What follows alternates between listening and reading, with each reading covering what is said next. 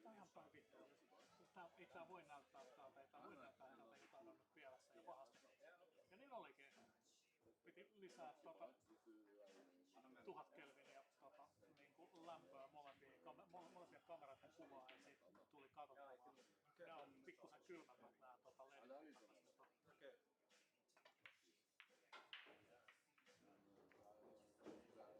Som vi var på i stad for å åpne her.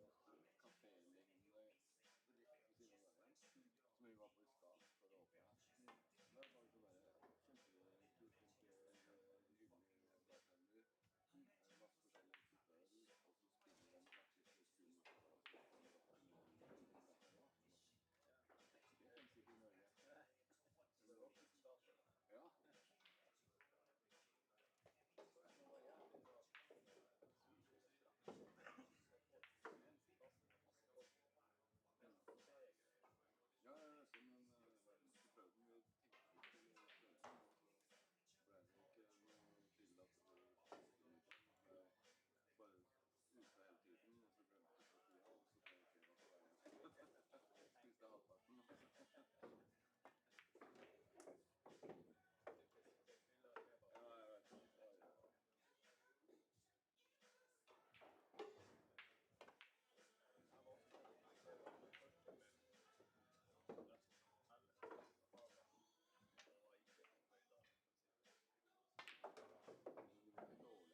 Ja, jeg vet ikke.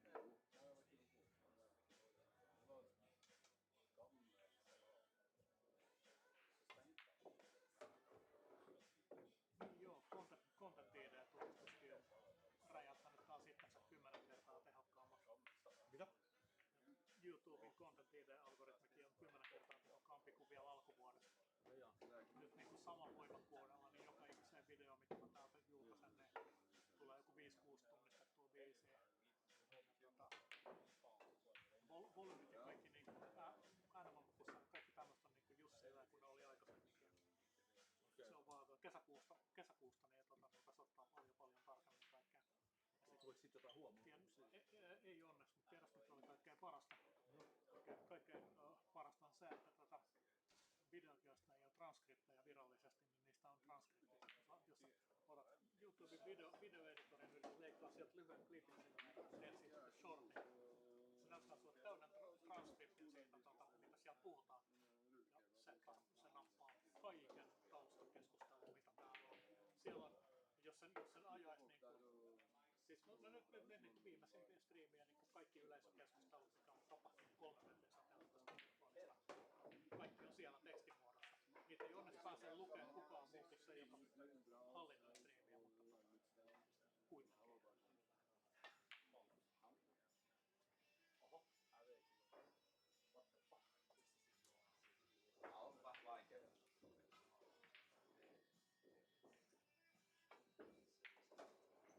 No niin, aurinkoista iltapäivää täältä Helsingin Punavuoresta.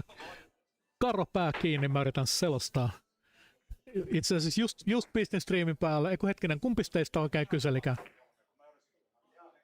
Eipäs se ollutkaan Karo tällä kertaa, vaan Karo vastus Niko, joka kyseli, että onko striimi päällä.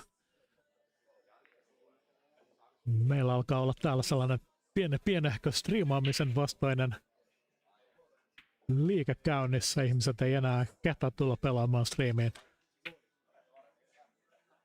Mun mielestäni ainoa asia, joka on parempi kuin nolaus, on julkinen nolaus, jota meillä on täällä kaikille pelaajille tarjolla. Tämän päivän ensimmäisessä matsissa itseään nolaamaan pääsevät siis Niko Hurmerinta ja Karo Longström. Karo sanoo, että tänään mennään pitkälle, jos ei mennä kaljan puolelle. Saa nähdä kuinka käy. No, meillä on tänään myöskin äärimmäisen kansainvälistä meininkiä täällä, koska tänne pamahti iso nippu norjalaisia ja yksi islantilainen tuosta 247 PM-kisojen jälkeen viettämään sunnuntaita lepossa täällä meidän seurassa. Joten tällaisilla me nyt mennään ainakin näin alkuun. Tiedä mitä muuta tässä vielä tänään ehtii tapahtuu. Minä kerron teille lisää heti, kun mulla on jotain kerrottavaa. Hetki näköjään se on tyhjä ja alakerrassakin on 2 pöytää tyhjää. Mä olen vaan joo, ventas mä tsekkaan mitä.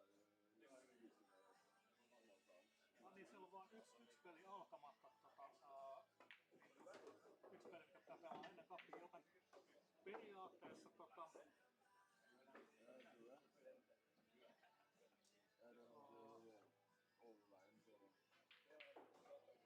haluatko vetää tässä yläkerras vai menet alakertaan? No mene siihen ysiin sitten. Mä pelutan viimeisen pelin tuolta alhaalta sitä. Du kan vakta, men vi har ju just köpt på trappan. Söndagen, Nordic har ju Niin, meille tuli tosiaan PM-kisoista nippuvieraita tänne ja heitä on nyt sitten Skaboissakin useampi mukana. Mikäs sen mukavampaa kuin, että saadaan tänne vieraita käymään.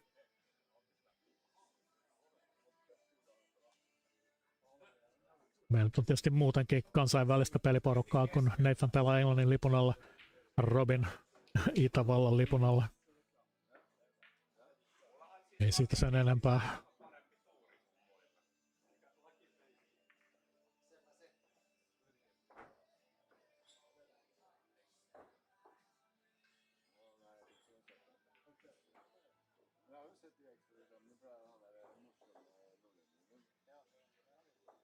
Meillä on tänään myös portettavissa vierasmikrofonin varteen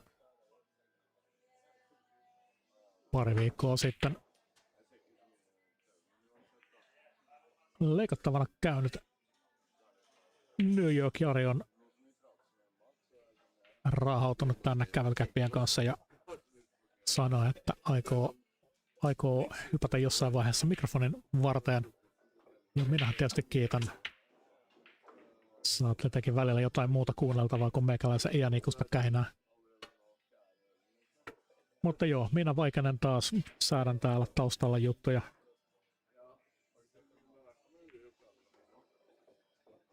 Me palaamme asiaan hetkisen kuluttua.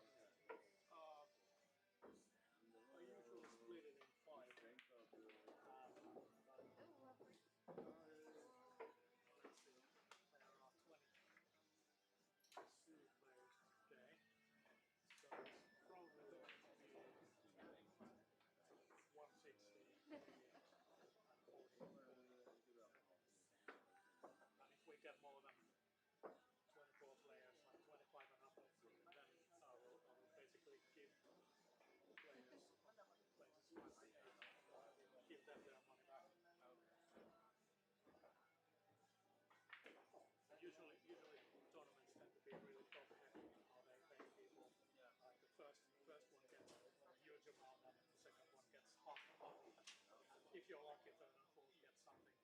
But I'm trying to make it a little bit more even, so that it motivates even those unlikely to win the tournament. I don't know how people usually do it in other places. That's basically the impression of it. I haven't played tournaments. I was back in the day when I played. So I don't know how other open tournaments in this country and elsewhere.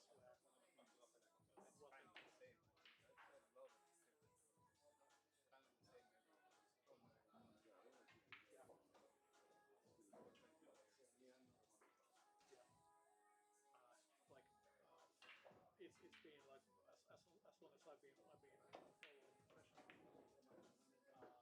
especially before Matchroom started running their tournaments, and I can bring in really big money, if you can call it big money yet, but way bigger price pools than we were used to. The payouts were they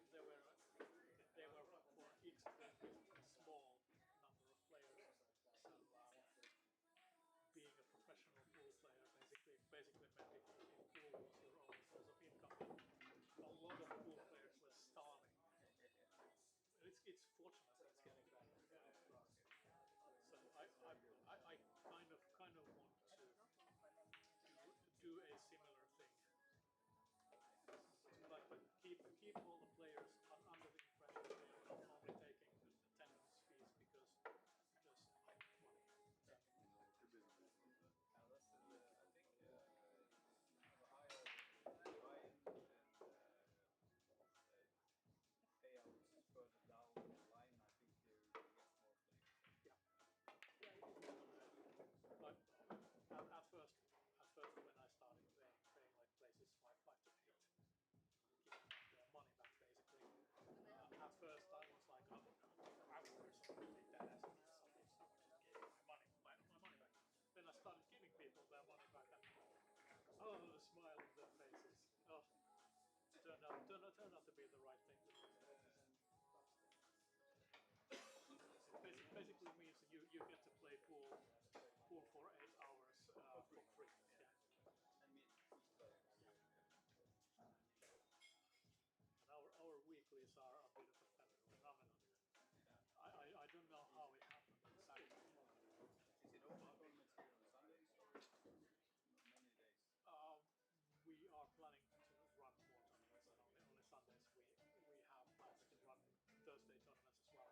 There's just one little problem with that, which is I need a pipe. It can be arranged.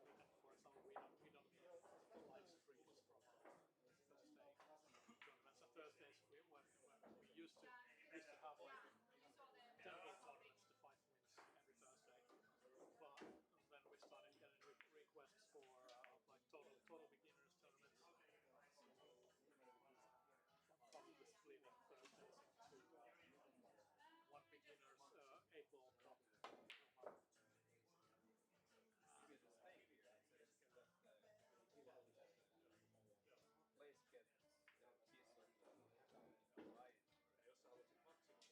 You mean like do I put some of the like the fees? Yeah. And for the first time we're playing a year-long season. We will finish in May 26th. So we will gather prize money for our huge final tournament.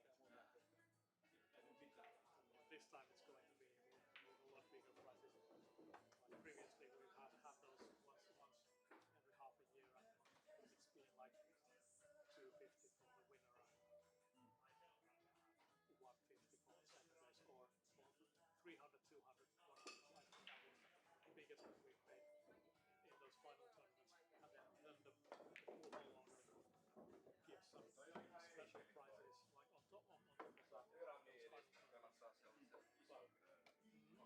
I think in the spring 26 final, that's going to be one of the biggest payouts we've ever had. Big enough that even those players who they always come, they will show up if they've got the right results. And I will take top 16 players from this year-long season in it. So it's going to be interesting. Yeah, I think it's important to have good prize money at the end of the season because it keeps people sharp. They will arrive to play for it. Yeah.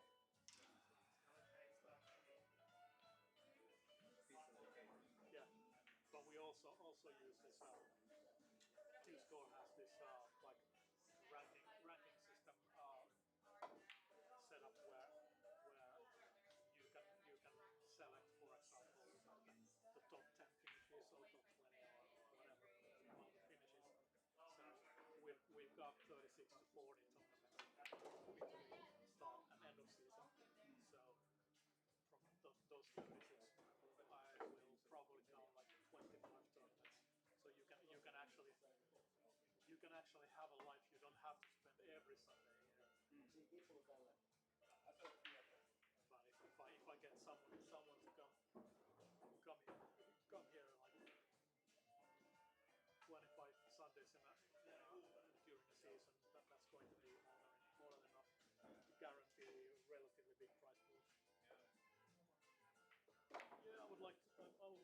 do so much more. I would like to run those Thursday tournaments. I would like to run special events. And,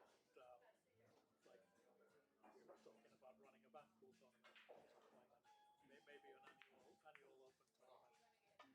We're not really that interested in taking like Finnish pool federations tournaments next year because they are nothing but they are basically a waste of time and money. I am a little bit bitter towards our federation because they basically made me quit playing competitively in this stuff. Varmaan saada all federations everywhere. They have a lot of rules that people don't understand, and it's like. Ei se hirveän kaukana. Sometimes it destroys the sport. Yeah. Yeah, it's funny how, for example, Victor Zielinski doesn't even play under the Polish flag anymore. He's basically told the Polish Billiards Federation to go fuck themselves. So he now refuses to represent Poland. But he doesn't really have to because Matchroom will pay him if he places high in the tournament. You don't necessarily need a national federation anymore. I've been doing instructor coaching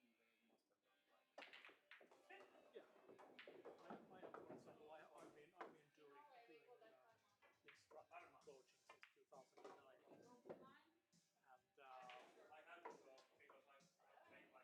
and I have to give thanks to the federation for that because we had this visionary guy, Onio, who had this dream of having some sort of a qualified instructor at every pool hall in this country. He started running these basic level instructing courses, which I then attended and then went forward from there. That was a really good idea, and I would say it has really improved like the overall level of our juniors. And the Polish Federation have to be given credit for how many Polish top level professionals can you name from time before the year 2000? And then all of a sudden, like around 2010, they started just popping up, and there was a moment in time when you took a Matchroom event like top 32, and you would have 10 Polish players in there. The same thing as you now have with the Filipinos. This Polish Federation, they did a lot of hard work to get the junior activities to the level that this sport deserves.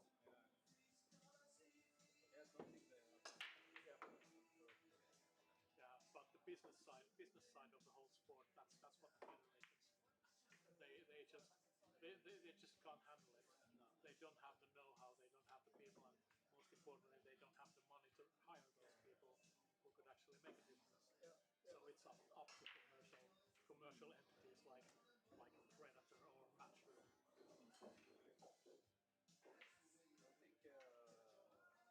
in all federations there is lack of people that have passion for the game.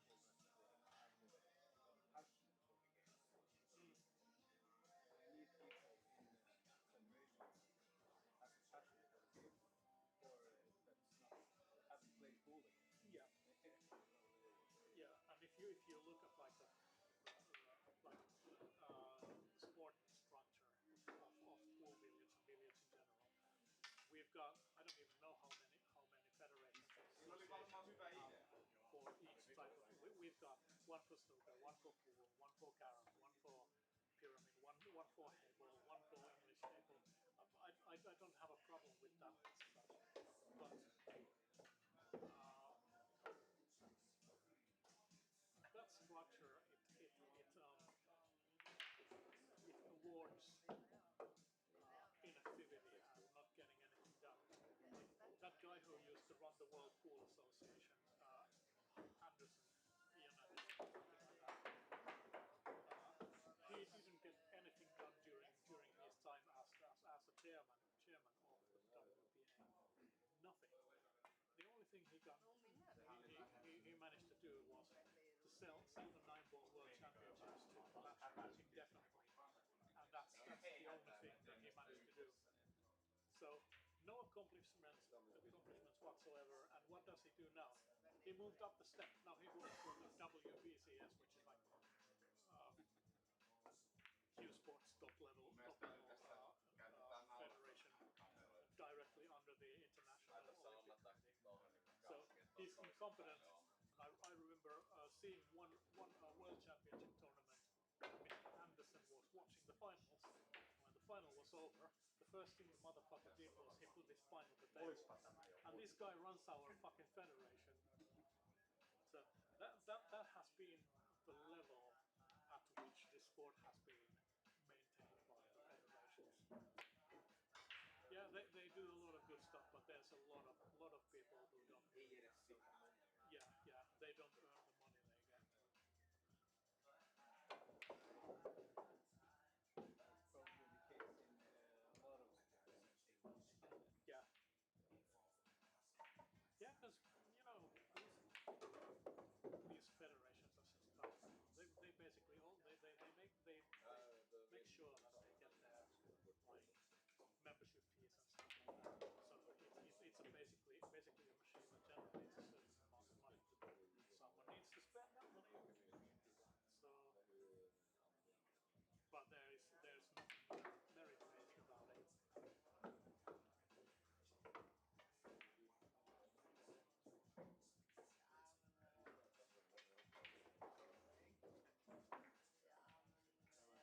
But at least now it seems that things are taking up. Things have a better direction now. However much I may have personal problems with people like Emily Fraser, I'm going to have to give her a massive credit for doing what they do. yeah, Because goddamn, they've done a lot of work for this sport.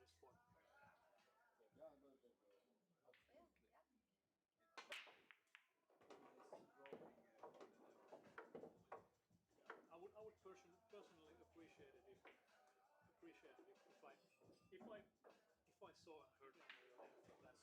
Because now that crazy woman is into partially making the advertisements for all the.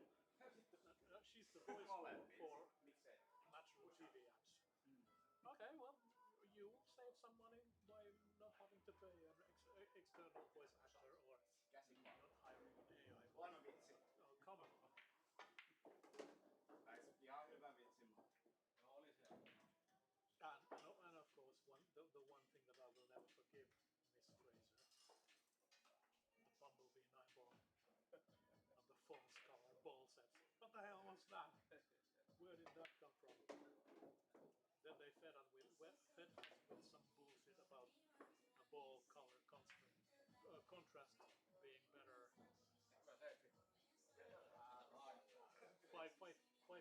5 years later, they admitted it was just. They openly admitted that. Well, we wanted to do something different in order to be different.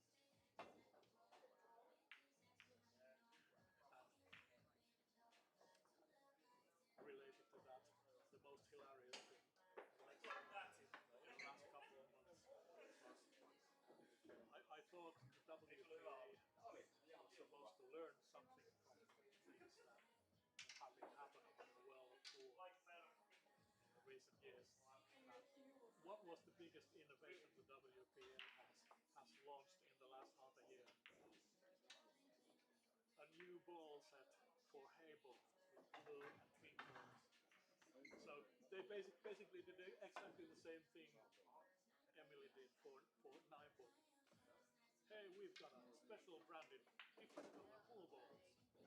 Oh god. Ratsuväki. But hey, I'm already over 50 years of age. I'm old enough to have the rights to be complaining about everything. Because that's what old guys do. Older we get, the more we Yeah.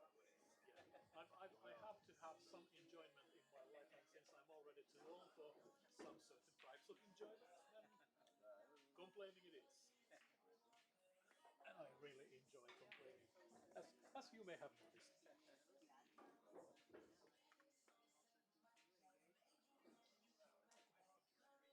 Well, there was one match waiting. Was it actually your match that was waiting? I'm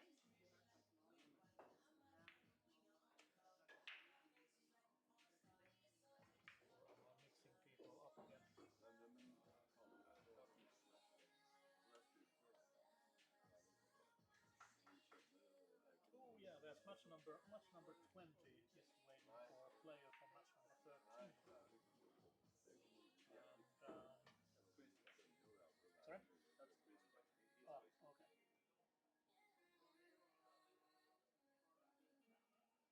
okay. Basically assign a table for him already. Oh yeah, table number 9. No, no, no, no. Not number 9 because I gave it someone practicing. Jossain niin mäki.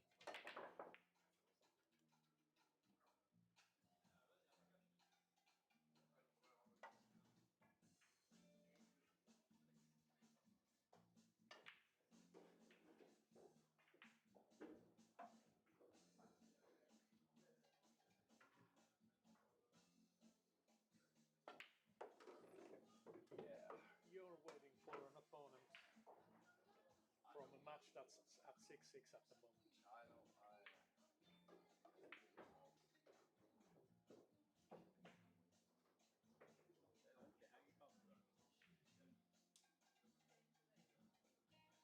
It's going to be interesting which one of the players you will get, because if you play the lady, you're in for an experience.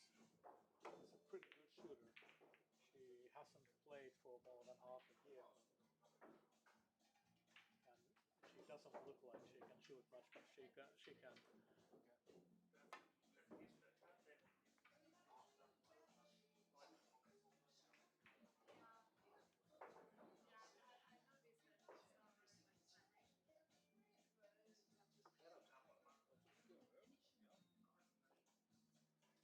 Joo.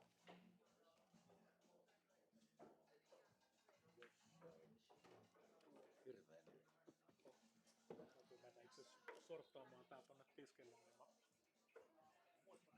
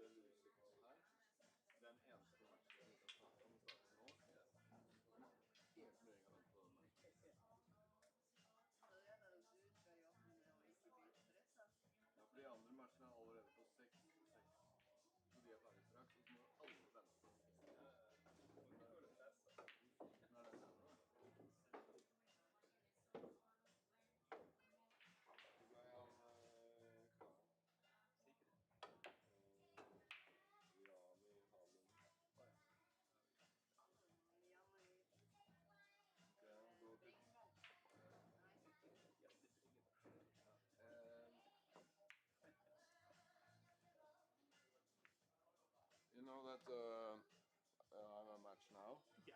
but those other matches are soon finished, and the entire tournament have to wait for only one match. Yeah.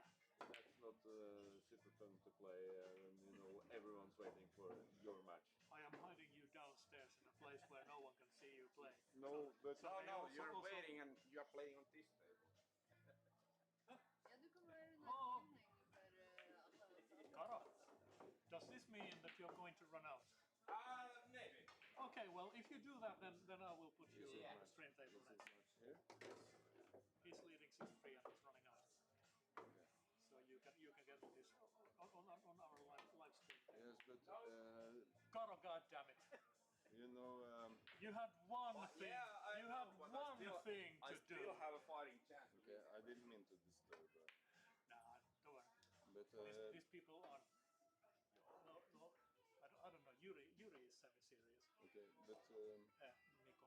I just want to say that when this happens, as I said, I also run tournaments in my local club, and when there's one match, we used to short down the race, to short the race. Oh, okay. So if you want to do that, we have plenty of time, so there's no need for it. Okay, but I just wanted to know it's okay for me. but you know one thing that I've always been wondering about. Do you know if I give you the words avoidance rule? Do you know what it means? It usually avoidance rule. It's basically when you set up like the cup stage opponents. If you play one of these guys who comes in from the one side, Yes. then basically the charge should avoid placing players that have already played. Yes, I know that, but I don't believe that. Yeah. Yes.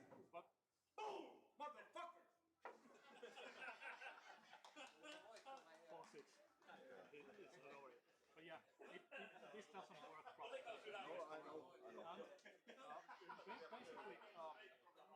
basically, if we look at this situation where we have one match, or only one match left before the cup stage, basically you could already set up, do the draw, have one entry here saying winning match.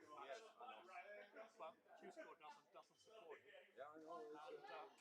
So I'm wondering whether other people who run tournaments using Q-Score have some sort of ability to get past that. Because I could basically just set this match here. Oh, okay, Jani wins, and then I know what you mean.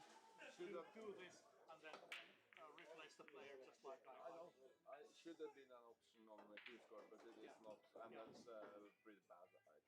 Yeah. So it should be. Of course, to be completely honest, if we started playing these matches here, and there's one match here, then sooner or later in the chart there will come a moment where you'll have to wait up one. Yes. Anyway. Yes. So you're basically just it's like trying to stay warm on cold weather while peeing yourself. Yes, exactly. You will feel momentarily warmer, but you will get cold. Yes, exactly. So we should just wait for that match. Yeah. But I just wanted to know it's okay for me with a shorter race. But you just really like couldn't play. Yes, okay, it's okay. If you want to play a shorter race, No, and it's needed. we don't have a need for it, but I am flexible when it comes to that. If your But opponents, should I start now or should I wait? This match could take maybe 20 minutes still. Should we just start? this match is now 4-6, and these guys are relatively quick. So you want us to play on the Karo, screen? would you play serious for a moment? Yeah, I'll try my best. Okay, but should we play on the stream? Yeah, because Instead of starting now, we want to Pero you wait. know how much I like myself, so I'm taking all the TV time I get. let's wait this one out. Even more delayed because of that.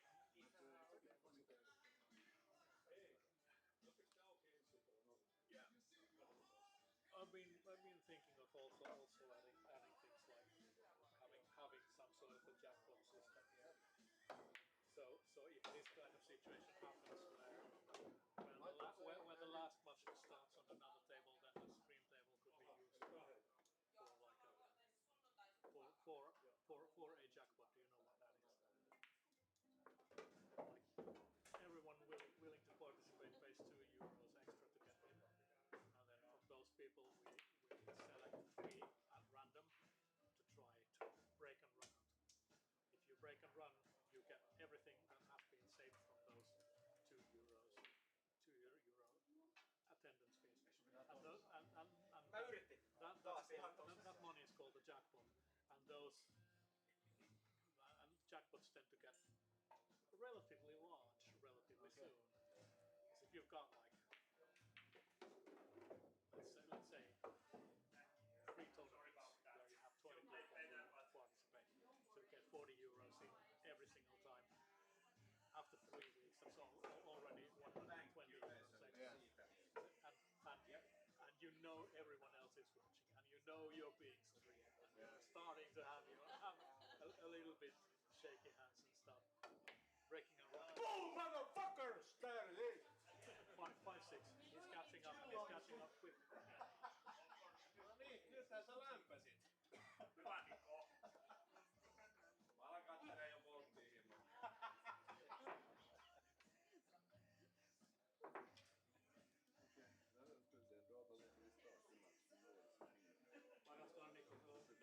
Aika diili.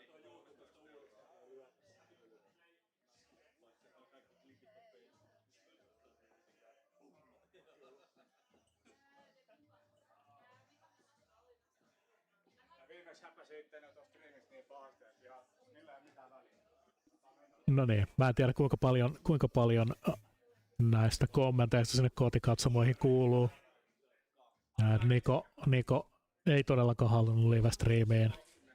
Ja nyt hän totesi, että hän on nollannut itseään riittävästi ja nyt me sitten kuullaan näitä boom motherfuckers huutoja tässä joka kerta kun mies vie Karolta räkin.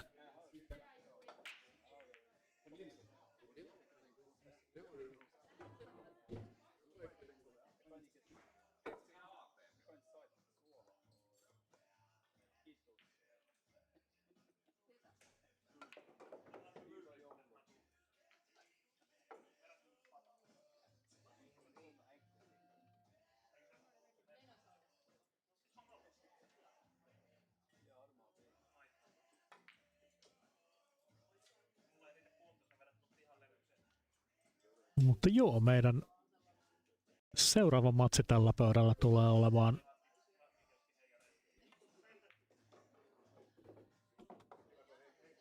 Norjan Christian Vikeby vastaan Jani Halonen.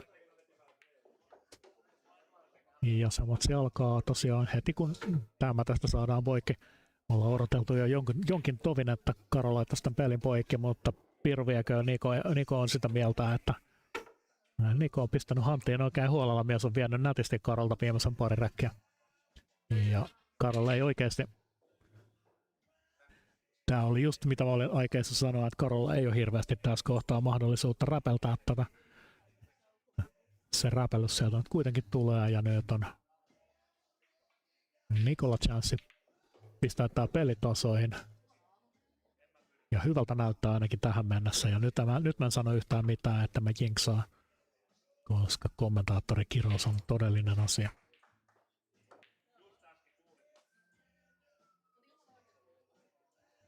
Ehkä mun olisi pitänyt sanoa edes sitä vertaa. Ja nyt sitten katsotaan, että mitäs meidän biljardinero Longström tekee. Antaa käsipallon Nikola.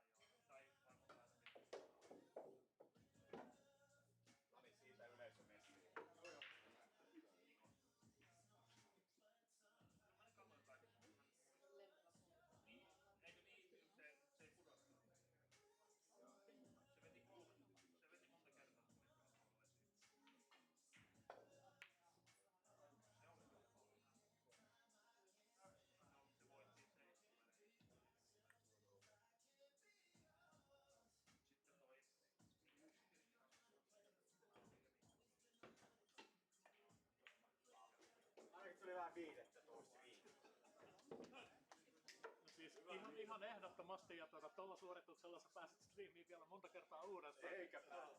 Ei ihan oikeasti, sä meinasit aiheuttaa Karolle työunien menetyksen, ja se on aina tiedäksä saavutus. No niin, melkein pääs Niko yllättämään, mutta ei kuitenkaan tällä kertaa. Karolla 7-5 ja kuten sanottua, meidän seuraava pelipöydällä 5 on Norjan Christian Vikeby vastaan Jani Holonen. Ja mä en ole ihan varma, ja mulla on sellainen fiilis, että Jani on meidän kisoissa ensimmäistä kertaa tänään.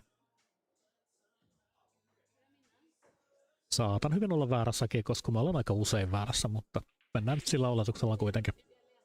Ja kun tämä peli on saatu loppuun, niin siinä vaiheessa me siirrytään 16 kappiin.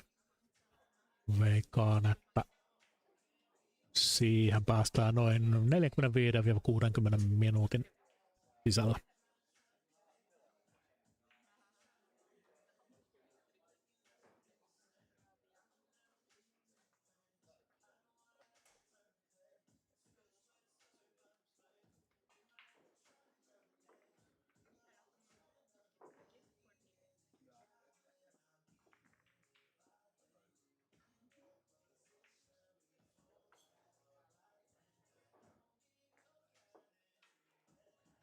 Meidän 16 kaapissakin näyttää olevan jo aika lailla ruuhkaa. Sieltä löytyy herrat Petja Mäkelä, Niko Siekkinen, Arild Muolanen, yksi meidän Norjan vieraista, Miro Bagge, Daniela Liljeberg, joka voitti oman karsintapelinsä niukasti kontrassa, Robin Snellman, Samu Lampi ja William Lagerboom. Ja häviäjän puolelta mä pystyn edes luettelemaan kaikkia johtuen siitä, että hävinneiden karsintakierroksella on yhteensä 6 peliä. Se johtuu meidän omituisesta 24/16 pelisysteemistä, mutta sieltä on ainakin Lakson Henri, joka kohteli tylysti yhtä meidän norjalaisvieraista. Katarina Köngäs, joka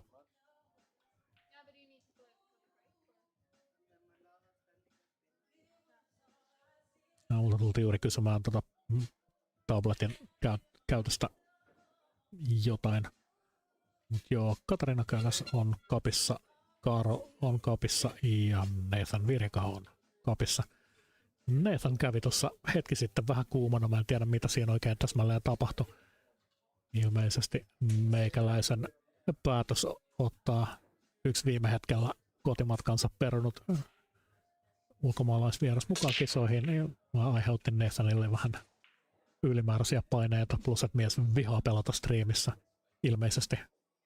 En tiedä, mutta tänään on tosiaan ollut kyllä kummallisen paljon tällaista anti-striimi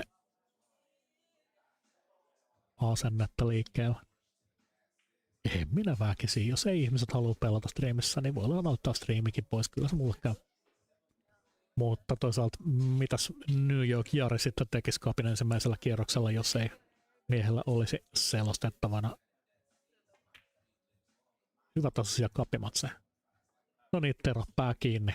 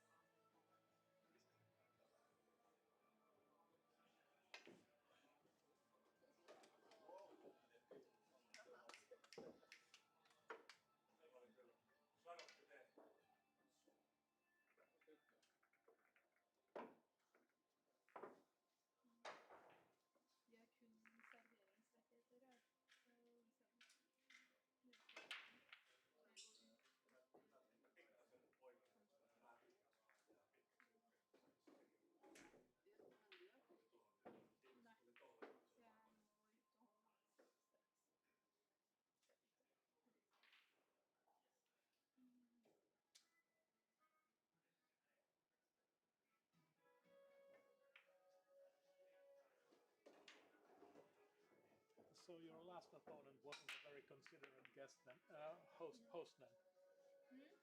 Your last opponent wasn't a very considerate host. Yeah, was both it? of them. Both of them. It was just we were playing next to a guy with a couple of boots. They were so angry.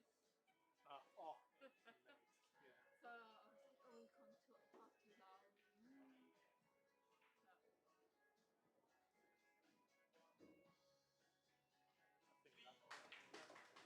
So, I think that guy could have blown a gasket a couple of times.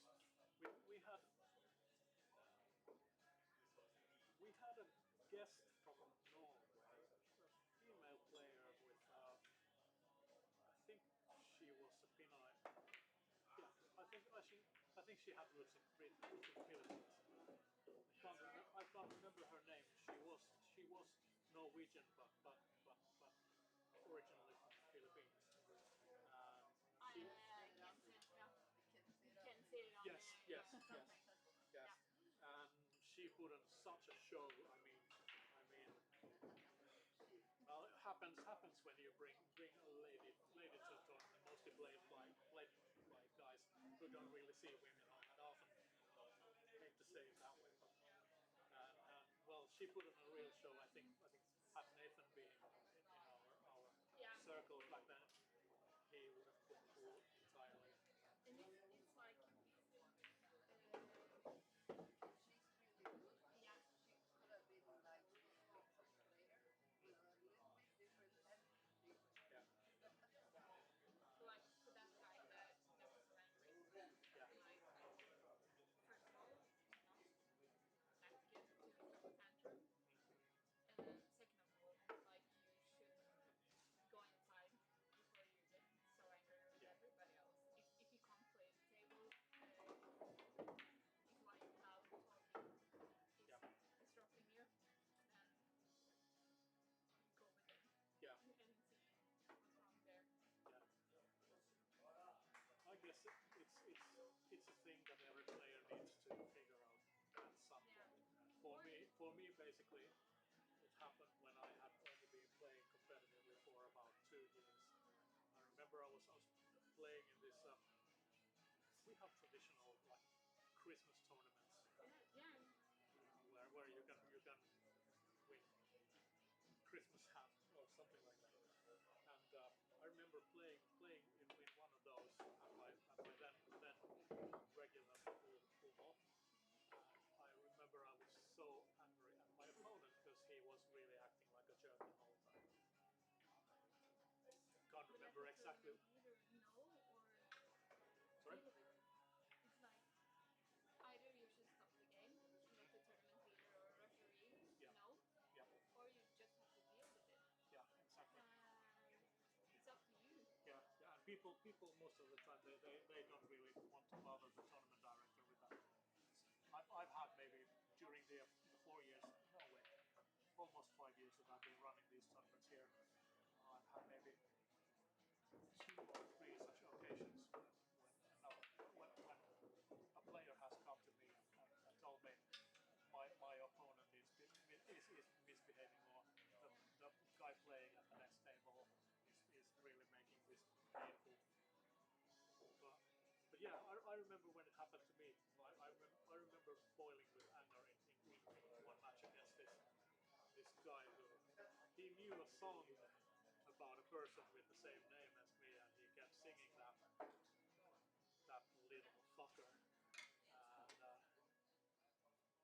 I was losing badly, and all of a sudden I don't know where that thought came into my head, but all of a sudden I just raised my head, stared at the ceiling, and the thought came, what do you think you'll be achieving by behaving like this, like getting this angry at that guy? What does it achieve? Could you probably perform a little bit better against him by stopping worrying about all this? Okay, I do still get angry sometimes, but that was basically the point from which my competitive career took a massive upturn. It's a certain amount of I don't give a fuck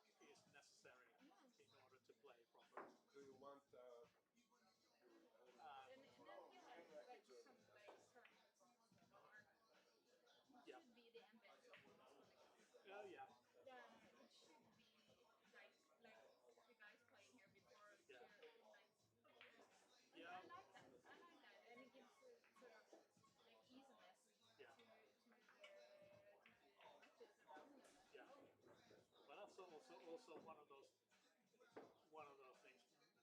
It is said let go of things that you can't control.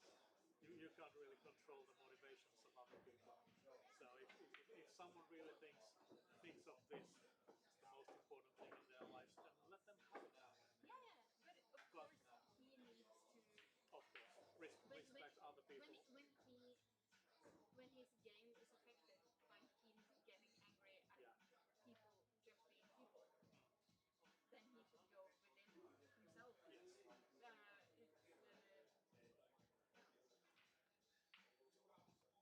What's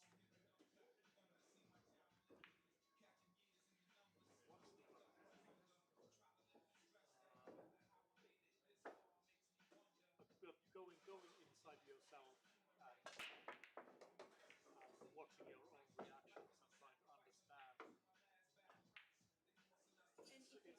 It's surprisingly hard. Yeah, and if he acts this way in the beginning, Yeah. of course he's not gonna have the insight. Yeah.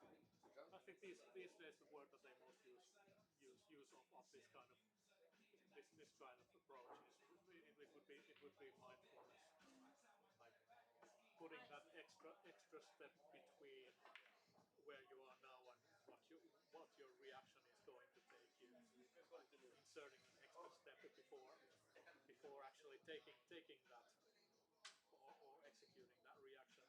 Like, what am I feeling right now because of what happened? Now, is that the correct reaction to this situation? Is there something I can do to redirect myself? I've worked a lot with that because of my ADHD. So it's like easily worked up, and then I had to calm myself. Yeah. Like, is this a primary feeling or is it secondary? Yeah. Is it a reaction to something? And also, I can hear my own conversations. So for me, when I play nationals and stuff, I play with my earbuds without music, just to like. Do they let you play with the Yeah, as long as it's without music. Okay. So you can play with the young ones. I didn't know that. I was always under the impression that earbuds are forbidden no matter whether there's music or not. Because it can cause situations where you don't hear what your opponent or what the referee. It's not the opponent's responsibility to hear what Yeah. you play. Yeah. It's yours. Yeah. So then you get like special earbuds. Okay. So you Okay. hear Oh, this is okay. This is very good to know. I allow the use of earbuds or even listening to music in these Sunday tournaments, but only as long as it's okay with your opponent. Yeah. It's good to know. I didn't know it is officially like that. But yeah. If you have earbuds in and your opponent say, "But I call this shot," Yeah. then it's not on the opponent to prove it. It's on you to prove Yeah. that he didn't call it. Yeah. Because you're not responsible. Yeah. So that's like if you play with Yeah. earbuds. Yeah. So they can say, "Oh, but I called it." Oh, this is actually one of those conversations that you can always, if you want to have a fight online with someone, Yeah. you can always start a conversation about should Shaman Pony give his his hearing aids on at all times or not, because he doesn't. If he wants to zone out, he just turns those things off and off he goes. He doesn't hear anything. The audience won't bother him. And as terrible as it is to say, he gets an advantage and he shouldn't be allowed to do it. Yeah, but still. Yeah, and still, he has to follow more. He has to be more responsible Yeah. than other players that are Yeah. in their division. Yeah. And there has been an incident or two in his player history where he hasn't heard a referee call something. Kerro. Oliko veljeksillä oikeasti tilanne, että voittaja ja häviäjä pääsi kappiin siinä? Se on tämän 24-16 pelisysteemin huippupuoli. Jos sulla ei ole täys 24, niin siellä tulee toiselle kierrokselle tulee yksi tyhjä eli luova eli jatkoon. Se on vähän noloa silleen ensi ajattelevalta, mutta toisaalta siis on edelleen silleen, että se vaatii vähintään 2 tappiota, että putoaa. Niin, no se ja sitten toiseksi se voisi mun mielestä olla niin, että se VO menee sieltä alakaaviosta jollekin, joka joutuu pelaamaan ekalla kierroksella. Mut kun siihen ei voi. Joo. Sinä päivänä kun mä teen oman QS-koran ensin. Joo, niin siellä ei oo ensinnäkään tollasia. Ei.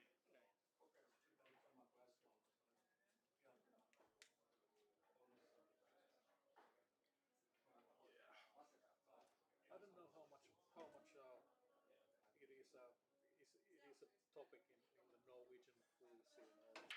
All this like mental side of playing pool. But damn, it's a fascinating area. Things. How, Anywhere and the people are so perfecting all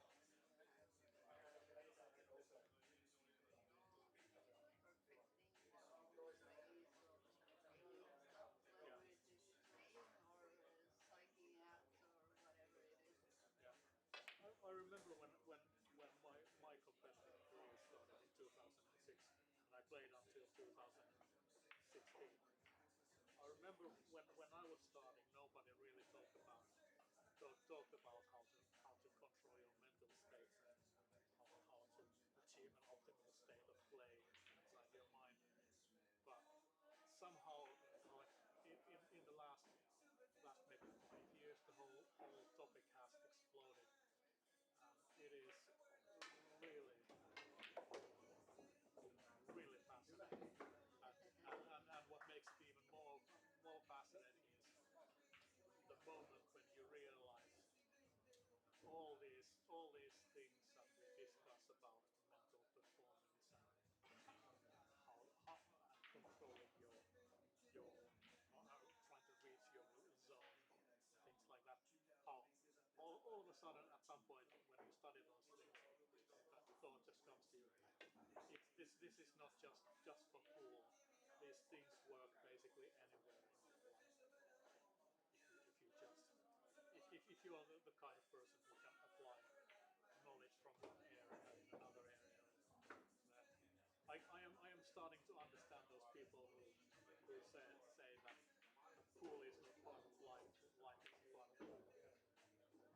started playing very late. I've only been playing since I'm that guy. But I come from other sports. I used to play football and rugby. That was really easy because that was just a thing I learned from when I was a kid. Yeah. So it was like there was never any mental issues in it. It was just a thing I did. Yeah. And when I started playing pool, then it's just there's so many things and it's all the talk and it's all the. But it's interesting and I think that of course everybody should play pool from a young age because you learn so much when you're young, when you're older and stuff. It's a whole world of things that you. Yeah. When you're young. When you were younger. Yeah, when you're young enough, learning something is basically your teacher opens your skull and pours it knowledge, and it just stays there and starts working. And then after the age of 12 or something, when you actually start developing as a thinking person, and when your brain stops developing at the rate that it develops until or before 12 years of age.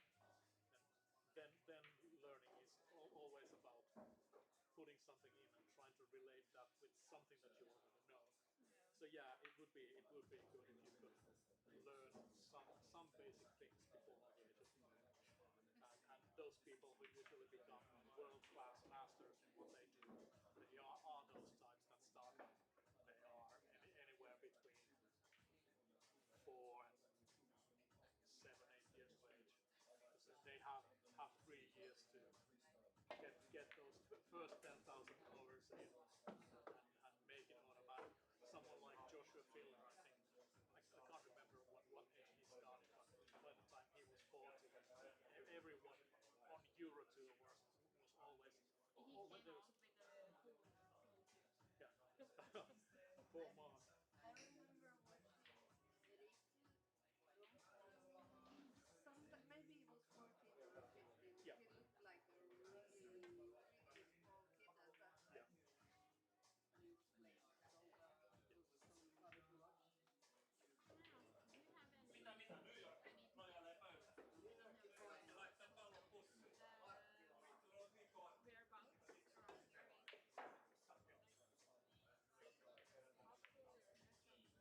whereabouts around Jari Onko se kasvi? This street has several, and the street turning right next to the street and the street next to that, there are some really good places. Yes, yes. At least one very good pizzeria as well. But I'm not personally aware of which places those are.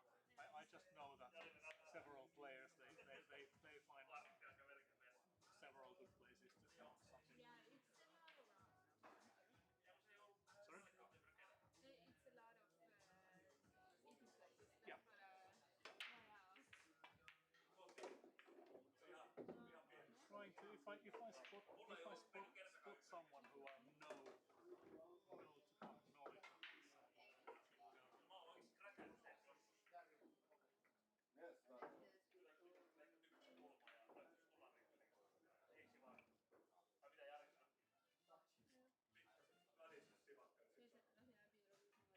Siis et tosiaan piilotettu. Oikeasti. No niin, tasoissa mennään ainakin tähän asti.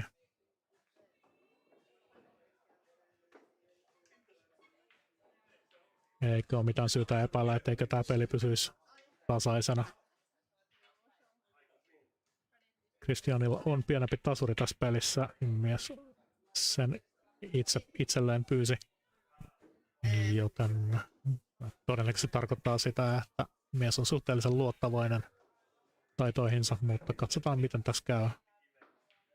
Tää on tää Jani Halonen mulle tosiaan uusi tuttavuus. Mulla ei ole mitään aavistusta siitä, kuinka hyvä hän on. Ja mullakin on tällä hetkellä keskittymiskyky hieman muualla, mutta siihen tulee muutos, kunhan me päästään tuohon kappiin asti.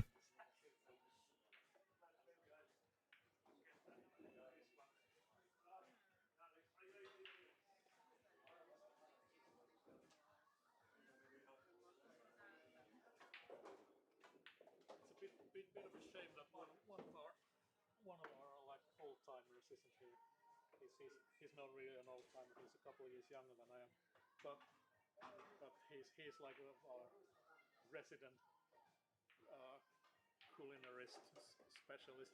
He knows all the places where you can get proper food around here. But I'm going to have a look. No, I'll try the Indian restaurant of this. Is it possibly Thai? I'm not sure. It's so many places.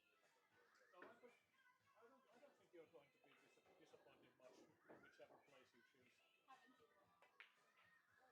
And if you get disappointed by the food that you get, then let me know the name of the place so that I know to tell everyone else to go there.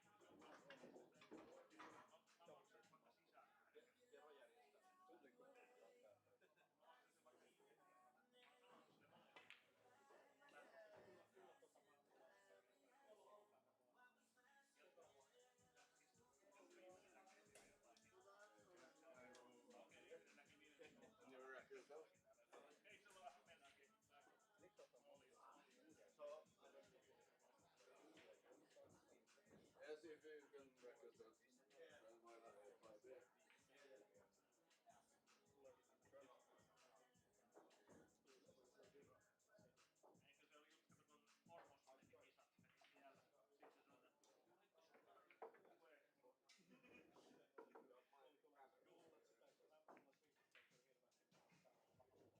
oliko se äärikkää?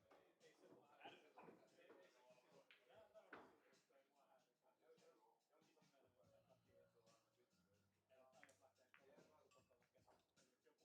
ymmärrän kyllä.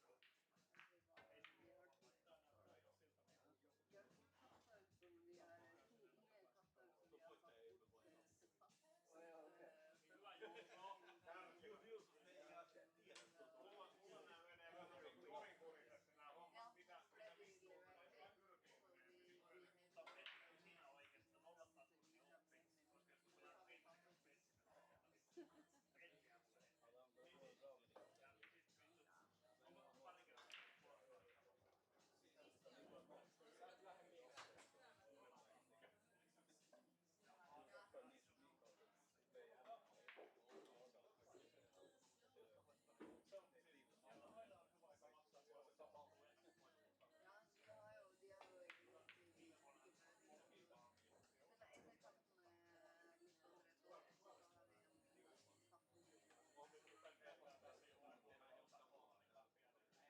Koska jos tulee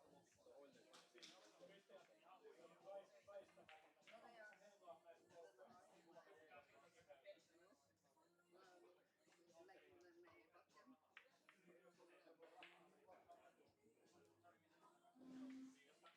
Ja sit on pari kertaa puolella. Sitä enemmän tällainen huono huumori. Että on varovainen.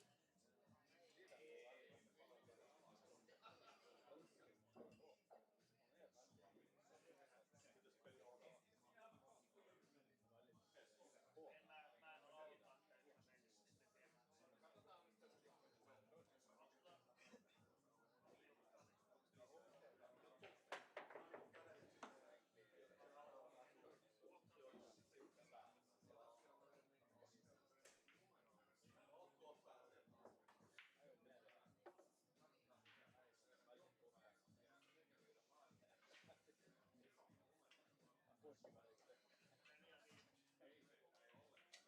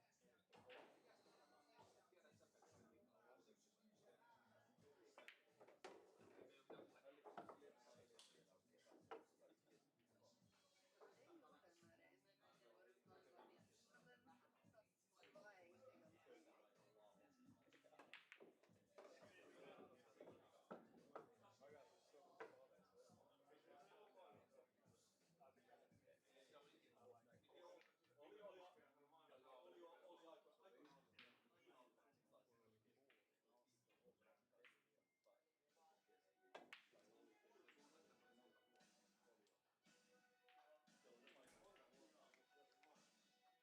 So I will be the commentator when we are getting to the cup for the live stream.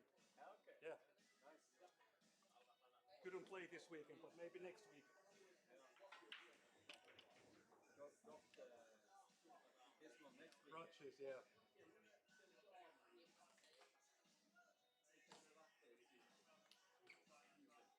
Ah.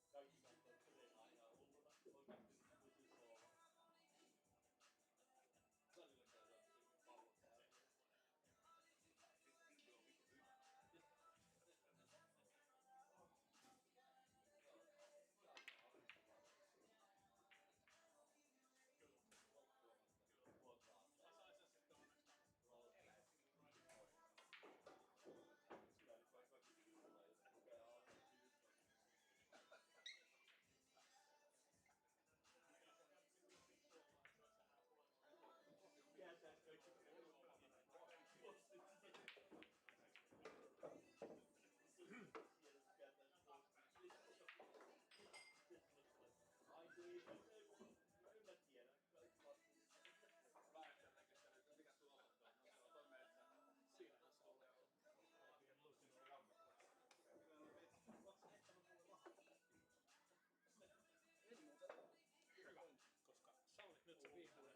Hyvä, koska sallit nyt se viimeinen.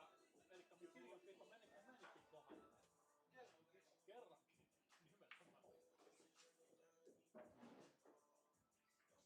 Nimenomaan. Jari. Mitäs sä nyt oot niinku liikenteessä? No ihan hyvin. Nehän sanoi siellä, että sieltä pääsee leikkauspöydältä kävelemään. Otin asian kirjaimellisesti. Kävelin tänne. Leikkauspöydältä. No tästä nyt viikko. Tässä on vaan 4-2. No mut kyllähän siinä sai olla käydä. Hei, hyvä idea. Mä oonkin miettinyt sitä, mitä mä hyvää teka ja sitten nousee kesken. Mitä? 5 minuuttia.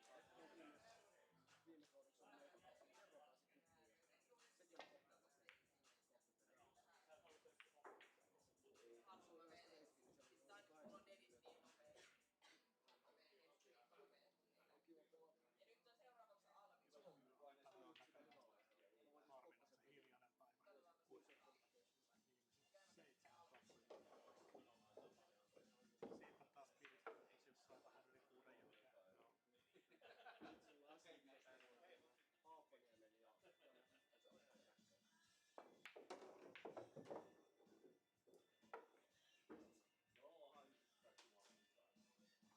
Sekin on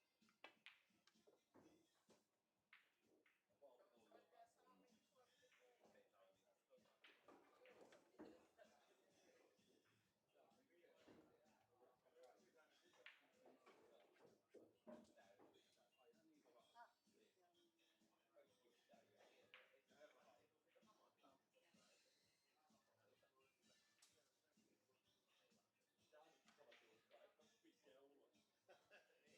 Ja nyt on seuraavaksi Alvi. Harvinaisen hiljainen päivä. Viimeiset 7 katsojaa. Siitä taas piristynyt jossain vähän yli 6 jälkeen. Haapaniemen ja Niin Jari.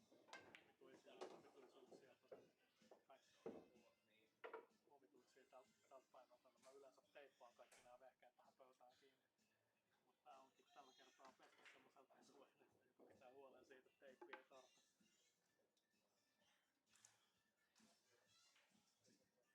Tätä on mahdotonta tehdä 2 kertaa peräkkäin niin, että kaikki muuttujat on saman. Ai joo. Mikäs nyt on? No siis jos pöydät on pesty eri pesuaineella ja teippi Mä ei ajattelin, tartu. että olisi kameroissa ollut jotain. No siis viime viikon loppuna oli tää, kun mä laitoin tän kiinni. Missä on siitä noita namiskoita, millä voi ohjelmaa. Voi vaihtaa kameroita sieltä ja laittaa mikkeen päälle pois päältä. Laitoin sen kyllä. Törmättiin tilanteeseen, että se vei sen vähän virtaa, että viimeinen headsetti lakkasi vasta sähkön jälkeen. Mä en tiedä mitään helvettiä se ihminen on miettinyt, joka on vuosipäivää speksaillut joskus aikanaan. Sen kanssa on mahdotonta tehdä mitään niin, että kaikki vaan toimii. Se on hyvä jos sun ei tarvitse käyttää yhtä usein. Sulla on niitä silleen, tässä on 2 webikameraa, 1 ulkoinen headsetti, hiiren levotepalikka ja sitten toi. Siinä oli 5 laitetta. Ne vie niin paljon sähköä, että läppärissä ei enää riitä virtaa niiltä kaikille. Mietin tässä, että mä varmaan seuraavan kerran, riippuen vähän siitä, mikä meidän tilanne on duunikuvioissa voi olla, mä tuon tänne joko mun toisen työläppärin, vedän silleen, että se on pelkästään kevalta ja mä poistan sen koneen sieltä firman. Siis niinku jossain vaiheessa ihan rahalla ostan sen pois sieltä, koska siinä on 135 wattinen virtalähde, tää pyörii 60. Siihen voi, siis on siihen ihan vitun iso hyvä telakkakin vielä, jonka saa sisään 230 wattia virtaa. Siitä jos ei riitä ulkoiselle laitteelle, niin sitten tiedä mitä. Sitten mennään siihen, että pitää ostaa pöytäkone ja useampi USB-portti sinne. Saa tarpeeksi monta ohjaita ja kaikkiin riittävästi virtaa. USB-väylä on kyllä siis, se on niinku läntinen demokratia. Se on periaatteessa helvetin hieno juttu.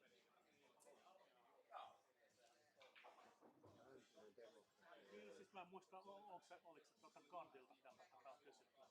What do you think about Western democracy? Yeah, sounds like a really good idea.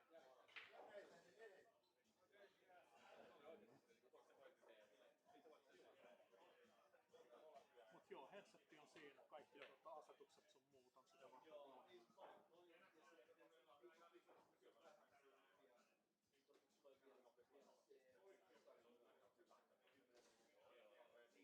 Meillä on nyt voittajien puolelta 1 pulkkari. Voittajien puolesta on 1 pulkkari kapissa. Ja häviäjien puolelta on... Niin sä meinaat silleen, että ne on pelannut yhden pelin ja... Eikö mä mietin, että meillä kapissa on ainoastaan 1 ulkomaalainen. Ulkomaalaisia? Katsotaan. Opittu luoketteen ja lasketa ulkomaalaisesta, vaikka sillä on eri juttu. Niin, vaikka se niin koosti kaikista itävaltalaisia. No niin. Ai niin, neitä. Sitten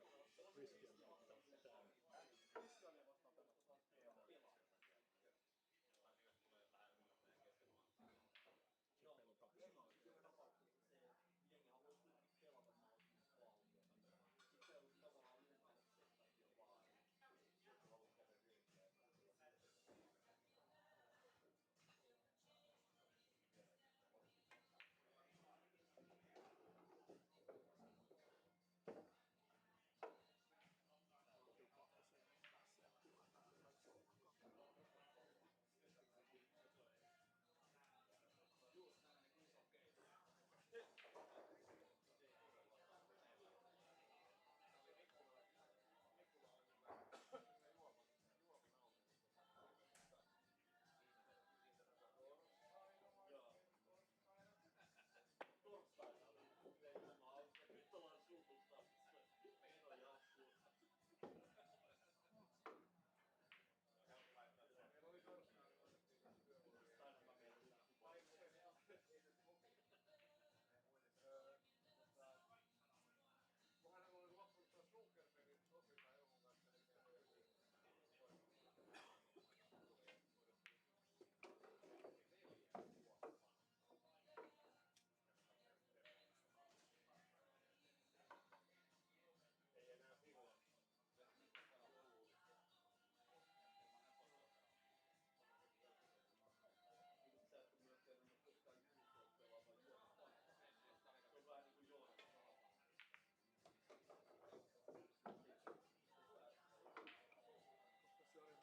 voittaa täällä. Viikonloppuun. Joo, mä kävin tuossa äsken kokeilemaan. Pääsee kyllä lyöntiasento ihan vähän käveleminen vielä vaikeeta. Kyllä se kolottuu. Siitä se ura alkoi ja siihen se loppui. What is ranking system? Do you know what is based on? Does it have anything to do with follower rate or anything like that? Yeah, that's basically when you set up a token, there's a button that says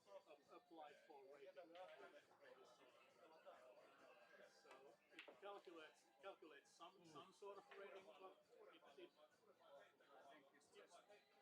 just based on all tournaments inside Q score, yeah, that's what I was thinking about. That's probably the way.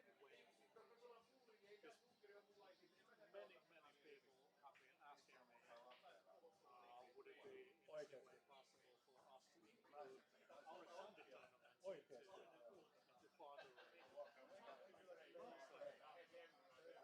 In order to use father rating for anything sensible, you need to have lots of games with rating. And how are you going to ever get enough robustness, as they call it, if you don't have any tournaments at all? So it would be a really good thing to have something like that. I know there's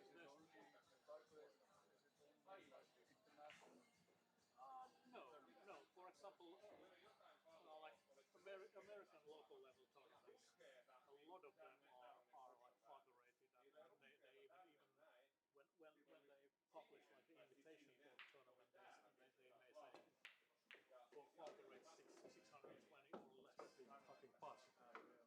Fucking pass. And when they run like Scotch doubles tournaments, then Scotch you and your Scotch double partner, you can have like combined father rate.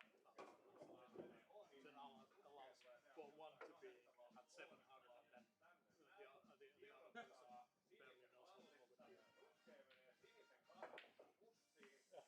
But I think even though father rate is a commercial entity, I think that we could really use something like tennis ATP style ranking system that covers the whole game of volleyball, for example.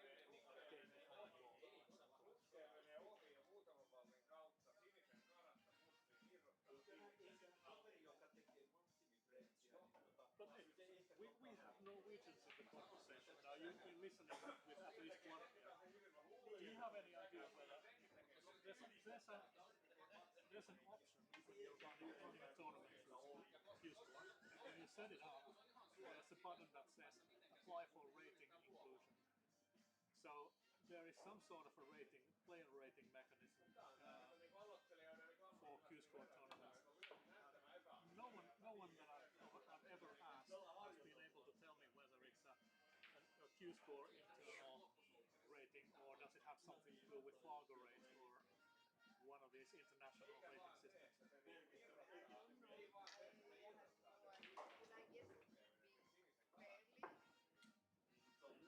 have no idea. But I guess it would be fairly. But if you never play Q-Score events, then yeah, it's so accurate. It's an interesting thing. One of the questions that some of the semi-serious players who come to a weekly tournament, they actually ask me, is there any chance that this could be affecting my father rating in any way? And we've got players here with father ratings. Like in today's lineup, there's at least one guy who plays like he's got a World 9 Ball Tour contract, so he's a professional. So he most definitely has a father rating, and several of the more serious, like international level players that we've got in this country, they are all father rated. So basically, whatever father rating they have, it could like trickle down into our local ratings as well. So we could get more father rated players, and that way it would be slightly easier to like decide handicaps and things like that. But I think in Norway it works, but that's because everybody uses Fargo rate. It is Norwegian. I think the people who made it are Norwegian, so everybody uses it. But I don't know about Finland, but in Sweden there are a few tournaments using Q-Score. So I don't know if it would work there. Yeah. I don't think there is any option apart from in Norway they use Q-Score or write on sheets. Yeah. Yeah, we have pretty much like the whole country is under Q-Score more or less. There are a couple of guys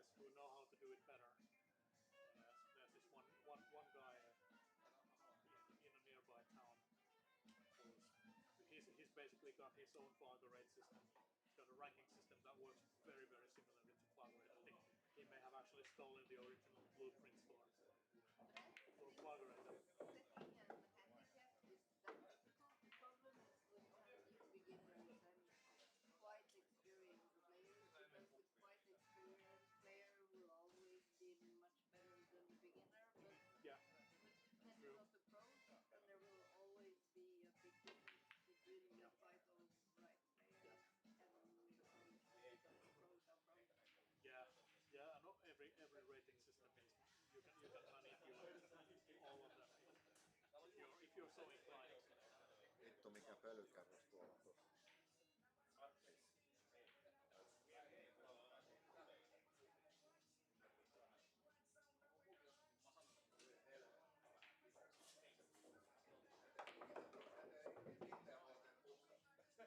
Nyt mä ymmärrän minkä takia täällä on huono ilmasto.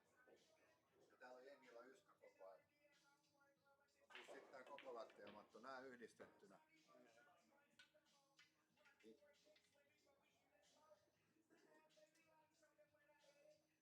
Okay, that was something completely unrelated, as is usual.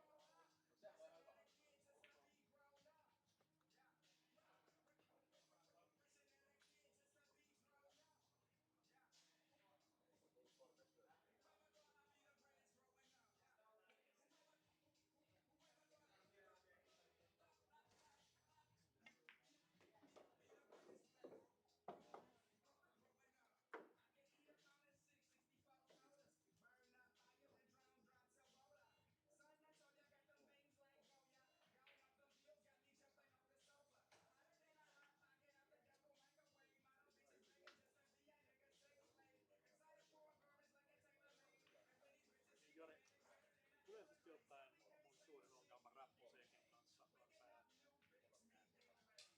on se, siinä ei ole hirveästi mitään, tiedät sä, osaamista taustalla. Sä otat pätkän jonkun toisen ihmisen biisiin, että sä laitat siihen kakupala. Ihan vitun easy. Anybody can do that. Tää biisi on vielä lahjattomampi. Tää ottaa sellaisen vanhan rap-biisin, joka oli ihan vitun iso hitti silloin aikana. Tribe Called Quest, Can I Kick It? Ja tässä ei ole voinut edes tekee taustoja silleen niinku... Siinä ei onnistuttu edes varastamaan oikein sitä alkuperäistä, vaan se on tehty vitun huonosti uusiksi itse. Mä en tiedä, näit sä sen mun Facebook-päivitys, mä totesin, että mä vihdoin viimein antanut musiikille periksi. Mä löysin sen jonkun 60-luvun soul-tyyli tai 70-luvun alutyyli, että on tehty AI-biisin, nimi on I Ain't Shit. Ja se on niinku, siis se on ihan siis se on täydellinen 70-luvun alun niinku funk soul varkaus. Mut siinä vaan niin tyhmät sanat, että mä en voi olla pitämättä siitä.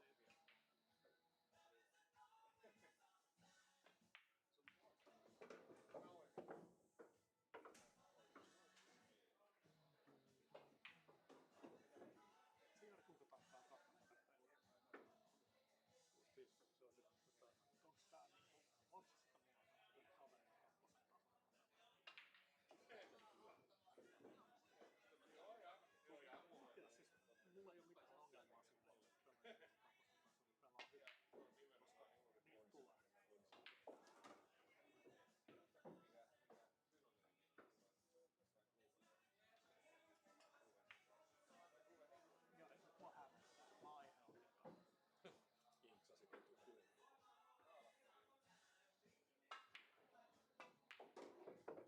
Oh dear.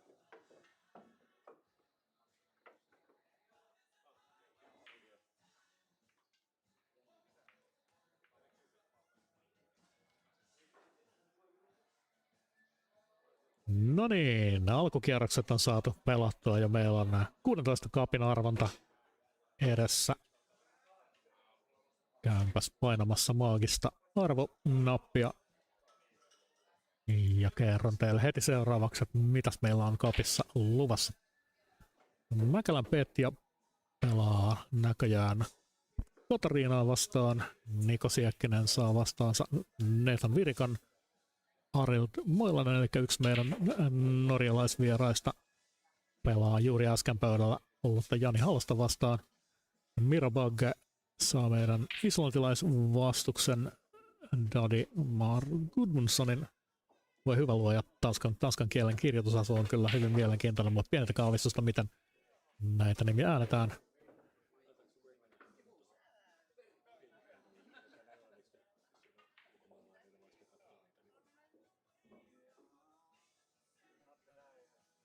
Daniela Liljeberg veti vastaansa Karo Longströmin. Siitä tulee varmaan hauskaa. Robin the Rocket Snellman pelaa Henri Laaksoa vastaan. Samu Lampi Jani Siekkistä ja William Lagerboom Juusa Ruotoisten Mäkeä vastaan. Minäpäs arvon näille kyseisille herroille vielä pelipöydät ja kerron teille ihan pienen hetken päästä, että ketä me saadaan striimipöydä. Pieni hetki.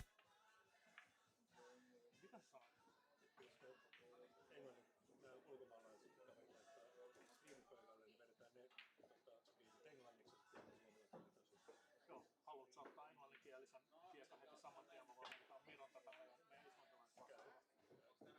Kerro.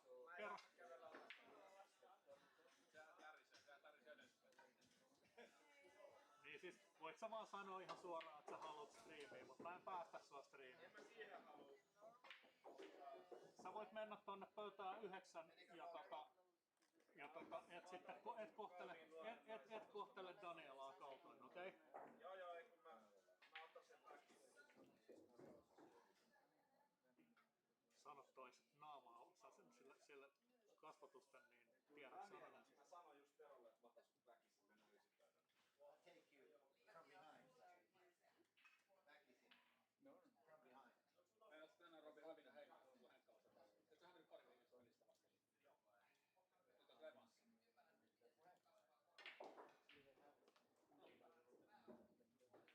Maksaa kalavelka ei.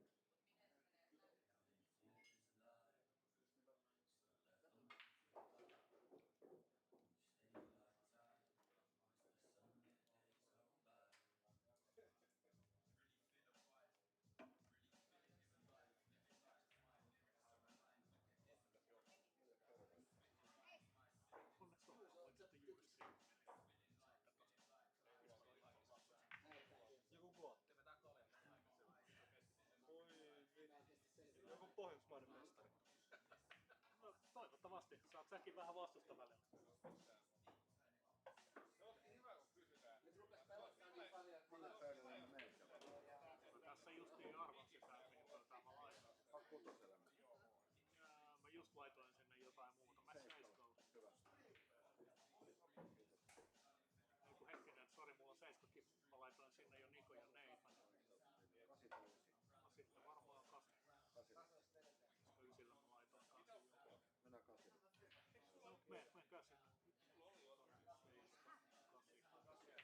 mene 8.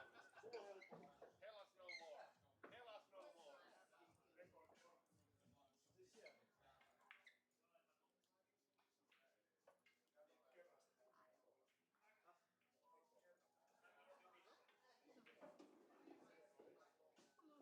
No niin!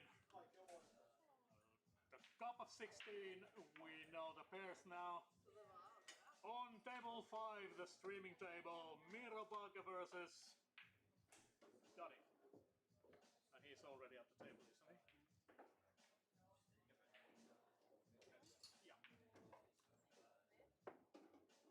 Yeah. Oliko tää kakkosen tasuri vai? Kyllä. Sillä se on vetänyt tähän mennessä. No vähän saat haastetta kuten. Pöytään 6, Samu Lampi, Jani Siekkinen. Pöytään 7, Nathan Virika, Niko Siekkinen. Pöytään 8, Robin Snellman, Henri Laakso. Siitä sait Henri. Pöydässä 9, Karo Longström ja Daniela Liljeberg. Pöytä 13, Vilkku ja Juuso. Pöytä 14, table 14, Arild and Jani Halonen. Ja pöytä 15, table 15, Petja ja Katariina. Siis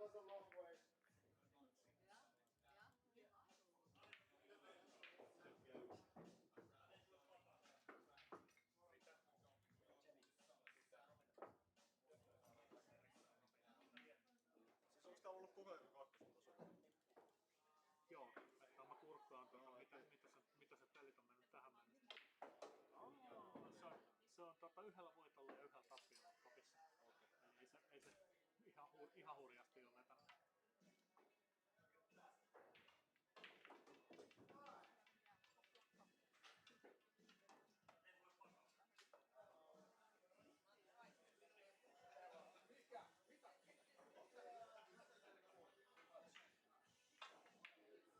No niin, are we ready? Joo, mä höpötän ihan lyhyesti. No niin, eli kuten ruudulta käy ilmi, niin meidän islantilaisvieras Dari Gudmundsson on päässyt Mirobagea vastaan. Miro on ihan kauhuissaan, koska vastustaja, joka on siis ollut tuolla PMissä pelaamassa, saa 2 eteen, mutta miten se nyt menikään, paineessa syntyy timantteja tai jotain. Ja tässä kohtaa mä jätän hölöttämisen ihan suosiolla sikseen ja päästän ääneen New York Jarin, ja koskapa kyseessä on kansainvälinen peli, niin Jari taitaa selostaa tämän vielä englanniksi. Tervetuloa, welcome in New York.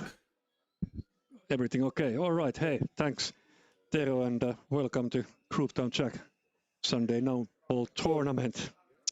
This time on the streaming table we have the Finnish young gun, Miro Bakke, and then we have our international guest from Iceland. And if this guy will watch this stream afterwards, I hope that my pronunciation is pretty much okay. So, Dadimar Gudmundsson. And game has already started, so pretty much safe to play so far, and let's see how it will go. So Daddy has a 2 equalizer here, and Miro start on 0. 0 will play up to the 7 wins. And now Miro already pocketed the ball number 1, and now he's heading to ball number 2. So it is open to the corner. It has to be very delicate thin cut here, or bang it to the other corner. I don't know which one he's going to use. He's going to put it straight to the pocket, but didn't manage to do that. But nevertheless, now that is a little bit snookered here. Have to either massage a bit or put it from the top rail, I think. Now he's just standing in the front of me, so he's probably going to massage a little bit. So he's going to... Now they're checking, is it on the rail or not, and it seems to be that it's a little bit off the rail, so let's see how this massage shot will go. It went pretty well. Now Miro is pretty much facing the same shot he did earlier, so another cut to the same corner pocket he tried to do earlier, so second try for Miro.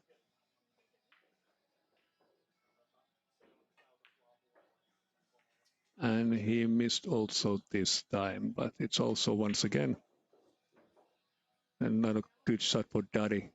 Can probably hit to the 2 directly without hitting the rail first. Yes, that seems to be the case. Just slow roll it like this, put the cue ball behind the 9. Very nicely done, good safety shot.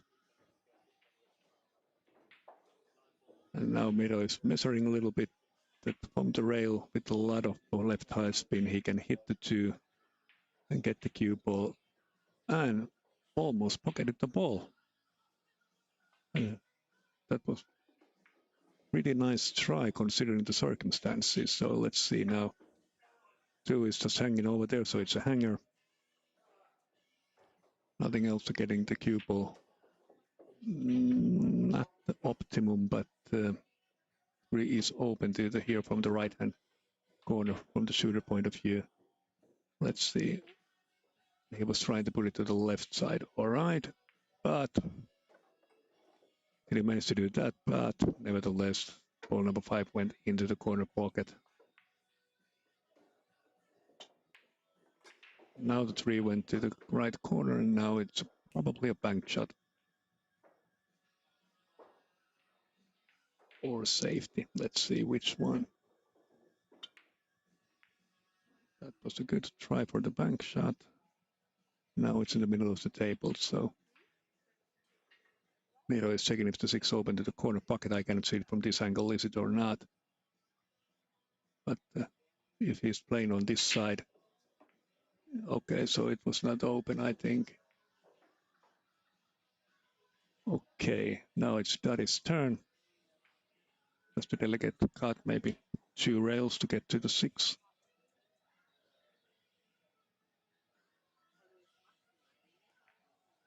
Or 1 rail. Well, it's going to be 2 rails, yeah.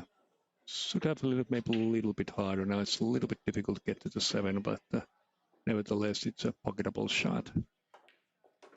Which Daddy executed nicely.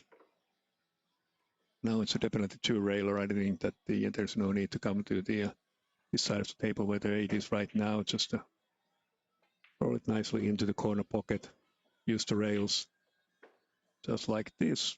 But missed the shot a little bit, and the knowing Miro, I think that the round number 1 is here. Here Miro is just measuring it. Okay. I think that it's glued to the rail. So you have to hit it with the left top rail, side rail. Yeah, exactly like this. Now it's nothing more. Roll to 18. 18 and a bounce from the rail, and you're ready for the 9, and that's it. 1-2 form. And that was the Miro's first frame. We'll be having like 22 players here today. And due to the fact that there was the Nordic Pool Championship in Metsälä on Friday and Saturday, and today some of the folks from Norway and Sweden and Iceland and Denmark are here today as well.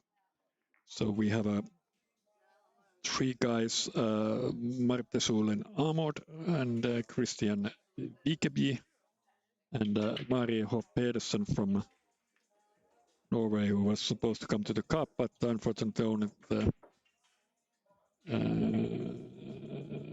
Arlid Mollanen made it from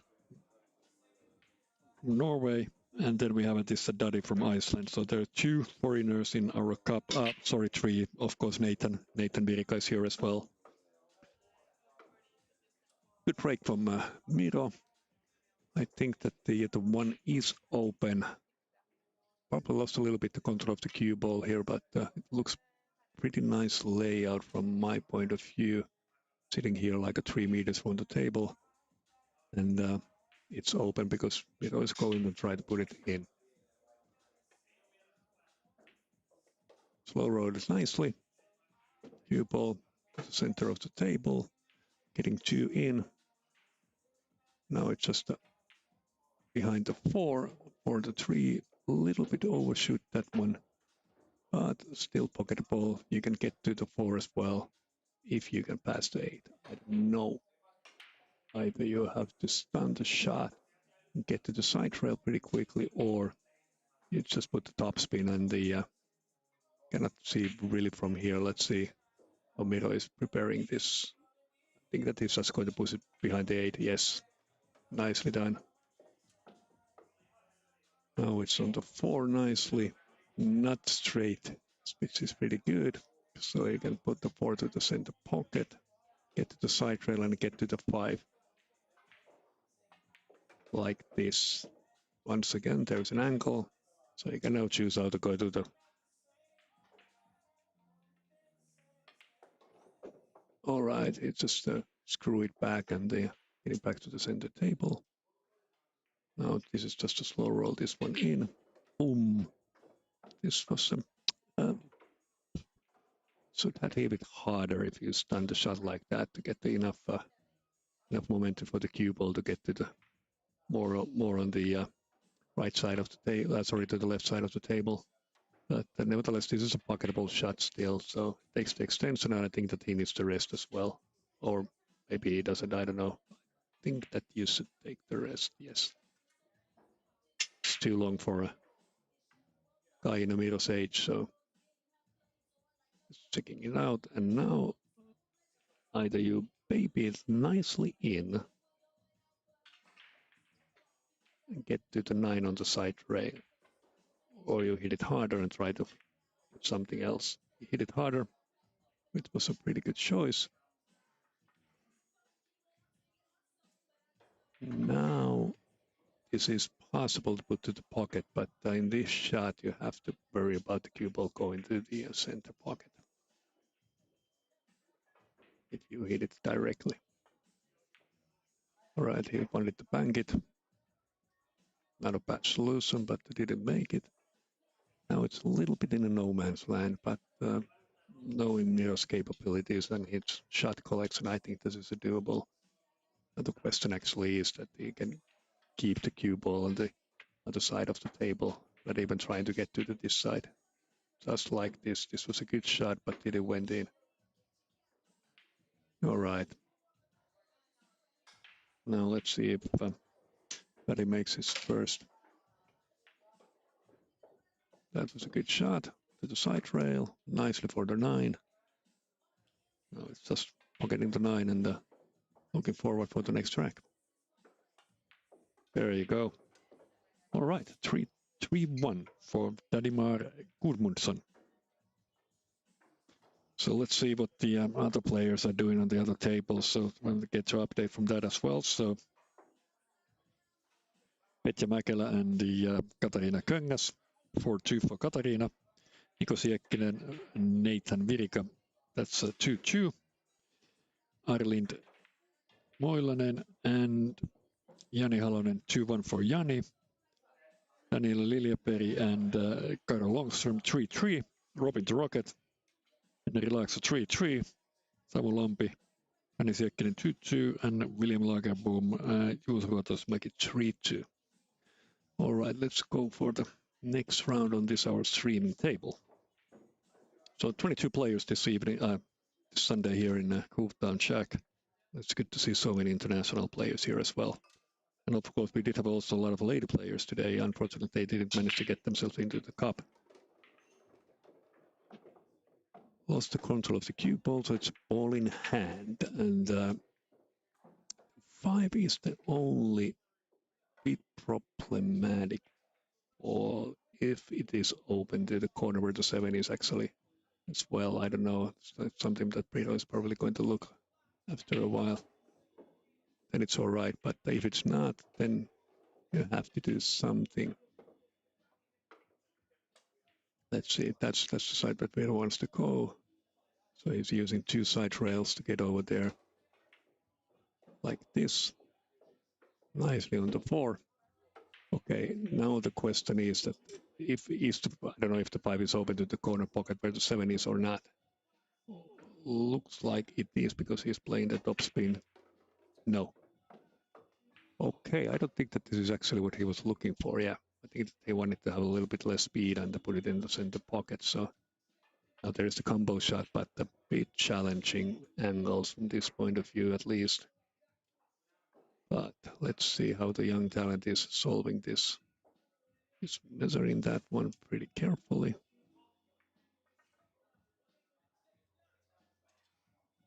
Keep in mind the distance between the 5 and 9. Let's see how it will work out. Almost perfectly. There is the 5 is still available for the corner pocket, but this is a bit tricky. You have to probably use a little bit inside English to get the 9 for the 7. Don't want to get in a position where you have to cut it too thinly. You have to have a good hit for the 7 so that you can keep the cue ball with the 2 rails and get to the 8 as well. So let's see how he will solve this challenge. Now the question is, does it get out of the... I think that he managed to get pretty nicely on the 7. This is now just stop shot if you can execute that one. Otherwise, you have to baby it in pretty nicely. Oh, there was enough angle for the top spin shot as well. No worries.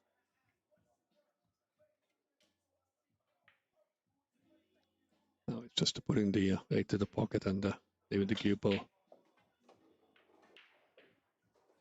in that exact position to get the 9 in. All right.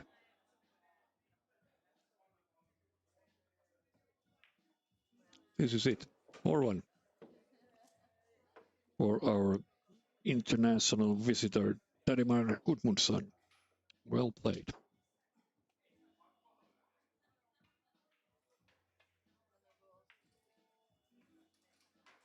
All the other games are pretty much in the same position right now still, like there was when I was previously telling you what the situation was. And we play up to the 7 wins, and it's winner's break. So let's see how that break is going tonight.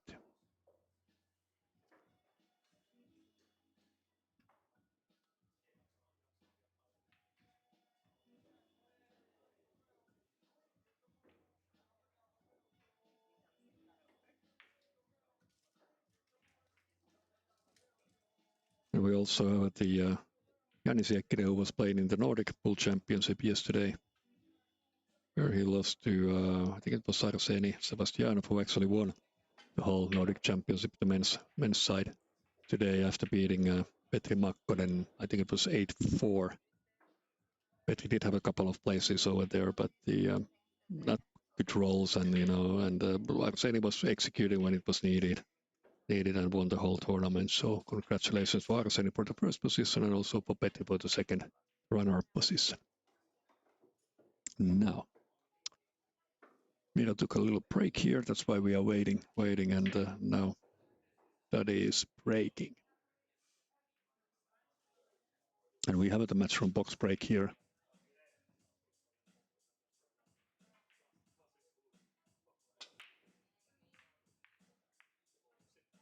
Which seems to be something that these guys are probably not so familiar with, I think.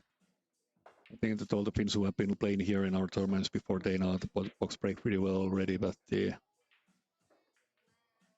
now I think that can hit it, but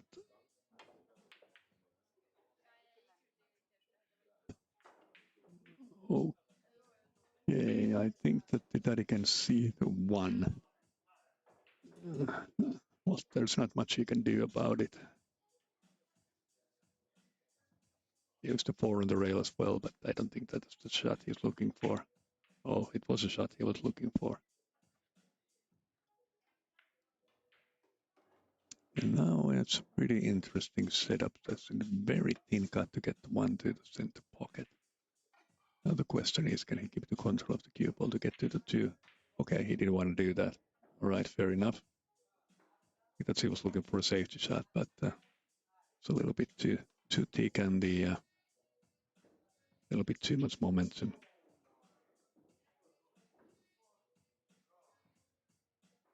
And this is probably a combo at 1-7. Looks like that.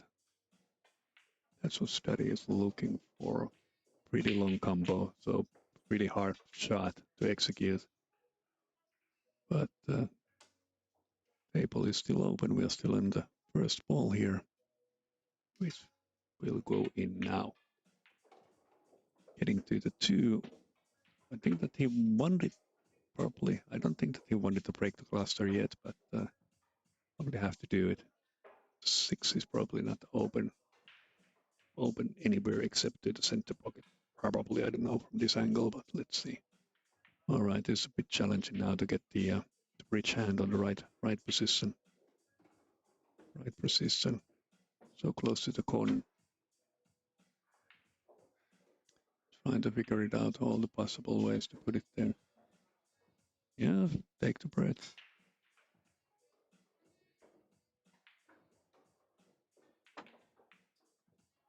Yeah, it was a very difficult shot.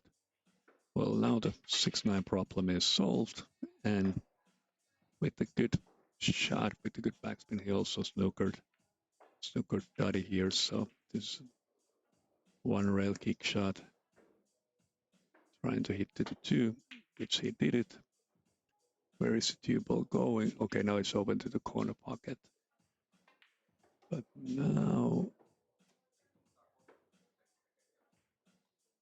to be careful with the cue ball. Okay, he knew that he's going to hit the 6, so he stopped it by using the other balls over there. Now the speed control, but this shot is the critical one. Is it open? That's the question. Looks like that it is. So well, very well executed shot. Beautiful. Beautiful, good cue control. Now you need to roll this at least 3 rails. 6. Like this. Okay, that was a good shot. Just using two rails to get to the 6. Supposed to be open in the corner pocket. Stop shot over there, getting a friendly kiss to the 8. Pretty nice. Now the 7 to the center pocket, 8 to the corner pocket, and then 9. Okay, now it's good. Now Miro is getting his groove back on the game. Very nice.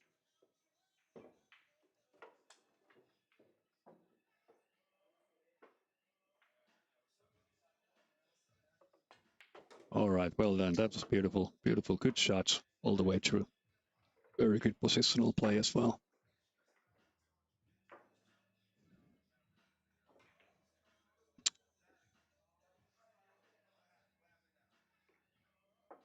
And situation on the other tables, let's see what is going on over there. William Lagerboom is 4-2 leading Juuso Mäki.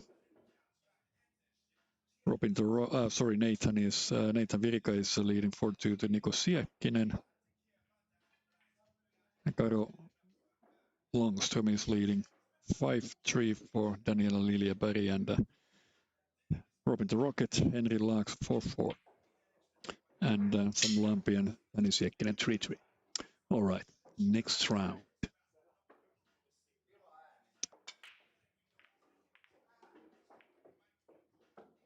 All right, he did manage to get ball number 6 in. One is open. Just now one corner pocket, top rail, side rail, and cue ball in the center of the table. Okay, maybe he went to that shot a little bit too fast, in my opinion. It's a little bit too fast. As you can see from the result, didn't pocket number 1. Got it a little bit too thin, and didn't went to the pocket. So now let's see how Daddy is executing this. All right, seems to be that the number 1 is a bit challenging ball here on this table, and obviously if you're looking for a good position for the 2, you probably will snooker your opponent. Exactly what happened here. All right, definitely 2 rails, maybe even. Question is it's 2 rail. Yeah, it's 2 railer. Or is the 7 on the?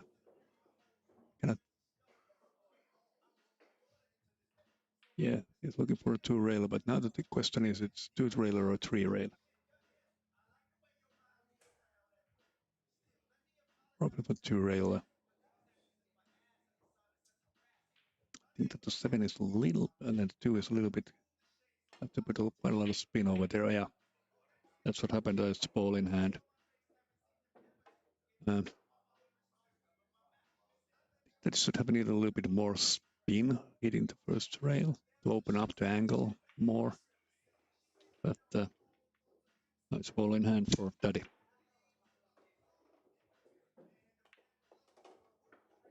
Cue ball back to the center of the table, which is always a good choice. 2 to the corner pocket. And now you want to hit the 3 to the center pocket as well. So you have to put a little bit of spin on this. Or corner pocket, either way.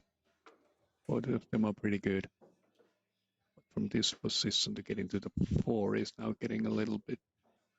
Unless, okay, he can cut it straight to the corner pocket. I don't think that 8 is blocking the pocket. So should be an easy shot. Or is it? Okay, he wants to come back. Okay, he's having a little bit of backspin on this. But now I don't think this to come probably a combo shot because the 4 doesn't go straight to the corner pocket. So yeah, that's what Daddy is looking for.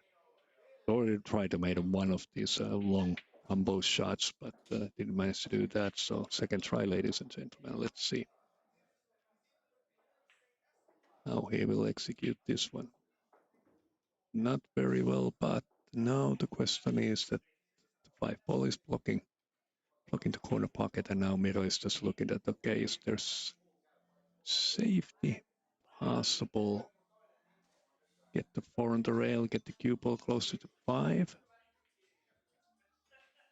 or because you can probably cut it so thin, the 4, that you can put the 5 to the corner pocket. I think that he's looking for the safety from this. Hard to see from this angle, but yeah, that's the way to do it. Very nicely executed. Safety shot. Now it's Daddy's turn to use. Now there's a good question if it's just 1 railer or 2 railer kick shot, but I would probably go 2 railer just to get the cue ball out of the way better, but I don't know which one is better solution from this angle, but let's see. He wanted to use, I think that he wanted to use 2 rails, but didn't put enough spin for the first rails. Mirror pocketed the 4, and all the other balls are pretty much open. So I think that it will be 4-3 pretty soon.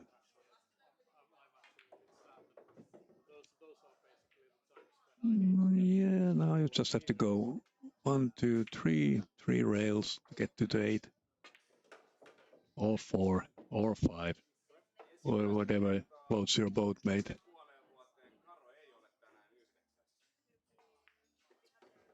Very good, very good, very good. Slow down, slow down.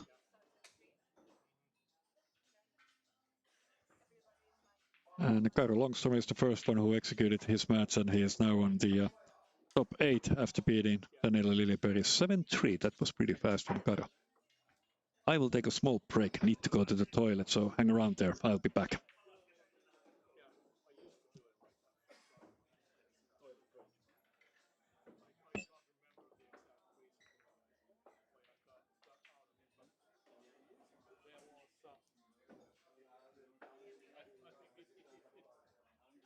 Several players felt it was absolutely wonderful that sometimes they would know before the count 45 to 90 minutes later than the rest. We could take players in like 2 different waves. Those who play first round, and then some people could just show it a little bit more. But one player was just throwing stupid remarks that I can't not hear.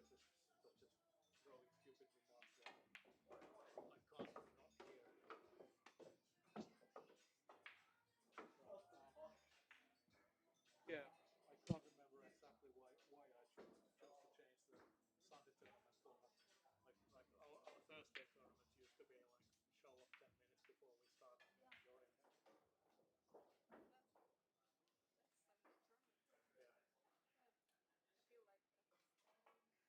I feel like It's probably because I wanted a little bit of stability in how this whole thing works.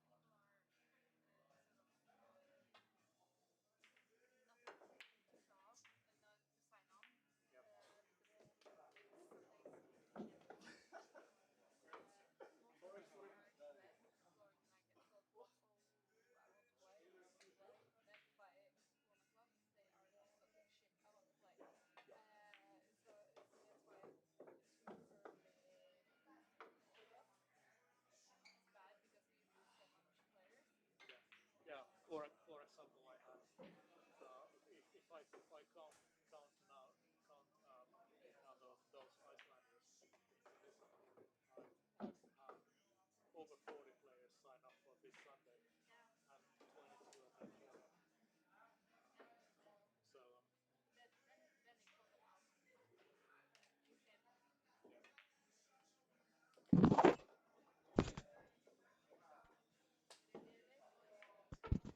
So All right, I'm back.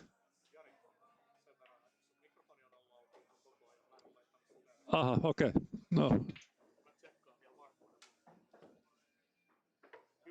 All right. Okay. So small toilet break done. And looks like that Miro is doing his work like he's supposed to do here, putting the balls into the pockets. That's the way to do it.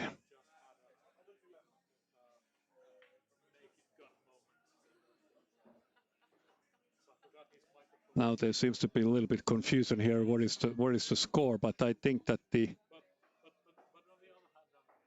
either it's 4-4 or it's 4-4. Yeah. As far as I remember, supposed to be now 4-4. So like I told, Kara Longsam has already done his job to get into the top 8 after beating Daniela Liljeberg 7-3. So Nathan Virika is leading 5-3 to Niko Siekkinen right now. And Robin the Rocket is leading 6-4 to Henry Laakso. So it seems to be so that I think that was 4-4 and Robin has now made a couple of fracks over there. All right, let's focus on the streaming table. Game, not the best break for Miro. I think that Daddy can see the one here. And there is a potential 1-8 combo available, which Daddy is now looking for. Bit challenging, you have to hit it pretty hard. Where's the cue ball going after that? So I don't think it's shot necessarily makes sense to make, but let's see what will happen. All right, so didn't manage to execute that to the perfection, but Miro is now having a chance and he's looking that can he get the cue ball now? Pocketing the one and getting the cue ball back to the center of the table, and I don't think that it's possible. It's going to be a safety shot, which is pretty good. I think that it's a little bit behind the 7. I think that he can... No, he cannot see anything of it. Yeah, that's why he's using the side rail here. This is an out delegate shot. Get the contact to the 1. Yeah. I think that you have to more carefully look the angle, how it's hitting the rail and measure it more carefully to get the hit to the 1. All right, so now Miro's plan here is to get 1 to the corner pocket, getting the cue ball to the center of the table, and in that angle that he can use the top rail, side rail to get to the 3. And obviously Robin the Rocket has finalized his mission today to get to the top 8 after beating Henry Laakso 7-4.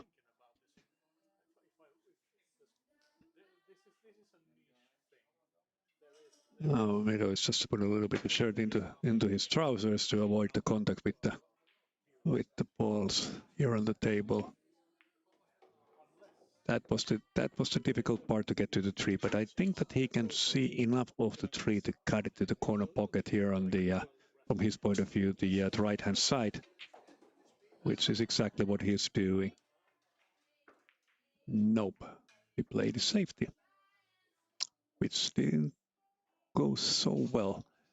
All right, so solutions here are the safety shot, push the 3 to the rail, another rail, and the top rail over there, and get the cue ball back here on this rail. That is exactly what Daddy is doing. Very nicely executed. Good shot. I think that the Miro can see a little bit the 3 from here. Either you bank this if you got the steely balls to do that, or you cut it straight to the corner if you got even more bigger balls. So let's see. Wanted to bank it. He didn't execute it very well, and now the table is a bit tricky still. The 3 is not open to the corner pocket, obviously. And I don't think it's open to the other pocket as well. So it's blocked by both ball number 6 and ball number 7. So,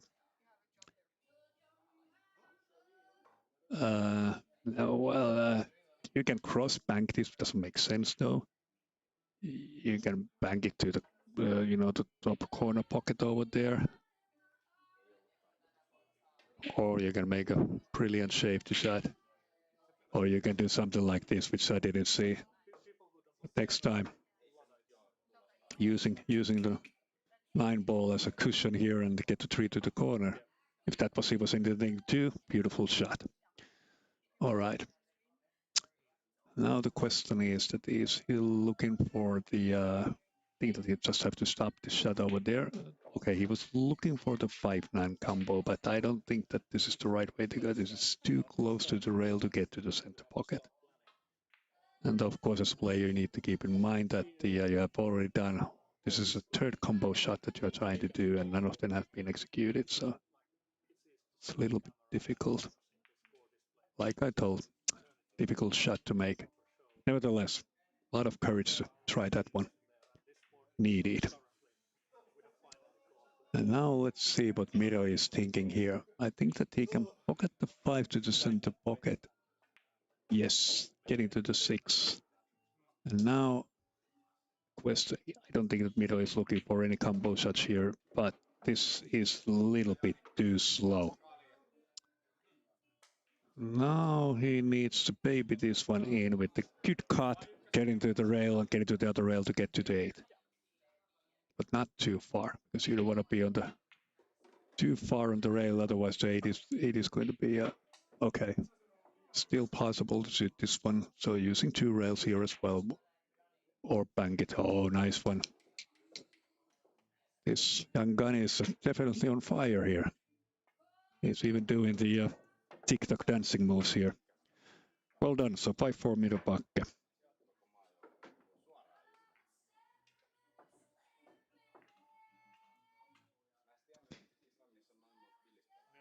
Katarina Köngä is leading 5-4 to Petja Mäkelä. Nathan 5-3 to Niko Siekkinen. Arlin Moilanen 5-2 to Jani Halonen. Samu Lampi 4-5 to Jani Siekkinen and William Lagerboom 5-2 to Juuso Ruotoistenmäki. Let's start the next round on our streaming table. So we did have a lot of international guests here at the Groovetown Jack on this Sunday 9-ball tournament. Rules are pretty much the same like they always been. We break from the box. No kitchen rule. And it's a winner's break.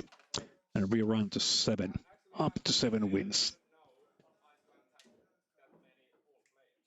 But it's looking pretty good, so. And also we did have some visitors here from the Nordic pool tournament as well. Looks like I think that I have seen these guys on the videos that I was watching yesterday. Okay, there's a lot of body English in that break, but it did help certainly out to get the 1 to the center pocket. Now the 2 is not probably open to the corner pocket. On the left-hand side, from the mirror's point of view, it is open to the right-hand side though.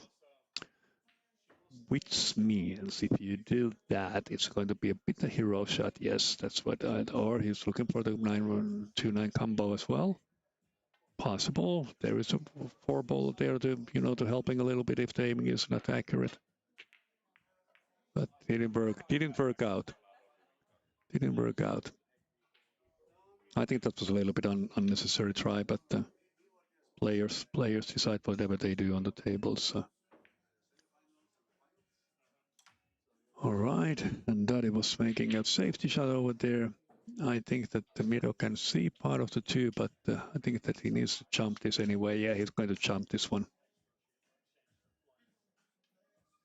I don't think it's like a jump bank, but it's supposed to be the bank to the corner pocket, not to the center pocket, because that's the angle. I don't think that you can get to the center pocket.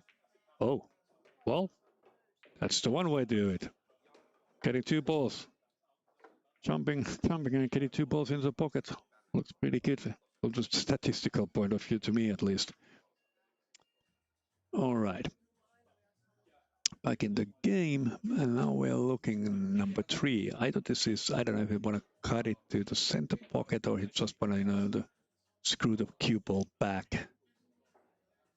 I think that's what he's looking for. So let me now see. 1, 2, 3, 4 rails if you put it to the center pocket.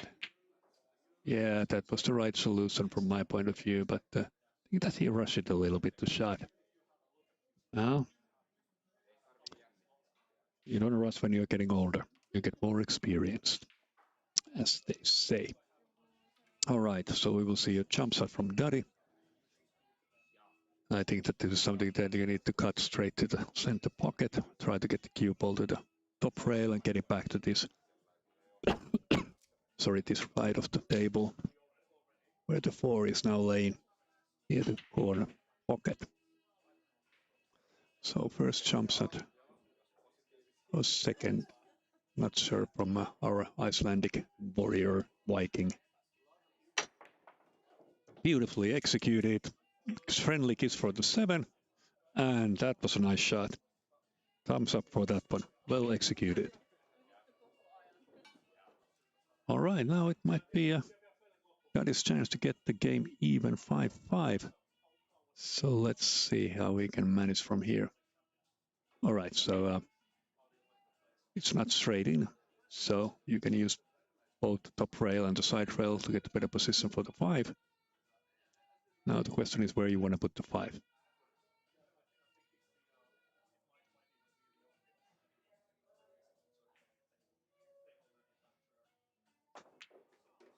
All right, corner pocket, obviously. Number 5 to the top corner, left-hand side corner pocket. Leave the cue ball somewhere near the center of the table to get the 7 in. To get the good for the 8. 8 also corner pocket, stop shot, and then the 9 to the center pocket. That would be my plan for this layout. Let's see how Jari executes this one.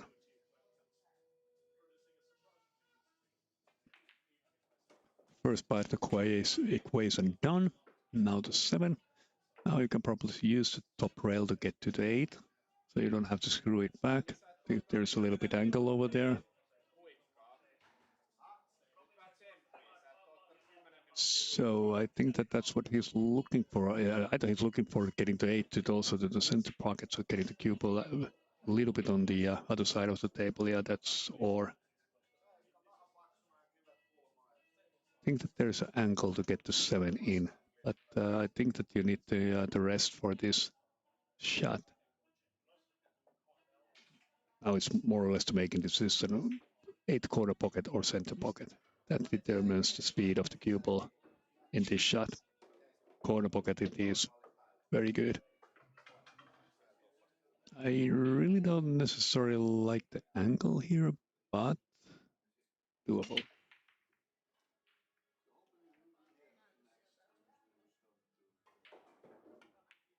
Yes, very nicely executed. Now we are getting some even Steven 5-5 after this shot. Very good. Good to see that our international players can, play very nice pool here at Groovetown Jack on this Sunday. So now when the middle is, when Jari is racking his rack over there, let's see what is going on at the other tables. So Jani Siekkinen is now leading Samu Lampi 6-4. So Jani is on the hill right now. Nathan Virika, Niko Siekkinen 5-4. Katarina Köngas, Petja Mäkelä 5-4 as well. And Juuso Ruotoistomäki and William Lagerboom is 6-2 right now. So most likely William Lagerboom will play in the top 8 tonight.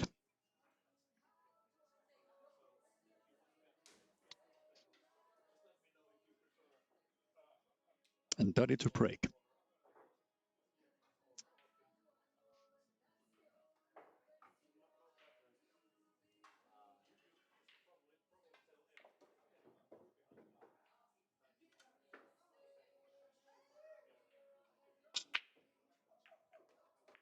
All right, 8 ball corner pocket.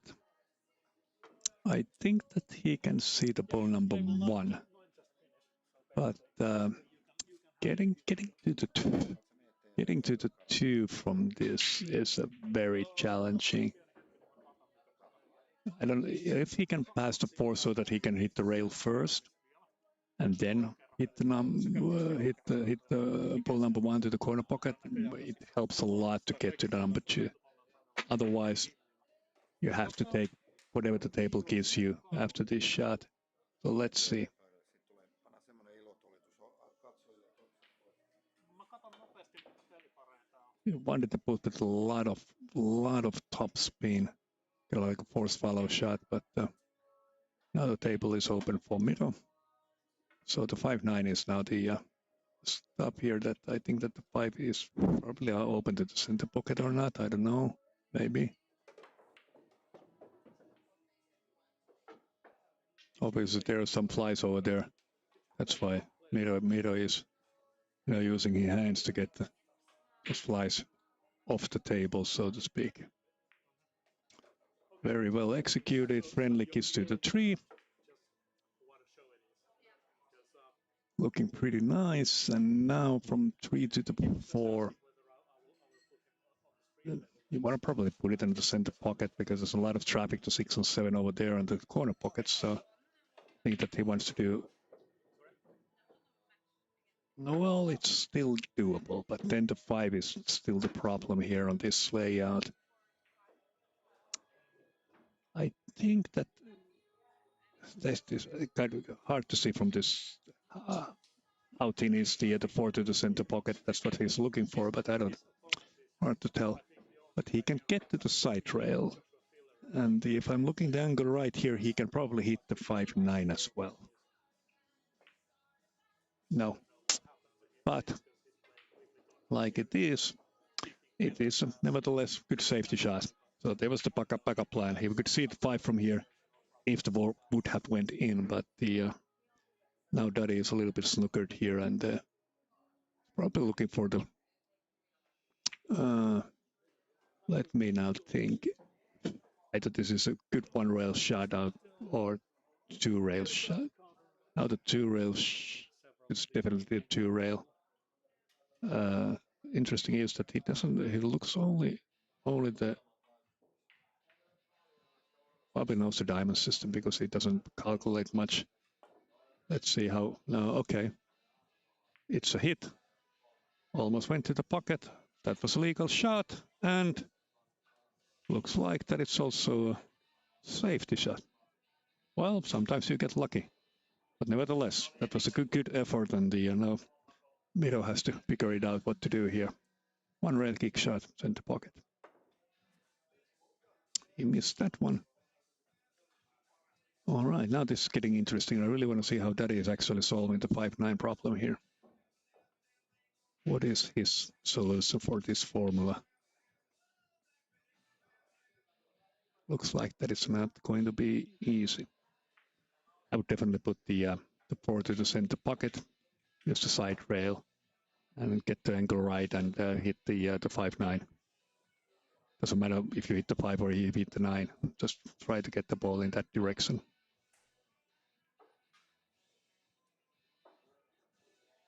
That would be my solution. You have to break them up nevertheless. Then you still have the 6-7 problem here, but that seems to be a little bit more easier combo shot than the previous one that Jari has tried. So let's see. From this angle,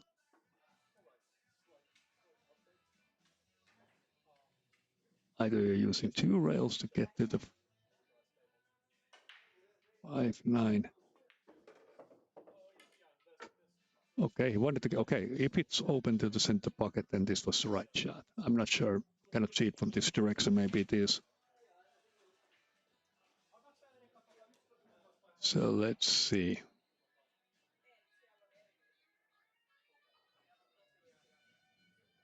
It's looking that it seems to be open. Okay, if it is, then it is. Have to screw it back a little bit to get to the 6. Ooh, a lot of action on the table. A lot of action on the table. I think that he can see partly the 6 here. Now the question is that if it's a pocket ball or not. I don't think that you can.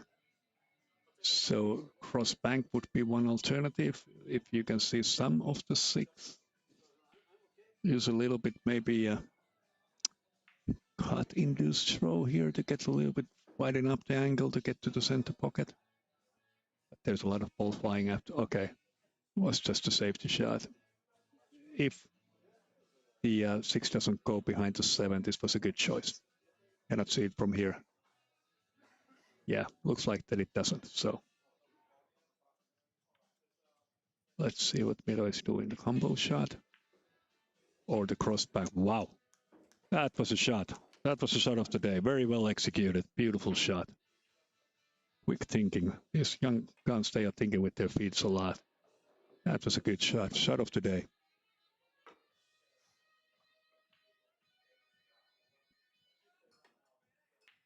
That's how you get over the finish line. Well done. That was a beautiful shot. Shot of the day in this match, definitely. Nice cross bank, which is not easy to execute, but Miro did it flawlessly. So, William Lagerboom 6-2, Juuso Vuotoistenmäki. Arlind Moilanen 6-3 to Jani Halonen. Ethan Virika is also on the hill. Niko Siekkinen and Katarina Köng is also hill right now. The Petja Mäkelä, so 6-4 over there. Miro Pakke to break. Miro on the hill here on our streaming table. Good break. Now the cue ball is probably not there where Miro wanted to be, but I think that he probably cannot see it, or let's see. I think that he can see some of the 2. Yes. Okay. That he can see the 2. It's a pretty thin cut. You can get it to the center pocket or you can get it to the corner pocket. Player's choice, more or less. Which one do you prefer?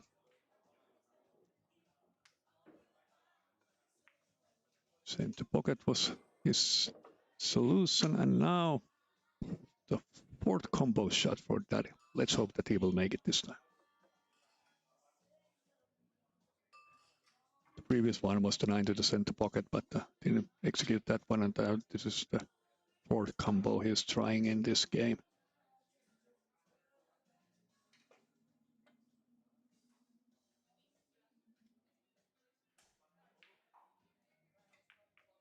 And he executed very good. 4th time's the charm, as they say. Very well done from Daddy. All right, now the number 5 is pretty much in the middle of the table, so it's take the rest, baby the 3 in, use top rail to get the cue ball to the center of the table. Preferably, you're looking from the screen to the right-hand side to get a better angle after the 5 to the 6 and 7.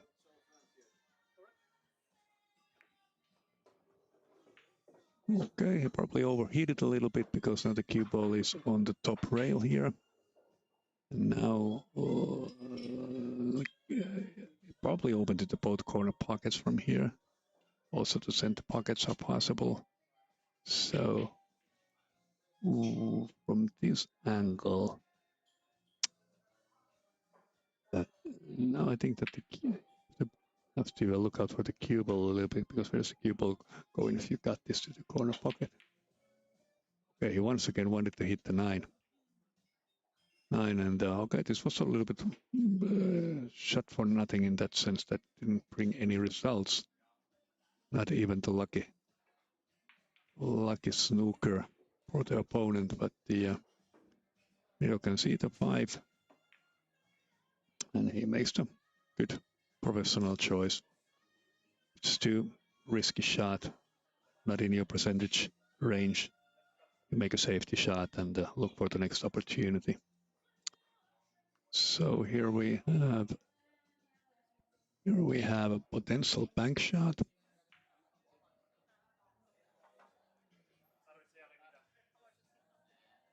Coffee.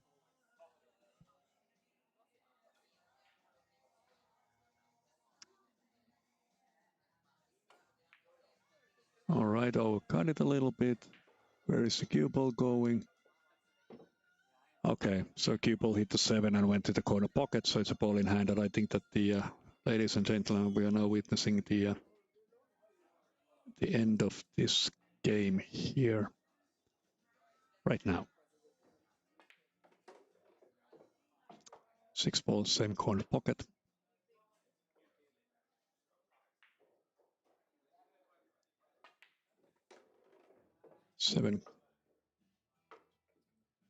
Seven corner pocket. Side rail, 2 rails getting to the 8, or 1 rail, doesn't matter.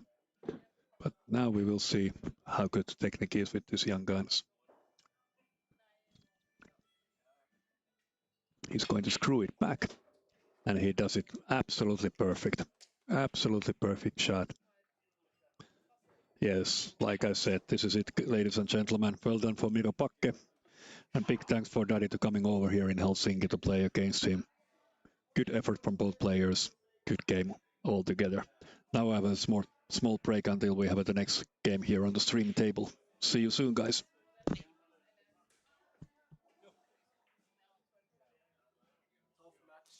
Joo, mies alkoi katsoa toi video, mitä mä kommentoin. Siinä oli helvetin hyviä, pidun hyviä lyöntejä. Oli joo. Kyllä mä kohtuullisesti pystyn lukemaan, mitä sulla lukee päivälistä. Mitä sä oot tekemässä. Oppi näkee nyt vähän katsoa, mikä on lyöntivalikoima. No, kyllä lenkit tekee hyvää. Hyvin pelattu. Viimeinen 8-9 päälle. No niin, Mirolle 7-5.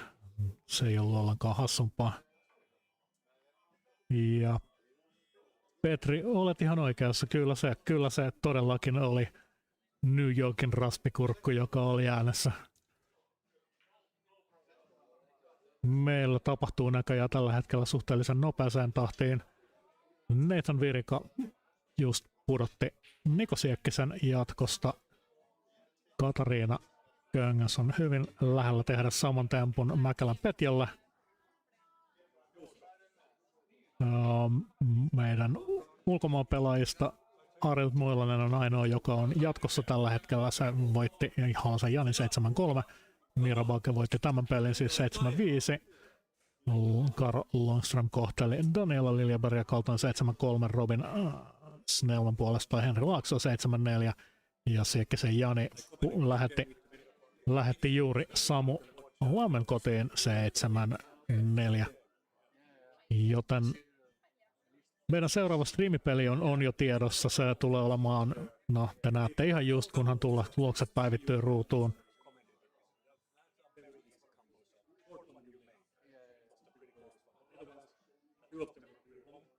Siinä on teille ilotulitusta ja kaikenlaisia kokemuksia. Nämä herrat ei ole vielä tietoisia siitä, että niiden peli alkaa, mutta minä pidän huolen siitä, että he siitä saavat selvää. Miron seuraava vastus tulee olemaan tosiaan tämä meidän Norjan vieras Arild Moilanen. Miehellä on siis suomalaiset sukujuuret, mutta ei puhu käsittääkseni yhtään suomea. Ortella myöskin Nathanille vastusta, todennäköisesti Katariinasta.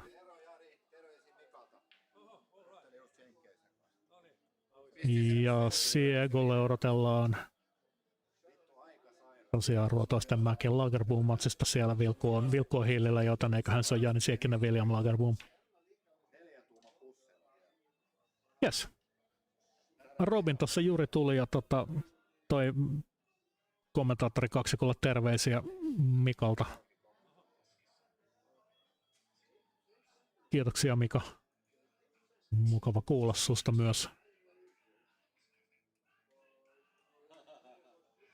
Joo, minä laitan herrat Longström ja Snellman riehumaan tähän pöydälle, niin saatte vähemmän puhetta ja enemmän peliä. Pieni hetki.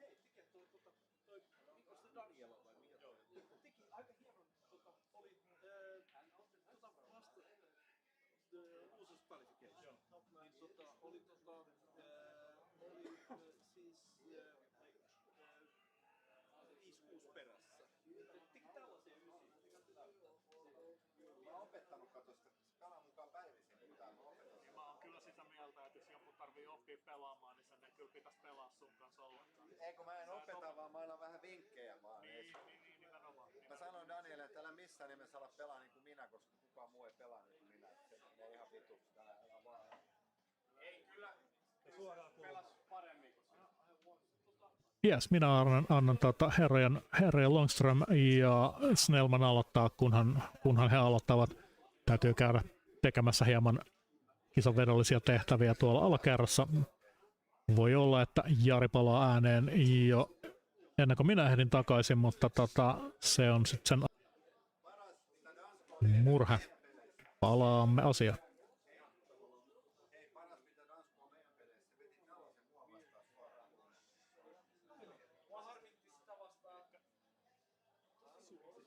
Mikki käytännössä auki, joten jatkan vaan kun haluat. Mä käyn alakerrassa siivotteeltaan. Tähän nyt tulee. Karo ja Robin. Karo ja Robin. I'm not exactly sure. I lost mine downstairs. That is the town for winner. Oh yeah. Town for winner, okay. I am a winner. I'm not a sinner, I am a winner.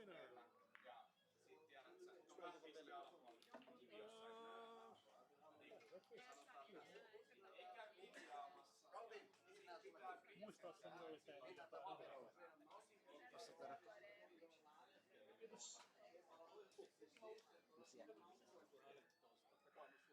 Mitä sä luulet, että tää tulee vastaan? Vaista.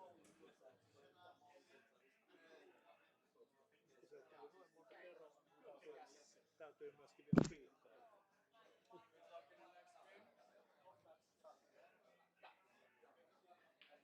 No enhän minä tästä yhtään mihinkään ehtinyt, koska samalla kun nostin takamukseni penkistä, kaikki Cupin ensimmäisen kierroksen pelit saatiin loppuun. Eli meillä on siis striimipeli Karo ja Robin viereisellä pöydällä. Miro Bagge aloittaa urakkaansa Arildia vastaan. Pöydässä 7. Nathan saa vastaansa Katariinan.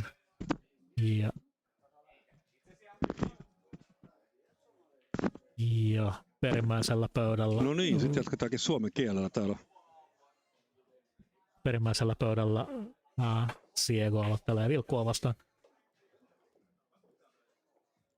Ja tässä kohtaa nyt mun mikki menee hiljaiselle ja Jari saa luvan jatkaa. Ole hyvä, Jari. Kiva, kiitos Tero. No niin, nyt jatketaankin. Täällähän meillä varsinaiset paistit pöydällä. Karo Longström ja Robin the Rocket. Täällä on oma poika ja ensimmäinen feime on tässä alkanut ja Robi tässä vasta, tiedä mitä se tässä vielä keräilee, mutta jotain se tässä keräilee, mutta peli on alkanut. Takki pois ja töihin. Takki pois ja töihin, sanoo Robi, ja katsotaan miltä se duuni alkaa maistua, kun ensimmäinen lyönti on maskista. Joo.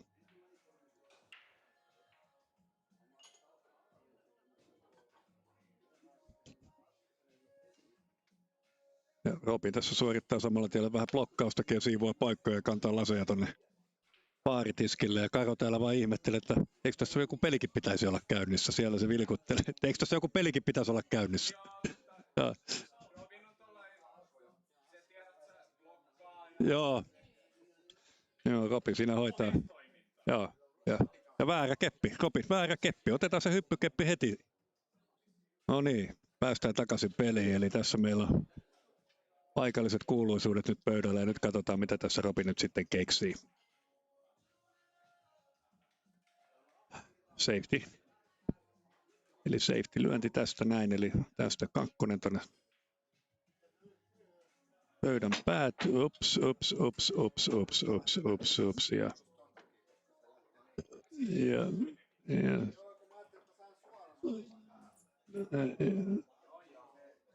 Ja se nyt epäonnistui ja kivi lenti ja kolmonen meni pussiin, eli vistettiin kakkonen kokonaan ja nyt Karo pääsee sitten näyttämään omat taikansa tähän. Ja se lähtee tästä, hyvät ystävät. Nelonen kulmaa.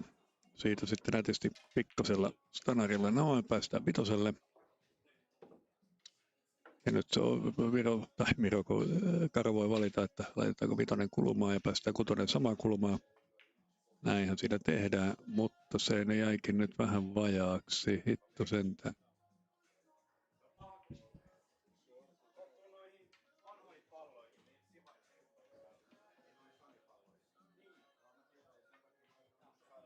Ja niin kuin tässä huomasit, että tässä nähtävästi pelataankin nyt sitten kisapalloilla, kun tuossa Karosta kommentoi, että salipalloilla tämä heitto on nähtävästi vähän erilainen ja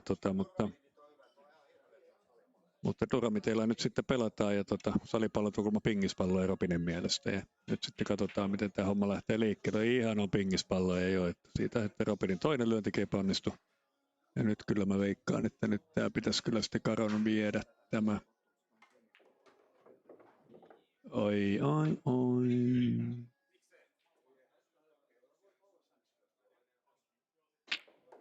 Kyllä.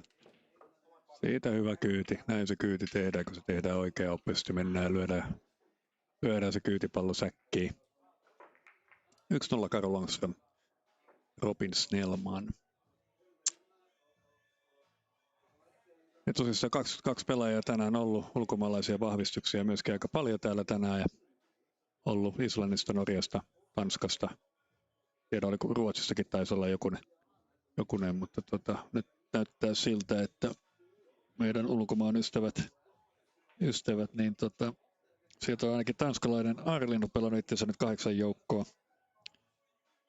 Ja hän pelaa sitä Miropakkeja vastaan, joka oli tässä meidän striimipöydällä vähän aikaa sitten. Ja hän on ainoa näistä vieraista täällä. Neithän on meillä käynyt jo täällä aikaisemminkin. Hän pelaa Katariinaa vastaan ja erittäin iso kiitos ulkomaalaisen vieraille, kun tulivat käymään. Ja nyt sitten, jos Karo tästä nyt vähän keskittyisi ja laittaisi oman pelinsä pyörimään, niin pieni ystävällinen pusu siihen 9. Ja nyt sitten Robin katsoo, että tästä pikkasen laitetaan varmaan kautta 3. Nyt se voidaan sitten lyödä keskelle tai kulmaan. Keskelle se menee.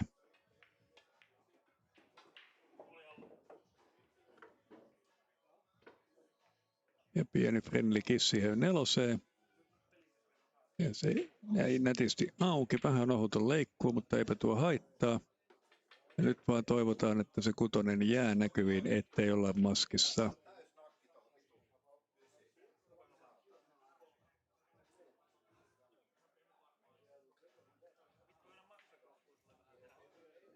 Jotain siitä näkyy, koska Robin menee sitä lyömään. Kyllä se nähtävästi auki tuonne pussiin sitten on, vai ei?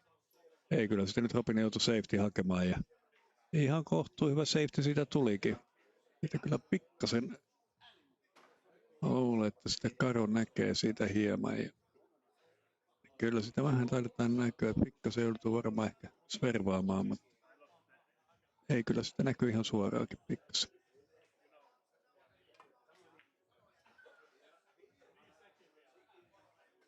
Joo.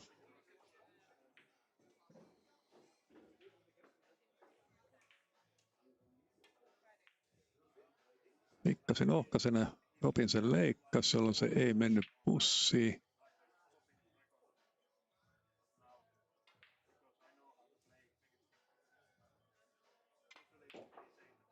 Erittäin hyvä lyönti Karolta.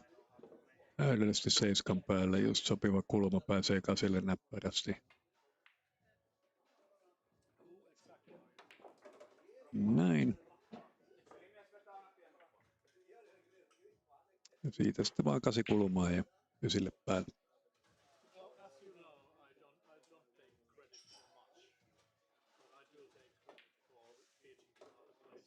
Näin se on. Hienoa, ja kattokaa tätä strokea. Tuo on kyllä niin saatanan pehmeä. Hienommista strokeista, mitä mä oon nähnyt. Aivan jäätävän hienoa. Sillä ne pallot pussiin menee. Ja tässä pöydällä kuitenkin Karhonen kaveri, joka on myöskin Joshua Fillerin voittanut Ruotsissa aikoinaan. Silloin kun Filleri oli lähestulkoon voittamattomassa nousukiidossa, niin Suomen poika Karo kävi näyttämässä sille, kuinka sitä poolia pelataan. Tilanne siis 2-0. Karo Långström, Robin Snellman.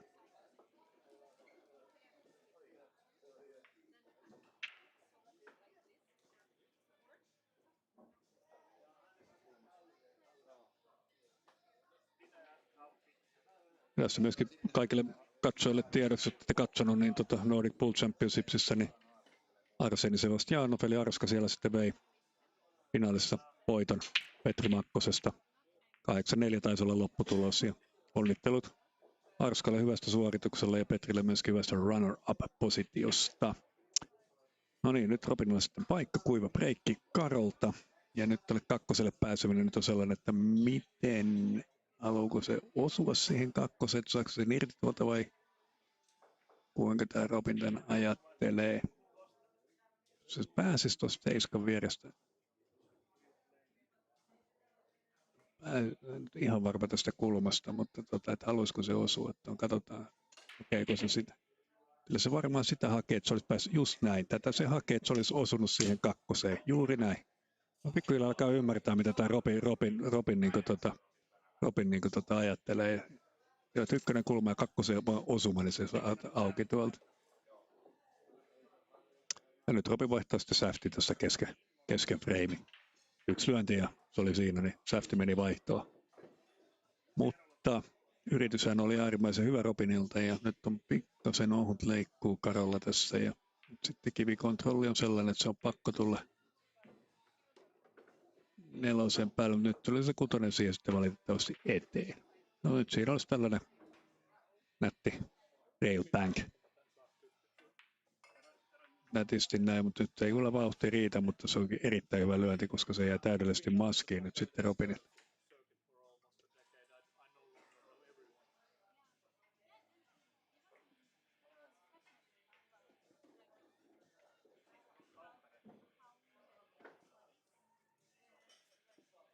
Nyt katsotaan, mitä Robin tästä näkyykin sitten nähtävästi jonkun verran tästä.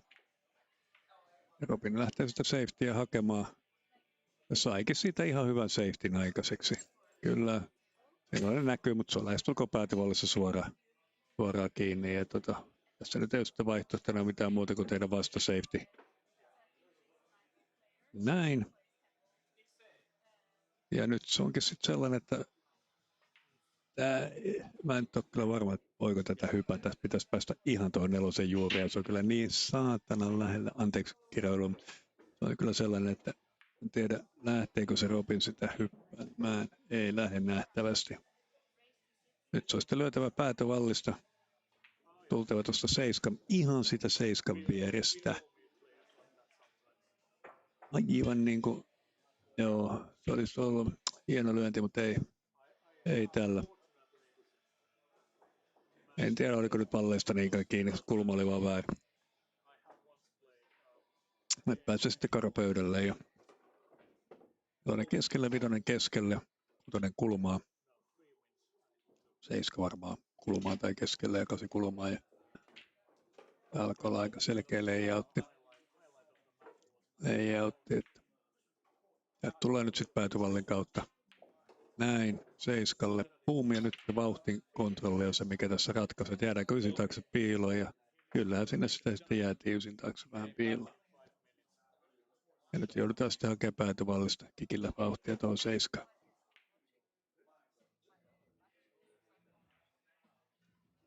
Ja nyt siitä aukesi Robinille paikka.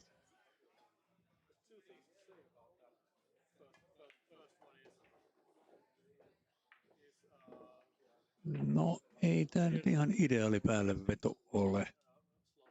Mutta Robinin säkityskyky on kyllä sen verran hyvä, että kyllä tämä pussi tästä saadaan, että se ei ole siitä kiinni.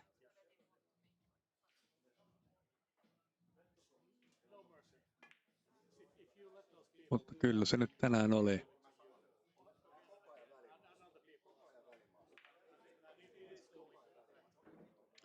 Ja Robin on siinä puhuu omista päällevedoista, että ne jää koko ajan. Ne ei mene niin kuin ihan kohilleen päällevedot. Ja Karo pääsee tässä nyt sitten keräämään tästä helpot pallot pois ja laittaa tilanteen 3-0.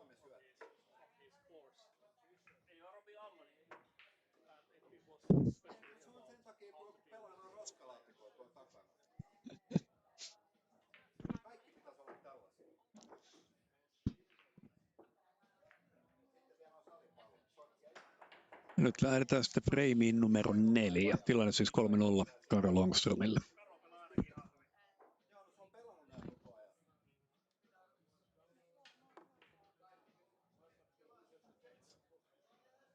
No niin, freimi numero 4. Karo Longström breikkaa. Boksista lähdetään, ei kitcheniä. Ykkönen keskipullo on pussiin, hyvä breikki. Kivi jäi kyllä vähän ehkä, mutta kakkonen on auki.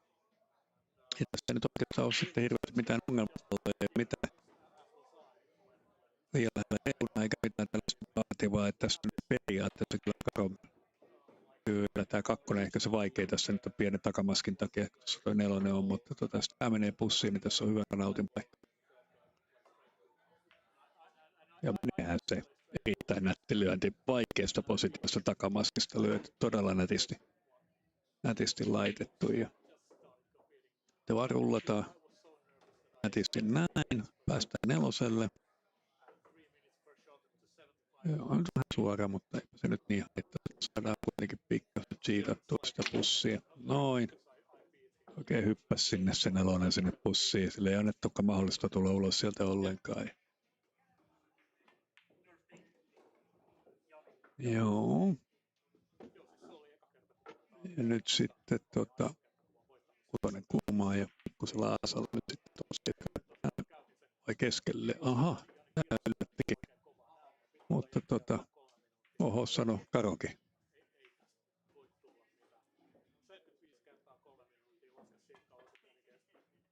Mutta Robinilainen nyt ei lyö kulje nyt se. Ja nyt tullaan tuolta sitten päätövalli, sivuvalli seiskalle päälle vai suoraan alasolle? Suoraan alasolle. Näin se tehdään, kun se osataan tehdä. Erittäin hieno lyönti jälleen kerran Karolta. Karo on parhaimmillaan keskittyneenköisiä hyviä lyöntejä tuolla tekniikalla ja tuolla fluidilla stroukilla. Että jos on mitään ongelmaa, laittaa pallon pussiin. Erittäin hyvän näköistä peliä. Ja katsotaan samalla sitten, mitä täällä muualla meillä tapahtuu tällä hetkellä.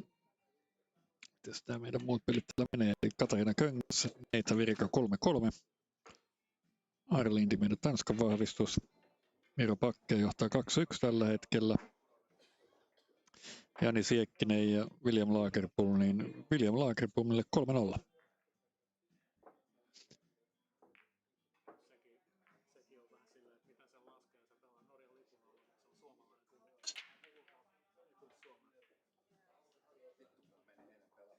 Niin, että sillä on suomalainen sukunimi sillä Arlindilla, mutta ei puhu suomea. No, hän on siis norjalainen.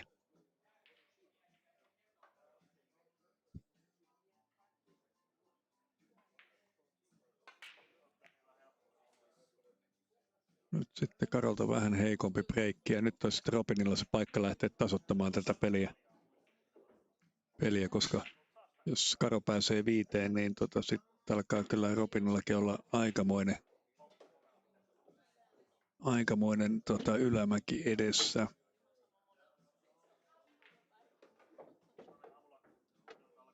Ja nyt kyllä Robin näyttää erittäin keskittyneeltä, mikä on äärimmäisen hienoa, että saadaan tästä vielä peliä aikaiseksi. Pikku stoppari, siihen ei tarvitse mitään muuta, näin. Sitä neloselle. Sieltä sitten Renlikis 9. Päästään 5. Ja nyt tässä näette, kuinka tästä 5 tullaan 6 Robinimaiseen tapaan.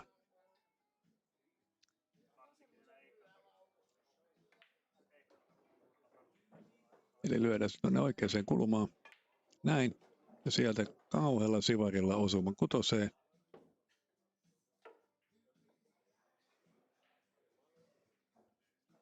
Nyt onkin sitten. Niin.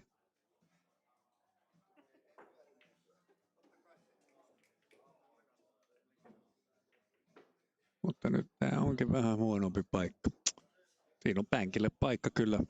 Työnnät se 6 nyt vaan sisään ja otat sitten 7 pänkille, mutta paremmin siihen, niin kyllä mun mielestä tästä nyt oikein päälle meinaa päästä.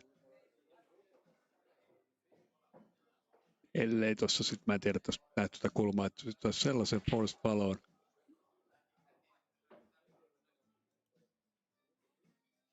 Ei, kyllä nyt lähdetään sitten alasella vetämään ja katsotaan kuinka käy. Kyllä sieltä päälle tultiin, hyvä lyönti. Erittäin hyvä ratkaisu tuohon tilanteeseen. Sitten vähän liian ehkä hätäisesti mentiin tähän lyöntiin. Mutta ei sitä nyt ihan, no kyllä sitä nyt aika helppo jäi sitten kyllä Karolle valitettavasti. Ja siinä Karon hieno tyylinäyte, kuinka lyödään myöskin tuolta vatsan alapuolelta kädet ristissä.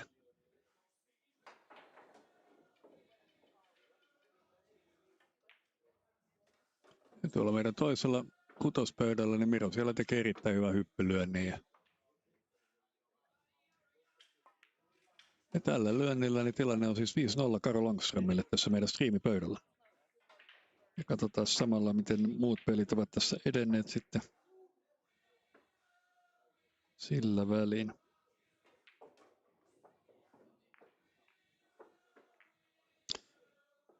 Nathan johtaa nyt Katariina 4-3. Ja William Lagerboom ja Jani Siekkeli on päässyt kaventamaan 1-3. Ja frame number 6, eli 6. frame ja Karo Långström aloittaa. Tästä se lähtee nyt sitten. Nyt alkaa olla kyllä aikamoinen ylämäki kiivettävänä, jos tästä nyt sitten sieltä meni, taas se kivi meni säkkiin. Että nyt on kyllä pikkasen Karolla breikissä huonoa tuuriakin välillä. Nyt on 2 breikkiä mennyt kivi, mutta nyt Robin ei päässyt kuittaamaan. Se oli pitänyt tuossa edellisessä kerkissä päästä kuittaamaan tästä, mutta ei päässyt. Nyt katsotaan, pääseekö Robi tässä nyt tekemään sitä omaa peliä, kaventamaan tämän pelin 5-1.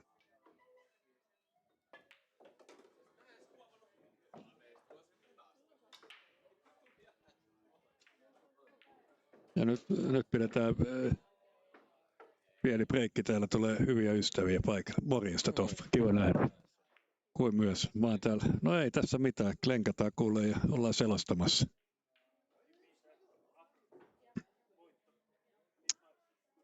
Nyt katsotaan mitä Robin siinä vielä miettii, että missä tämä vika nyt sitten on tässä. Erittäin hienosti siitä sivarilla vedetty kyllä kulmaa ja nyt sitten pääsiin 6. Siitä 7 ja kyllä tästä nyt saattaa tulla white voice melkein. Sieltä tämä nyt alkaa kyllä nyt näyttämään. Karo pelaa erittäin hyvää varmaan peruspeliä, että pallot pussiin niin sanotusti ja nimi lehteen. Ja kyllä näillä lyönneillä niin Groovetown Jackin viikkojulkaisun nimensä saa aivan varmasti. Kyllä, tilanne on 6-0. Karo Långström reikkaa 7. frame lähdössä ja Karo Långström on hillillä. Ja Robin on siellä nyt katsomassa jotain, että mitä siellä nyt tapahtui siinä hänen edellisessä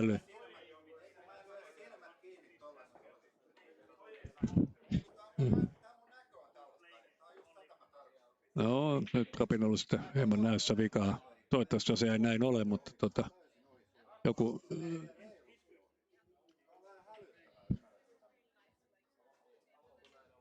Ja nyt lähtee sitten 7. frame ja katsotaan kuinka tuosta Karo nyt sitten lähtee liikkeelle. Nyt pidetään se kivi pöydällä ja ei. 3. breikkiäkin. Joo, tää on 3. breikki perän jälkeen.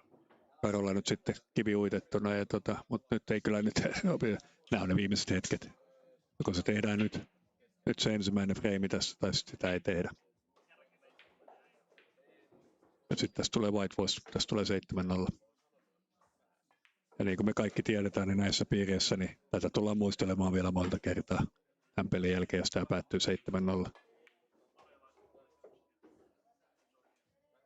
Se oli aikamoinen 5 ballin, 6 ballin päälle veto 4. Ja jos se 4 auki kulmaan, niin kyllä se sinne se Robin saa sitten. Friendly kiss 5. Ja siitä 5 kulmaa ja 6 pienellä stanarilla päällä. Friendly kiss 9. Näin.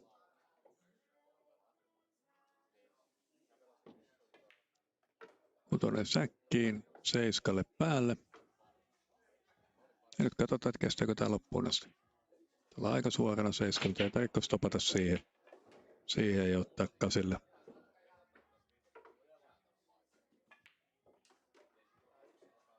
Ja kyllä tässä nyt Hyvät naiset ja herrat, niin varmaan päivän nopein kakkospartti. Erittäin hyvä Robinilta tehty, erittäin hyvä. Tästä se, joo, ei ihan nollilla nyt sitten Robinin tätä hävinnyt. Ja nyt tässä saatiinkin vielä matsia aikaiseksi, että nyt katsotaan kuinka tuossa tulee käymään.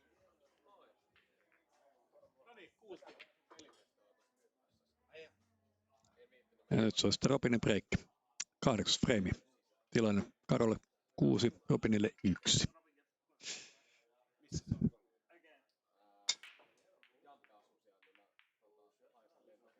Ja se oli sitten kuiva breikki.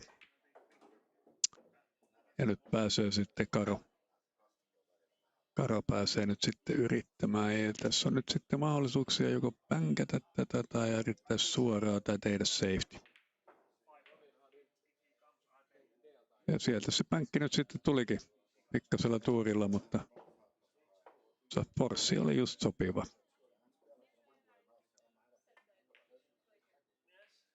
Se on vähän liian aikaisin valli ja nyt meni kivi keskelle. Ja nyt katsotaan sitten, pääseekö Robin tässä tekemään nyt sitten.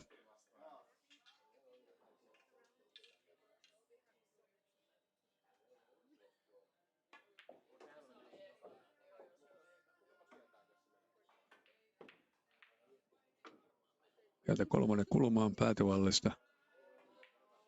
Pikkuinen bounce 4. Nyt mä en tiedä, minkä tämä 4 nyt on auki. Onko se mukaan, ei tuonne 8 kulmaa voi olla auki.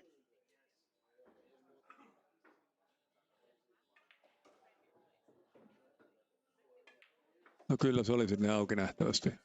Asia harvinaisen selvä, koska sille sitä pelattiin. Näin se on jo. Sitä ei välttämättä itse näe, mutta pitäisi ainakin tämän tason pelaajien luottaa sen verran, että jos ne pelaa siihen päälle, niin silloin se on auki. Ei tee sellaista päällevetovirhettä, että ne pelaisi. Ja tämä oli se nyt se virhe, mikä tässä tapahtui. Tämä oli liian hiljainen lyönti, jolloin sitä bouncea ei tullut päätyvallista. Ja nyt se on sitten maskissa ja nyt se on sitten pakko hypätä. Mutta Robin on myös erittäin hyvä hyppääjä. Ja nyt katsotaan sitten, että saadaanko tämä sitten suoraan keskipussiin tämä 6 tästä. Siitä kyllä pääsee sitten 7, jos tämä on menossa sinne. Kyllä se haakeissa kävi. Ja nyt se kysymys kuuluu, että onko tässä pelin loppu tässä tilanteessa vai ei.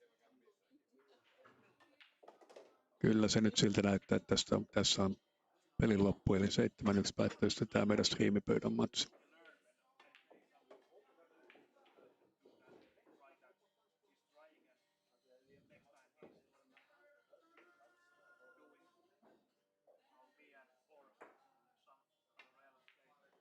Kyllä toi lyönti on kyllä niin fluidi, se on kyllä niin nätin näköistä Karon stroke, että muistanko näin se ekan kerran, niin mennyt silloin, kun pissat tulee housuun. Se on niin helvetin smoothi. Se on niin kuin ihan vittu, kun se kasvanut kiinni toi käppi tuohon.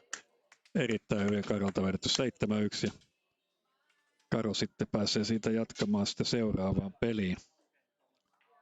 Eli katsotaan kuinka tässä nyt sitten käy. Eli Karolle tulee nyt sitten vastustaja ottelusta 36, joka on joko Jani Siekkinen tai William Lagerboom.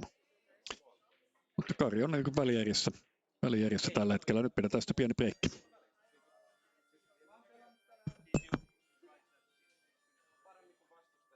No niin, sepäs oli melkoista pöllötystä.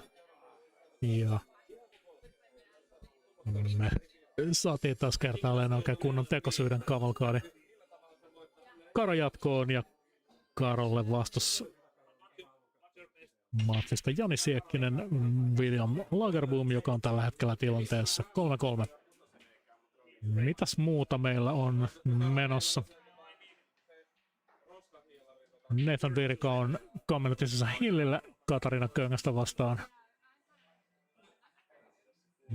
Ja Mirobag on tiukasti yhden räkin edellä Arild Moilasta.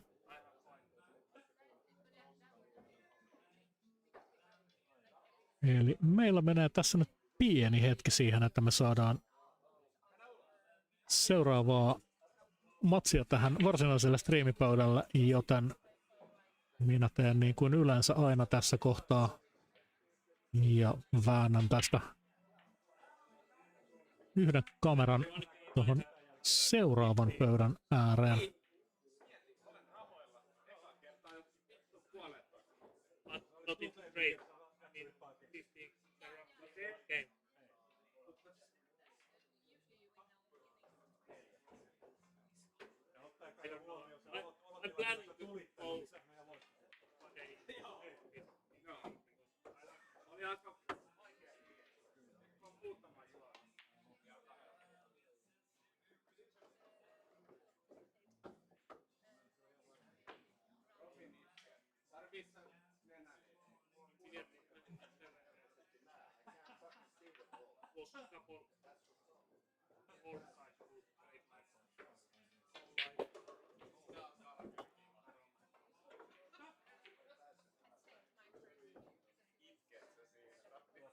Yeah, yeah, I'm trying.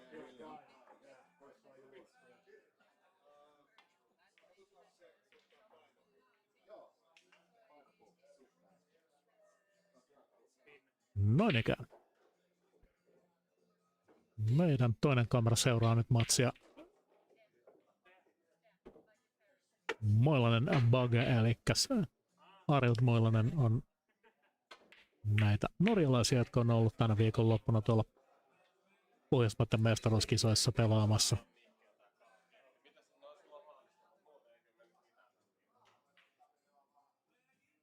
Ja Buggen te kaikki tiedätte, en muista mikäs miehen viimeisin iso meriitti on SM3 junioreissa. En minä muista. Jos joku muistaa, laittakaa chattiin. Täällä ruvettiin juuri soittamaan Rage Against the Machinea, joten minä tulen olemaan hiljaa ainakin seuraavat 5 minuuttia. Mutta katsellaan sillä aikaa, miten tämä Moilasen ja Buggen kamppailu jatkuu.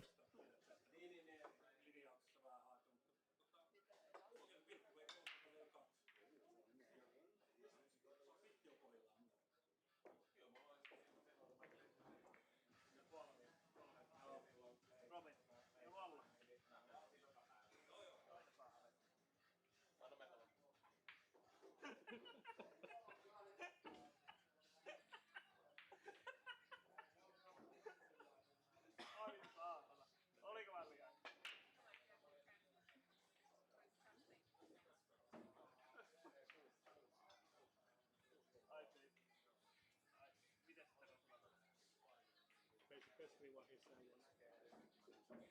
was always gotta feel shame for your teammates.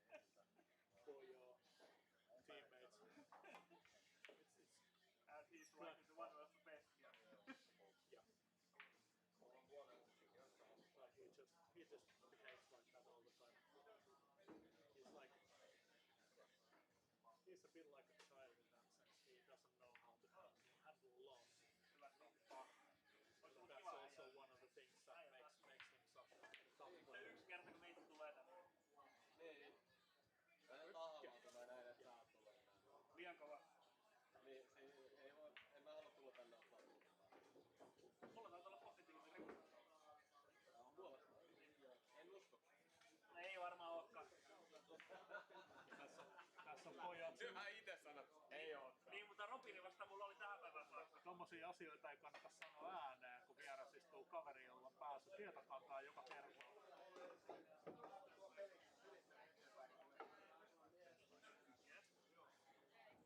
Tosissaan saanut puolen puhuttiin puolaan. Sä haluut sellaisia, että sä haluut puolella. Sä haluut vähän painoa siihen. Positiivinen rekord.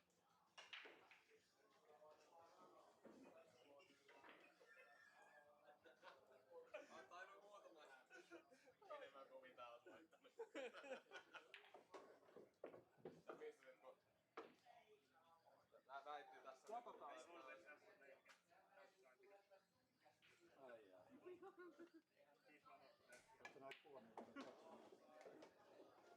Ai sun perä. Niin. Se leikkaa. Voit sä näyttää, jos sä haluat. Mä voin näyttää. Kuvan perä. Siis... Totta kai. Se oli Henkka sanoi, että mun taitaa olla positiivinen rekorditoppa Suomessa. No, Sitten mä sanoin, että mä epäilen. Sitten se asiaa, että mä oon voittanut let's set things straight. Te olette pelannut yhteensä 7 kertaa täällä. Sä oot kohta voittanut 6, Henri 1. Henri on voittanut yhteensä 6 räkkiä ja sinä 34. Positiivinen rekordi my ass. Joo. No Robinin vasta se oli. There was a little bit of barking between these two guys. He said he thinks he's got a positive record against Christopher. Well, we have a fan who has made a nice little statistics thing. And statistics show that Henry has won one match. Mä oon jo saanut tyttöystävältäni perseestä. Ei oo yksi. And the rack difference is like 6 racks to 34. Ei oo yksi. Oh, sorry, that was just 10 ball. 9 ball, it's 1 to 7. Christopher's advantage. 13 racks against 50. So it's 15-2 to Christopher. 84 racks to 19. Kolme voittanut, joo. Eikö niin yksi on Maybe you should do like Donald Trump and fire the guy who collects the correct statistics. Joo, nimenomaan.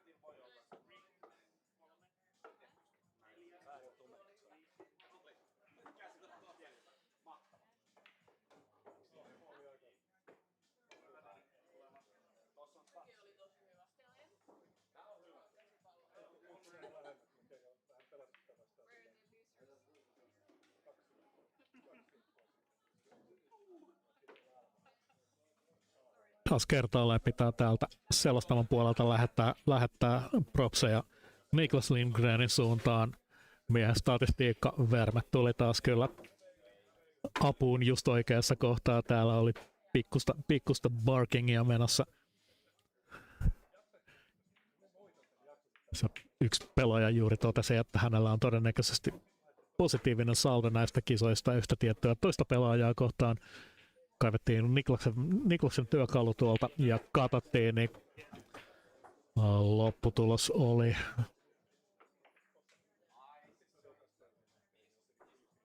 15-2. Elikkäs ei se kovin positiivinen saldo kyllä ainakaan minun mielestäni ole. Mutta se on aina välillä pitää vähän kokeilla kepillä jäätä, että menisikö tämmöiset läpät läpi. Tällä kertaa ei mennyt. Sattuu olemaan statistikko intoilija tässä kuuntelemassa, mitä täällä tapahtuu.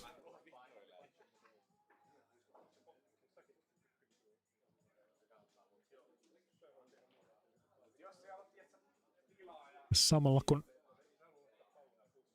Moilanen kaventaa 3-4 ja breikkaa 8. räkkiin, tai monesko räkki tuo nyt tasoituston kanssa onkaan, niin mitä? Mulla oli jokin aihe, josta mun piti teille erikseen mainita, mutta en minä enää jaksa muistaa, mistä oli kysymys. Siego johtaa vilkkuu tällä hetkellä 5-3, eli Karo saa hyvin suurella todennäköisyydellä Siekkisen seuraavaksi vastaansa. Nathan on lähettänyt Katariinan laulukuoroon ja odottelee nyt sitten tästä meidän striimipelistä vastustajaa.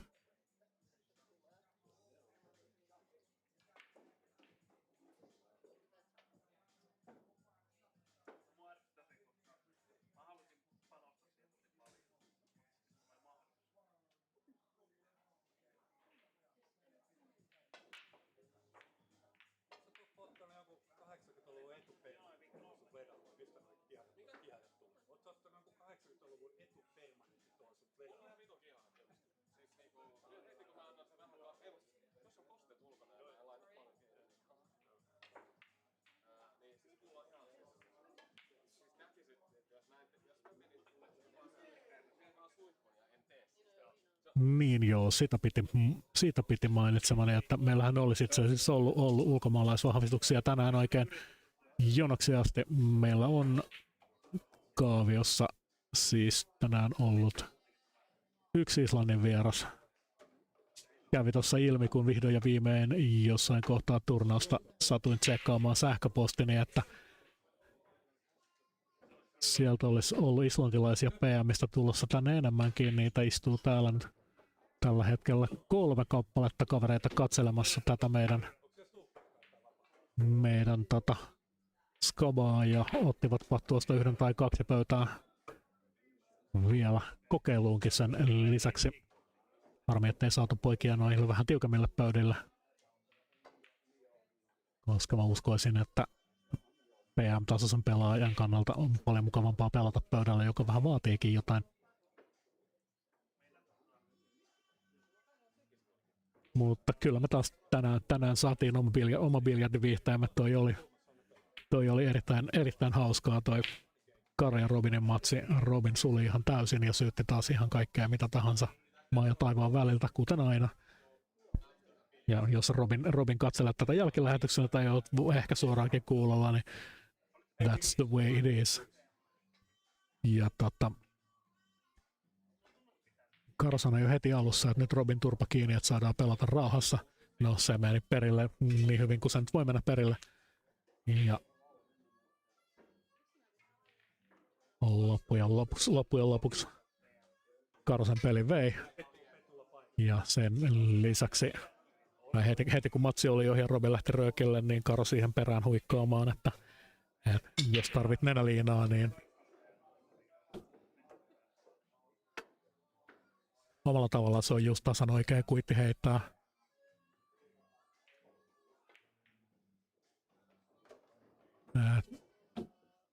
Kyllähän meistä itse kukin selittelee pelien lopputuloksia jälkikäteen, mutta tarviiko sitä nyt hittaviekö ihan aina? Joskus voi vaan todeta, että kaveri pelasi hyvin ja Karohan pelasi hyvin. Ja Robinin peli puolestaan ei lähtenyt käyntiin oikein missään kohtaa. No, se on mitä se on.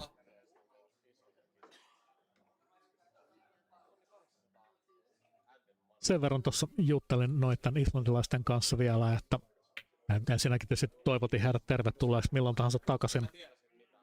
Ja toiseksi kyselin miesten mielipiteitä 247 ja terveisiä sinne Metsälään. Tuli kyllä taas pelkästään positiivista palautetta. Kyllä te hoidatte tonttinne helvetin hienosti ja olette kunniaksi suomalaiselle biljardille.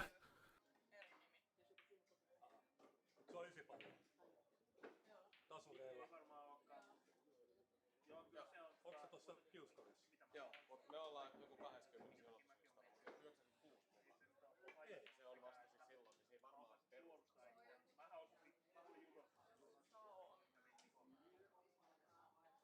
varmaan perustaa. Mikä päivä se oli muistaakseni? 11.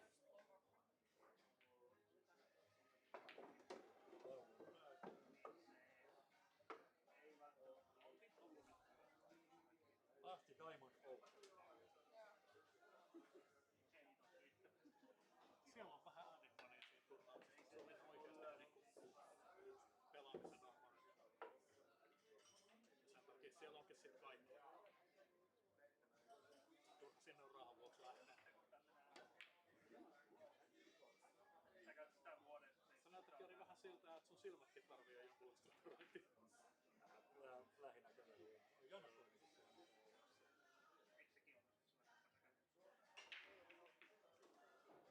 Mä voin ainoastaan sanoa, että tell me about it.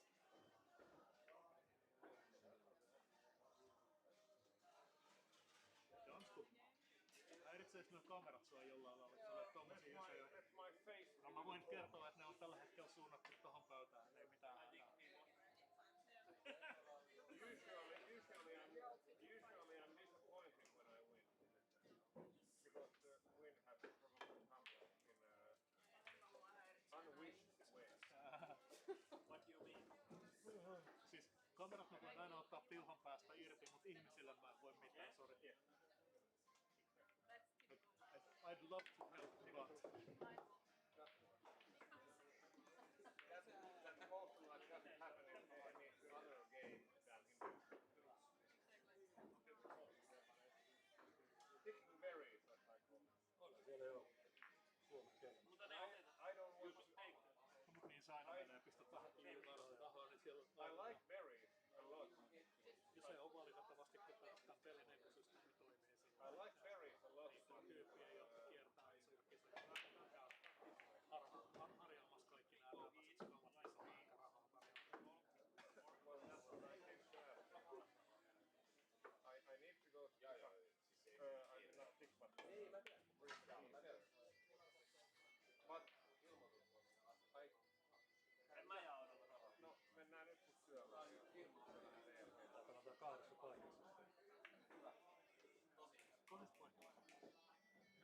Tiplapaa, se on sama paikka usein. Sama osoite. Tiplapaa ja Lahtipilveessä, se on sama osoite. Se oli aika huono. Eikkala tasoilla. Okei, vuosi aloittaa.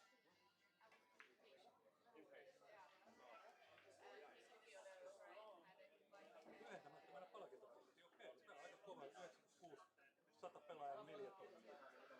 6 tonni 800. Se on aika hyvä. No joo, teidänkin järjestetään.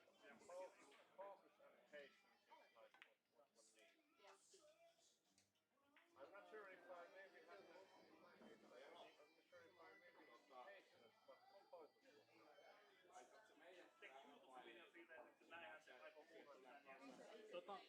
Odota pieni hetki. Kysymys on jonossa, nyt vaan odotellaan käsittelyä. Maybe it's like not having patience is maybe also like leave like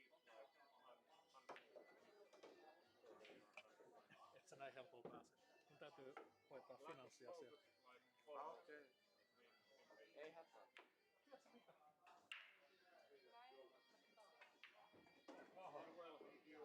Voitto, profiittenahan sanoi sulle. Jos meillä on sillä tyyliä 20 pelaajaa. Or is it like does it normally go like better like when having some official competition and then when it comes to like little Tero. What? Tero kävelee rahaa. Ei se mitään. Relaxin ottanut siitä kisältä. No en ois. Sen todella. Saanko mäkin viikkorahaa? Onko vähintään tässä saada? Niin, vielä on tähän. Tulemalla paikalle.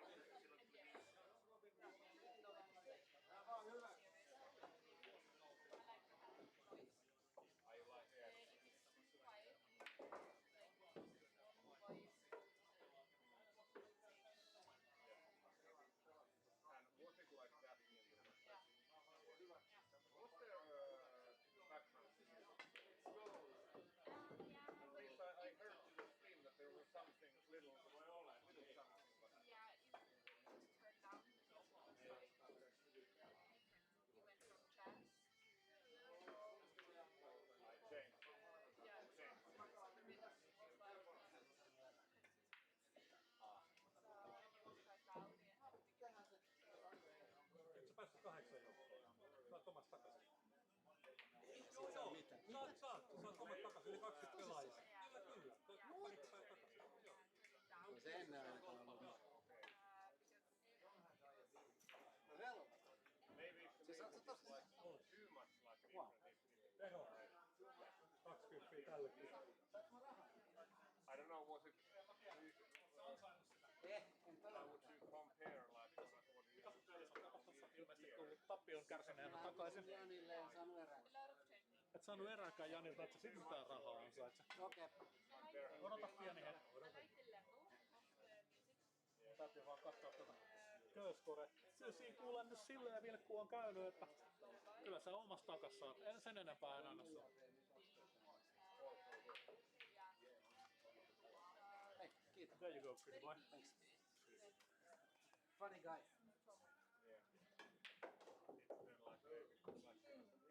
Janska, miksi et sä pelannut mua vastaan? No mä pelasin ne muut.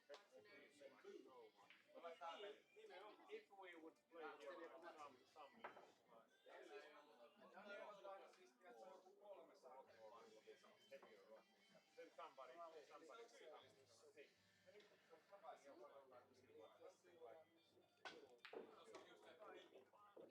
Something, and then when you play that, then somebody else something like something a bit more too tired, like tiring, like Juuso, I am currently on my Facts of Life tour. This is my like on the spot stand-up set, and it's just it's just a fact of life. Somebody always complains. Facts of life. Sorry. I have heard if something like separates people from the billiard club or like separates, but like brings this kind of different opinions about it's music. Yeah, but you should stick to a genre. Really, like, Stick to one genre. yeah. Because then it's the same rhythm. So everybody can listen to different music, but then when it comes to I think that's what annoys people the most. So suddenly you have like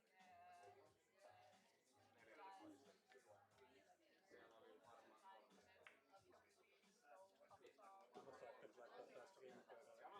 Aro, jähkinen.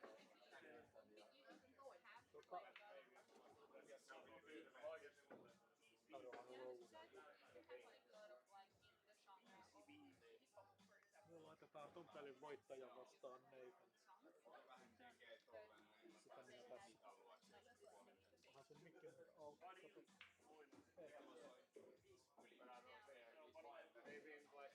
Mitähän vittua mä näin?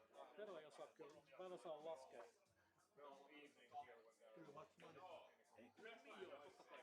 Tästähän se johtuu. Eli 160 voittaa, 80 kakkosella, 40 kolmosilla, 40 seuraavalla ja siellä on vielä se ylimääräinen 20 matsi häviöllä. Eli kaikki on just niin kuin pitää.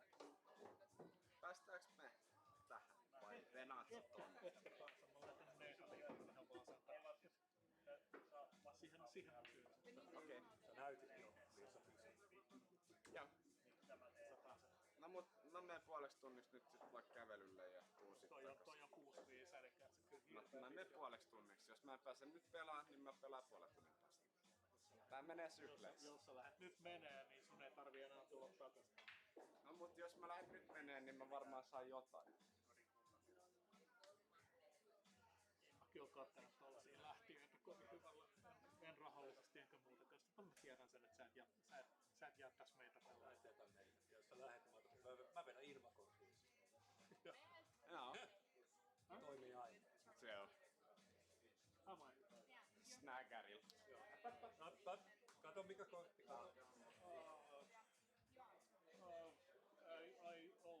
I have never been able to take a compliment. Yeah, but save it for Well, another day. Tero, now it's time to learn. Alright. If you can take it now, save it for a rainy day. He's like Tää on nyt vähän tabu juttu, mut onks meillä joku raja? Joo, on. Voit sä olla siellä 160 €, kakkosella 80 €, kolmosella ja nelosella 40 € ja Noin sai pari. noin sai 20 €. Tällä kertaa kun turvallisuusdirektööri ei hukannut rahaa mihinkään, niin seurakin saa 40. But I mean like Arvaa Karo Huviksesta, mikä on isoin rahamäärä, mitä yksittäisen kisan potista on ollut seuraava. Varmaan 20. Oli? 20. Mä oon vetänyt edelliset 3 vuotta, 4 vuotta silleen, että se I've on heard also 10%. we have like Isoin on ollut täydellä kaavio 6 dark competitions are not like koska voidaan tuoda tämä markkinointi on onnistunut täysin, voittaja saa 250 se antaa niin kisoista vissiin tästä asiasta. Se on ihan jees. Joo. Ei, mutta siis kiva tietää ja varmaan kyselläkin siitä enemmän. Minkälaisia kauppakielejä yleensä koulukisoissa tästä maassa saa? No riippuu pelaajista. Esim. Perjantaina. No joo, sain pelaa kisat ja olin samalla töissä. Meitä on 27. Meillä on 10 marsaa. Ja olisiko se ollut 115. Mikä tarkoittaa sitä, että jos se olisi maksaa 20 siinä, niin se menee ihan vaan kertaa 2. Jari, ota setti päässä, selosta toi Nathan ja Miron, eikö siis, sori, Arilla ja Miron matsi on 6-6 kontras. Chup chup. Itse asiassa toi Okei, tässä lyhkäinen selostus. Tässä on tiukka matsi nyt meneillään. Miro Pakke ja Harlit Moilainen, norjalainen vahvistus. Ja tilanne on siellä nyt tasan 6-6, eli konttoriin asti ollaan päästy. Ja kummallakin tietysti hirveä halu päästä 4 joukkoon. Tästä tulee nyt sitten vastustaja Nathan Virikalle tästä matsista. Ja siellä Miro pääsi breikkaamaan. Eli kavesi se 5-6 6-6 ja pääsi breikkaamaan ja sai ihan hyvän breikin. Kivi oli lähellä uida tonne keskipussiin, mutta sieltä se hakeen kautta syljettiin ulos ja nyt katsotaan, että saako Miro tästä suoritettua. Tässä on enää 5 palloa jäljellä. 5, 6, 7, 8, 9. Ja nyt katsotaan, että kuinka Miro tämän suorittaa tästä. 5 sieltä säkkiin ja nyt katsotaan, että pysyykö se. Ja Kivi pysy pöydällä. Se oli ihan menossa keskipussiin, mutta sieltä haakista jälleen kerran tullut. Tällaista vähän väärällä puolella täältä katsottuna. Ne pelaa tuossa kutospöydällä. Täältä katsottuna pikkasen väärällä puolella, mutta mikäli asia näin on, niin sieltä tullaan erittäin hyvällä lyönnillä 7 päälle. Meni vähän ehkä pitkäksi ja nyt katsotaan, jaksaako Miro miettiä, että kuinka tämä suoritetaan tästä. Nyt ollaan todennäköisesti nyt sitten safety lyötiin. Se joku stoppari tuohon 9 taakse pitäisi tehdä juurikin näin ja sen se Miro tekeekin. Ja se jäi edelleen maskiin. Se on edelleen maskissa. Kyllä se täältä katsottuna näyttää maskissa oleva.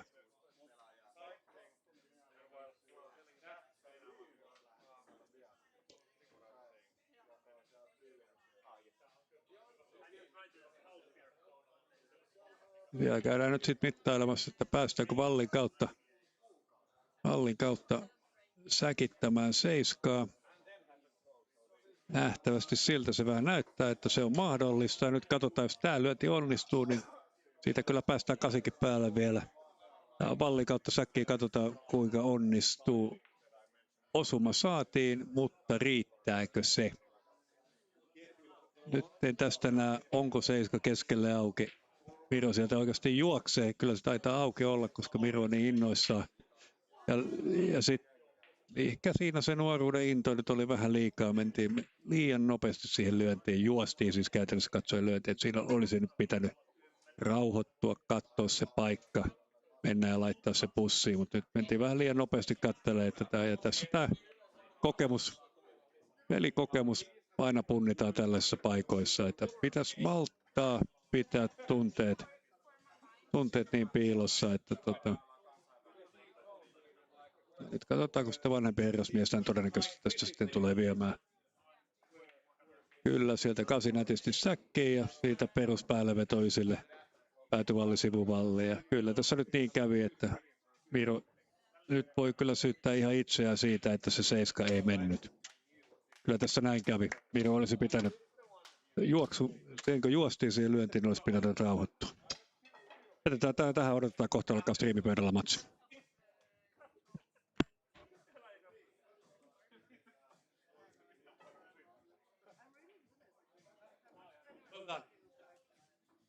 think that the young guys will be a little bit too over enthusiastic when it comes to the 70s. A little bit too hard.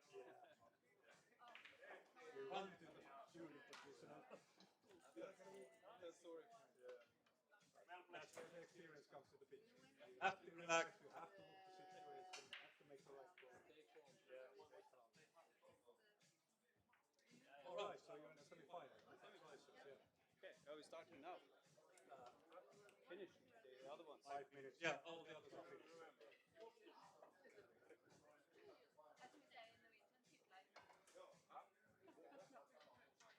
I think that you will be playing on the streaming table, so I will be commenting that on English, so you can check it afterwards when you're back at home. Or you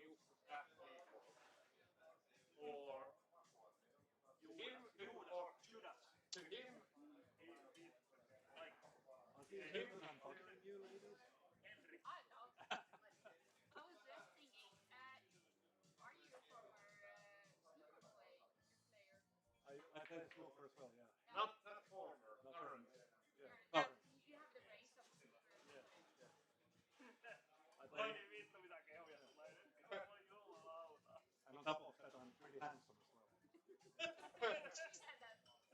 Okay.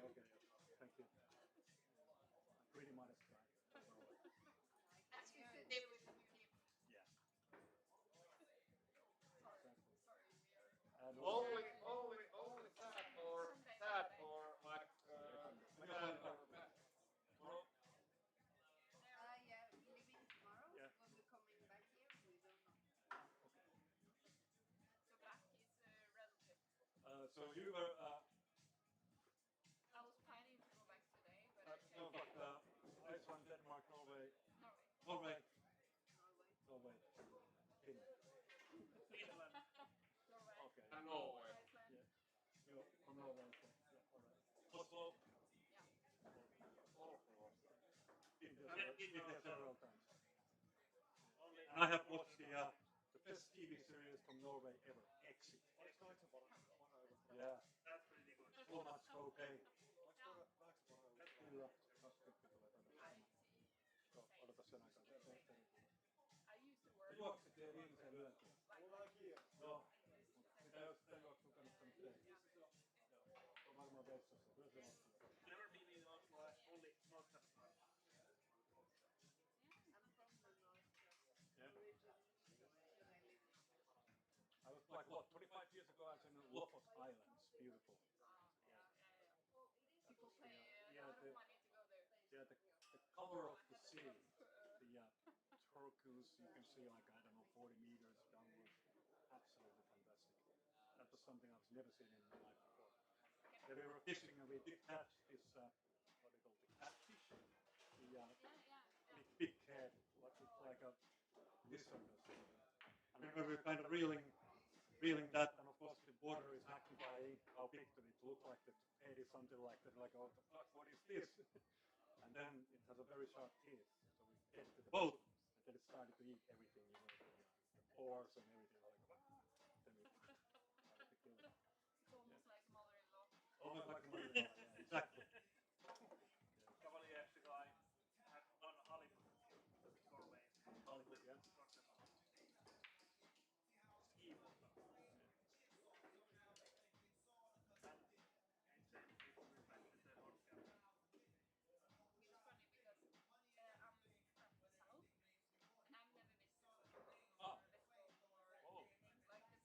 You should go there. I've gone is Tromsø, which I studied in, and like seeing the pictures. It's not far, but still, it's more expensive for me to go there than to go to Stockholm for a weekend. Like, I found out that I've been to Stockholm 5 times. 5 times, yeah. From last August till now. Yeah. Just because it's easy. Yeah, it's easy, yeah. It's crazy when you cross the border from Finnish and Jari. It's like bigger. It is, yeah. I noticed when I was in Lofos Island 25 years back. I crossed on the northern part of Finland. Yeah. And it's when you are in the border, you can look. Why it's a different nature? You know, it's completely different. Just on the border, yeah. It's crazy. You know, I expect that it's pretty much the same. You know, and then gradually changing, but it's on the border, it's different. You know, Missä oli Kilpisjärvi? Siis se on niinku Käsivarressa. Okay. Norway came to the top of the Alti to Finland. Yeah. But I think it was the same when we were like maybe a year old. In the most northern part in Finland, like what was the most? They're in the very north. No, Rovaniemi is not the northern part. Very. Heikka, mikä on pohjoisin kohta Suomessa? Siis Karikasnie, ei.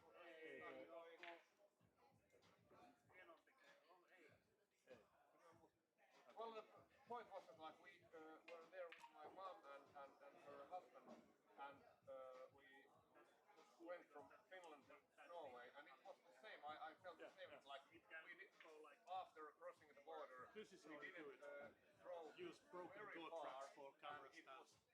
was seen from the nature. It was like Angles can be changed instantly, and you don't need to pay kilometers and 350 euros for a camera it's actually quite ridiculous how much of a budget operation this whole live stream is. All right, are we starting right away or time to go to the toilet? You go. I can handle the start.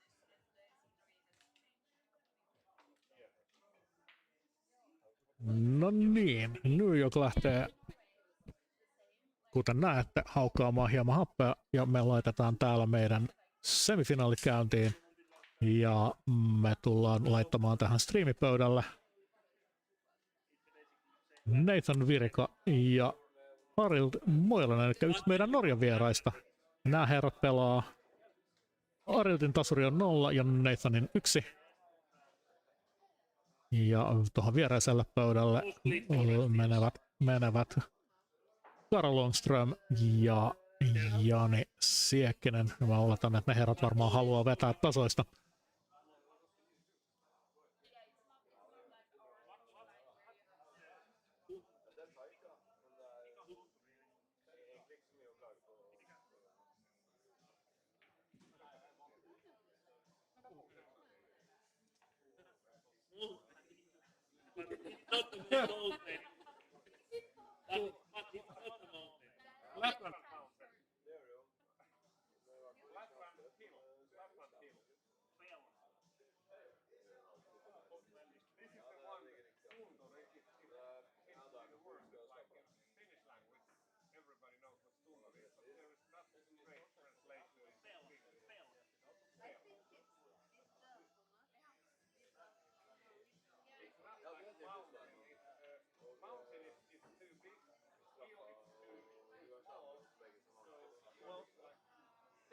You've got the whole knowledge of the world at your fingertips.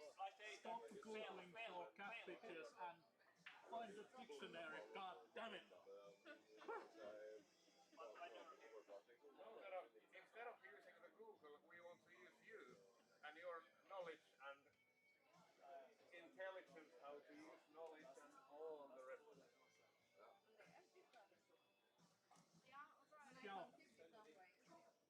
Yeah, it is.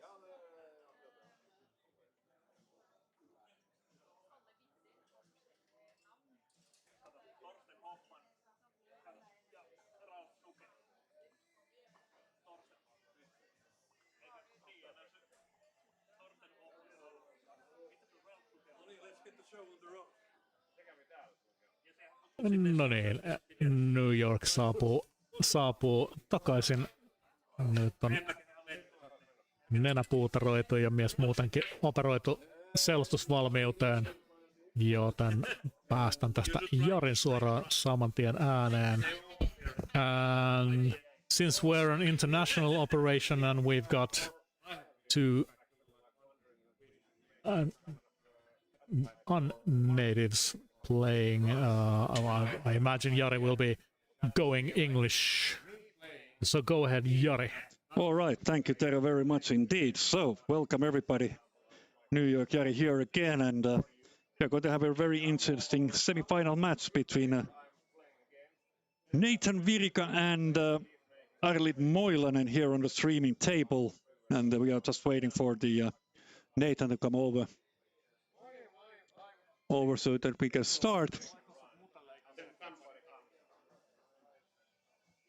Alrighty then, let's get the semifinals on the way. Table number 5, Nathan and Arild. And table number 6, Karo and Jani. Let's get this circus back on the road. At table number 6, we have a Karo Longström and Jani Siekkinen. And here is Nathan as well.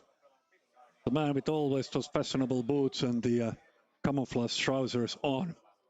Going to be a very interesting game. They haven't played each other as far as I know. Never before, so let's see how it will go out. As far as I know, Nathan do have a 1 handicap here, so Arild will have the first break. Run to the 7 and breaking from the box. So here we go, ladies and gentlemen. So this is semi-final. The first semi-final match, and the second is between Karo Longström and Jani Siekkinen on the table number 6. So they will start soon as well.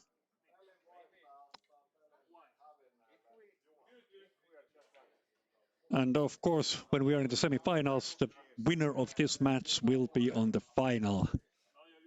And same thing goes for the Karo Longström and the Jani Siekkinen match as well. Winner from that match will be on the final here today in our Groovetown Jack 9-ball Sunday tournament. So, Ireland to break, first break, let's go. This is the only place where I'm able to do the break and run. As people, it's only dream for me. Really good hit to the ball number 1 here, but unfortunately looks pretty dry. However, the one is not in a very nice position here, and as far as I know, and I've been playing Nathan a couple of weeks back before my hip surgery, I think that he's trying to bank this one to the corner pocket. Let's see. That definitely think that he's most likely going to do. I think so.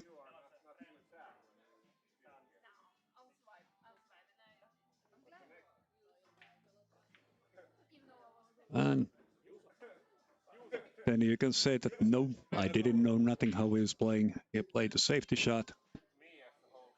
And now I really need to figure it out what to do with the number 1.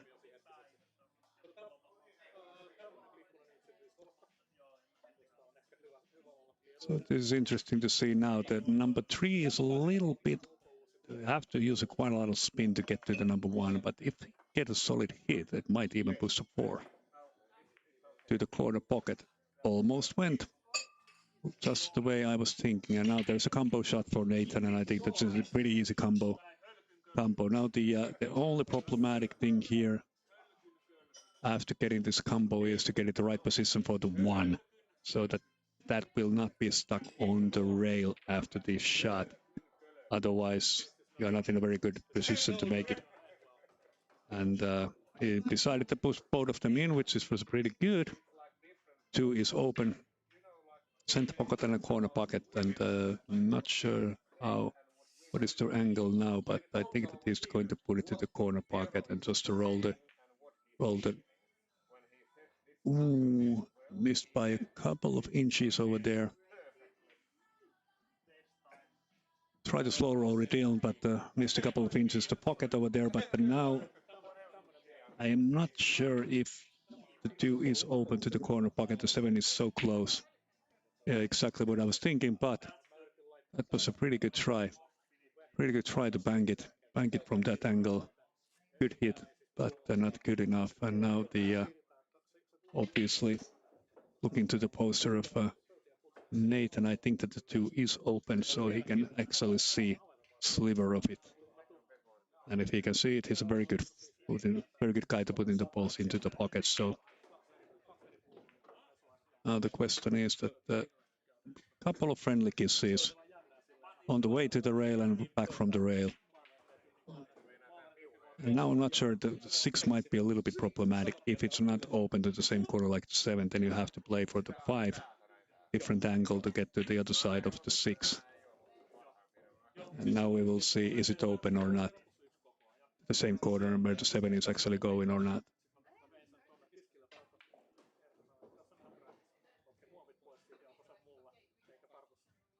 Let's see. Yes, so it was not open. He's done it to put the 5 to the corner pocket, but he did not hit it hard enough. That's why the cue ball didn't slide enough for the left-hand side of the table, but he can still see the 6. But now the question is it going to be too thin? No, it was actually a bit too thick. Hit the first knuckle over there. And now it's an open shot for Arlin. And watching what Arlin did when he was playing against Miro Pakke on the table before getting table number 6 before getting to this table number 5. Pretty solid player all in all. Nice shot, good technique. And good to have these foreign players here in Groovetown Jack's Sunday 9-ball tournament. This is going to be a bit thin cut. And there is the price to pay for that. Oh, unless he got lucky and he now Nathan is, I think that he's titty hooked, so to speak, behind the knuckle. Titty hooked. I heard it. Yes, he was titty hooked over there, and couldn't serve the ball to get the hit to the 7. So now it's ball in hand for Ireland, and that should be pretty easy. First track for him, 3 balls on the table, 7 corner pocket, side rail, 8 corner pocket.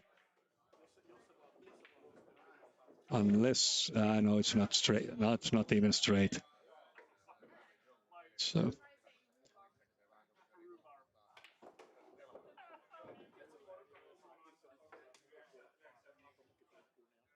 and then just finish the 9 to the corner pocket and take the first track. Yes, very nice. So 2-0, so Ireland did have a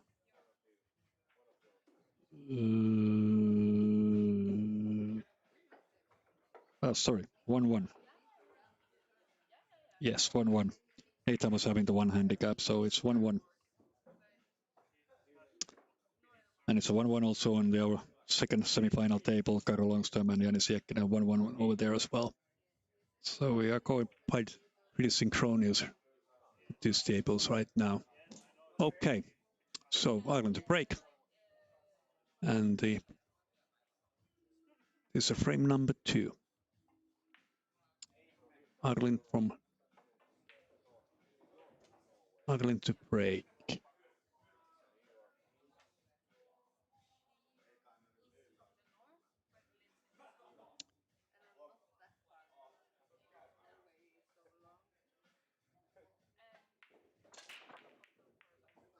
Well, the break was pretty powerful, but just like in the previous break, no balls. The 9 ball, however, is now pretty close to the corner pocket, and the like or not, there is no straight shot for the number 1 right now. So it's either going to be a push out or most likely a push out, I think, at this point. There's no kind of easy way to hit the 1, so it's going to be a push out. And push out it is from Nathan. And now Ireland have to think about, is he going to take this or give it back? There's a good safety chances now. The only thing is that the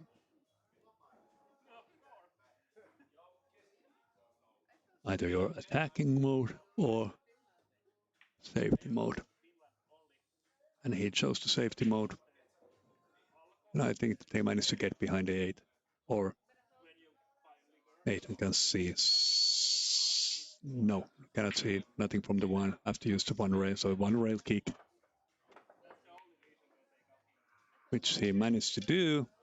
And he also managed to get the cue ball behind the 7. And now Ireland is snookered a little bit. But he takes a jump cue. Let's see how his jumping capabilities are tonight here in Groovetown Jack. First jump shot in this game so far.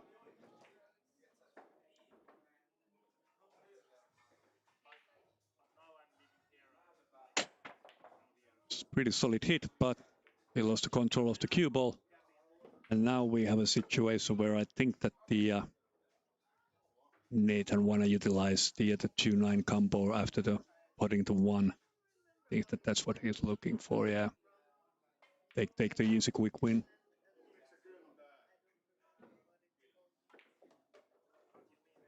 Yes, that's what he's looking for.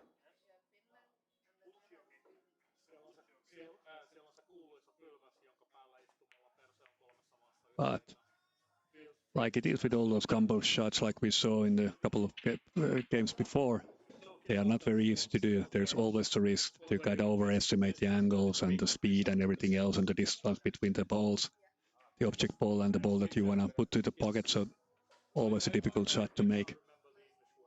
Ireland can see the 2. I'm not sure if I can cut it to the corner pocket or not. If not, then he's probably just going to put it behind the 5-8 over there using the rail. Get the cue ball there like this, yes. And I think that is nearly there, but I think that there's a good chance that Nathan sees at least a sliver of the blue 2 here. Yes. But there's not actually any good shots available to get the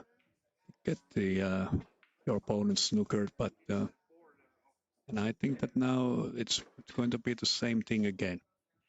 Now, but it's reversed, so that now the 2 ball goes to the behind the 5 and 8, and yeah, he gets the cue ball here on the top rail. Yes, like this.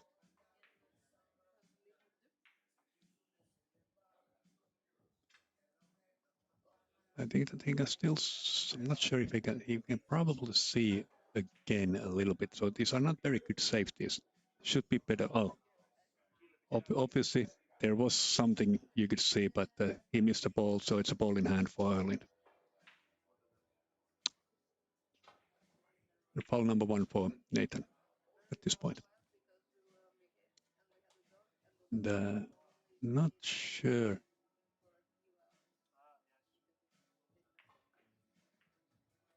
Okay, he took the 2-6 combo out of the way. Get a little bit more room, get a better angle to get to the 3 from the 2. I cannot see, is he pretty straight to the corner pocket or not? If he's straight, he has to screw it back to the side rail, and this has to be a top-notch shot to make. Because you have to screw it very beautifully, and this is the way to do it. Absolutely fantastic cue ball control here. Good stroking as well. Now the angle is not optimal to get the 3 to the corner pocket. However, but we have to remember that Nate has a 1 foul now behind. I think that he probably wants to try to put this into the pocket. Yes. But at the same time, I don't know if it's safe or not. And I cannot tell from this distance right now. Cannot see it. Is it behind the 9 or not? You will see when the Nathan will. Obviously, he can hit the rail first. It was completely open. So good shot from Nathan. I have to put the 4 here and get the cue ball to the other side of the table for the 5. Either you stun it, but then the cue ball nicely on the rail, but you don't want to be... Oh, this makes it now this bit more challenging due to the fact that you can only now use the topspin, and with the topspin you cannot get the good contact from the rail to get to the 7. But he managed to jack up his cue enough to get the good contact and get enough spin to get to the ball number 7. This should be pretty easy. Corner pocket, top rail. Then there's a table.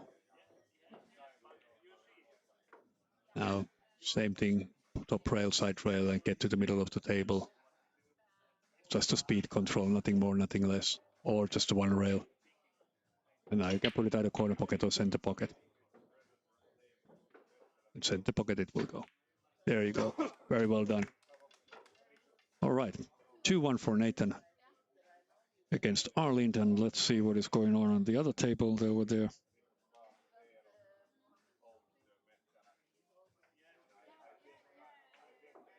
And there, Jani Siekkinen is leading already 3-1 against Karo Longström.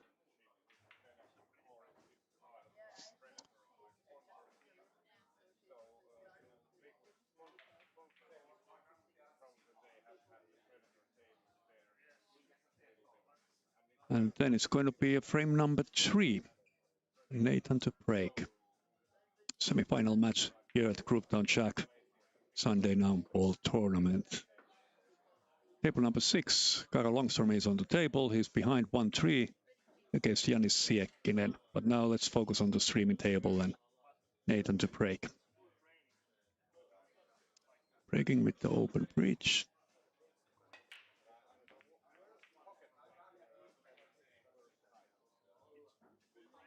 Try break, and I think it's going to be a push out. The 1 is in a pretty awkward position here in the middle of the table, tied up with the number 2. And I don't think that the Eileen can see it at all. Now the question is, if you really want to do push out from this position, what would you do?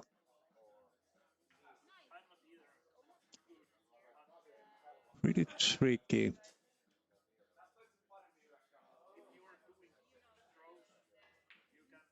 was how it's gonna be.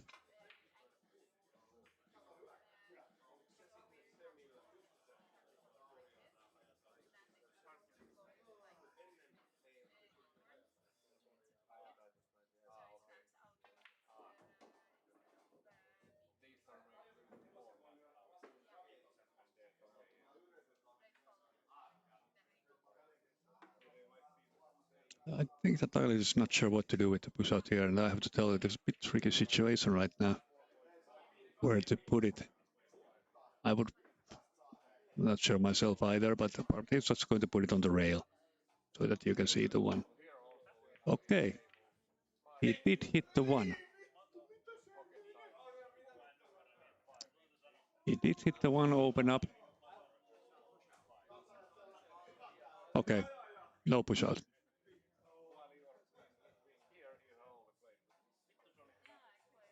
Yeah, because pretty hard to get the good kind of position for the push out at that in that situation. So the pretty nice, very controlled shot, bit massy shot from Nathan. The snooker, but this is now very interesting because if you execute this kick shot correctly, you can pocket the 9. You need a little bit of luck on this, but nevertheless, doable shot. If you get a good solid hit on the 1.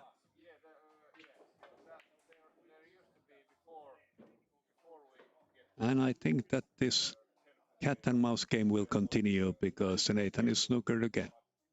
So this is a very, very interesting. We are still playing the ball number 1 here in this rack. Now there is only 1/4 of the ball you can see from this angle, but he managed to hit it. And now, is this the highway for the quick win, or is Ireland looking just to pocket the 1 and get the position for 2 and use 2-9 combo?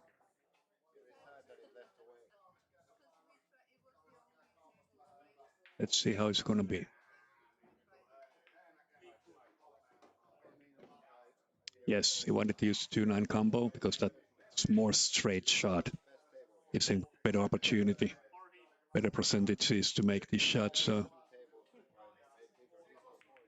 and well executed. There it is. 2-2. Even Steven 2-2 this game here.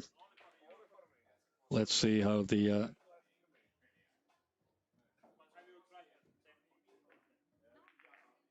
and Janis Jekinen is in 4-1 against Kaka Longström over there on the table number 6. So even Steven here in our streaming table. Welcome everybody once again on my behalf. And just a kind of side note, if you want to know why I'm not playing tonight at all, is that I did have a hip surgery. They put the artificial hip, ceramic artificial hip, a little bit over a week ago in a hospital in Hyvinkää, and they did a very good job because I'm already here. Here did play a couple of rounds with William Lagerboom and trying to move around the table to see if that's how the legs are working and the so on. So pretty good. That's about it. And now Ireland finally found his break, so we are in the business. So we are pretty good break. Balls are laid out pretty nicely, no tie-ups whatsoever. And the number 2 is open to the corner pocket. Just need to have the 2 rails and get the position for number 3. Let's see how he's executing this one.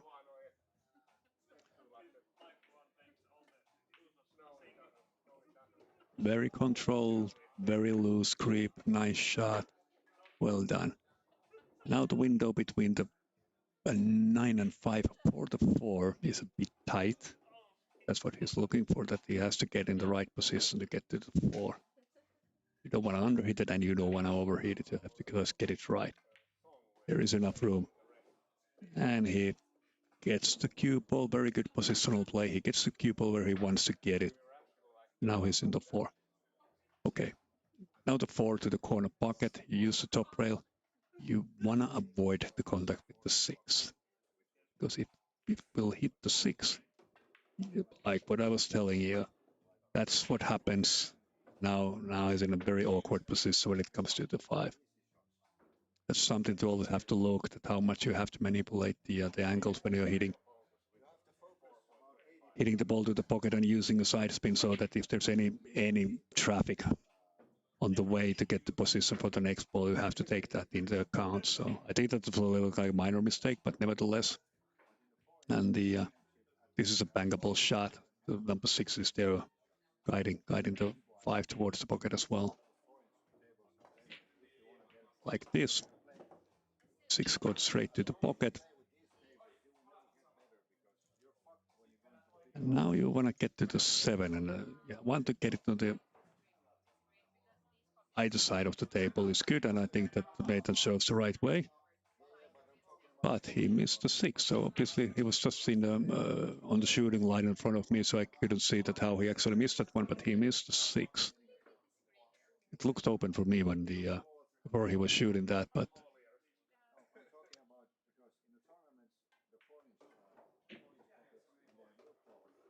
once again, very nice, very gentle touch, good stroke. Maybe a little bit challenging now when there's the center pocket over there to get the 7 to the corner. If you hit the knuckle, it was always bounce out. So it had to be very delicate, and this is a very delicate shot, and it goes straight in. Beautifully executed, very well, nicely executed shot. Now the only thing you have to worry about in this shot is that you have to take into consideration that the cue ball control, you have to get it over or below the center pocket, which you get below, which is very good, directly for the 9.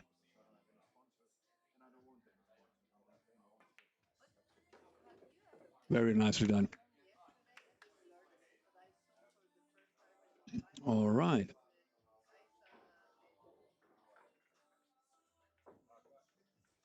And the reason why I only won this rack was more or less the one shot that Nathan missed, it was the number 6. Because with his skills, I think that if the 6 would have gone in, he would also cleared the table, just like Arlen did. So they are both in a pretty much in the same level. I couldn't say which one is better at this point yet, but we will see. Okay, Arlen to break.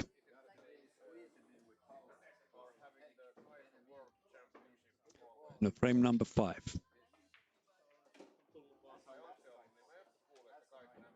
Let's see if Arlen has now figured out the break, because the previous break he did was pretty good.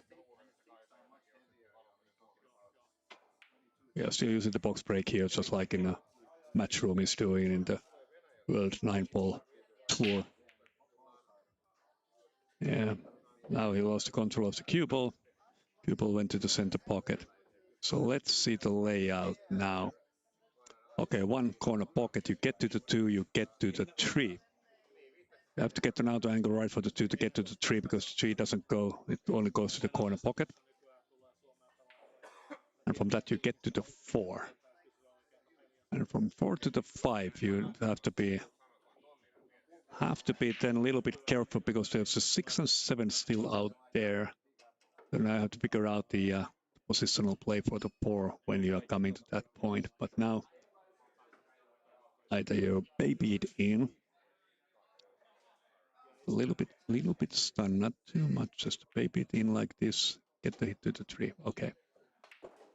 If the 3 is not open, and I don't think that it might be open to the to look from the Nathan point of view to the right hand side corner pocket, and if it's open, he will put it over there. Okay. All right. So he's leaving a pretty open table for Arlen. This is easy. You just put this one in and get the cue ball from the rail for the 4. Now just stun this one, slow roll it towards the 5, or get like this. Either way is good. And now the positional play for the 6 has to be delicate. You don't want to be anywhere near the 8 on this shot. You don't want to be. Okay, very nicely played. Okay. And we've seen a couple of very good shots near the rail from Ireland already. Nicely executed this one as well. Now backspin it. Screw it back, get it to the rail, and that's always a little bit risky. You have to kind of punch it in a little bit, and there's always a risk. Risks over there, but there's now bonus life for Nathan in this frame.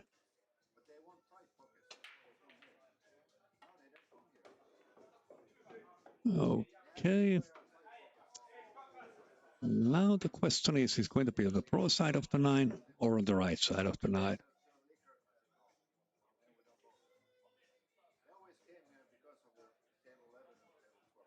It's going to be force follow, top spin.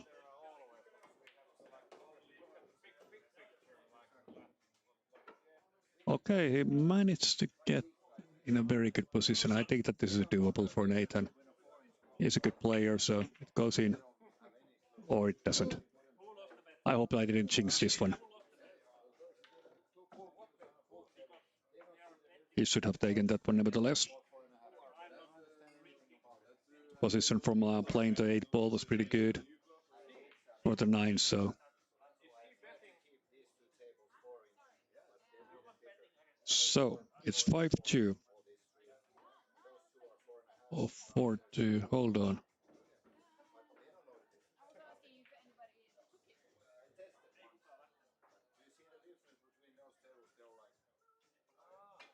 No, that is 5-2 on the NY wrong through match.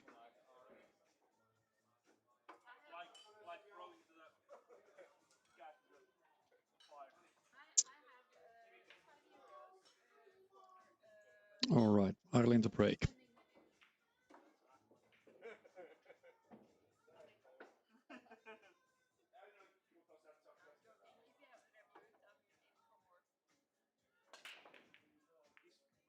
And once again, the cue ball goes to the center pocket. That's something that Ireland has to figure it out pretty soon. However, now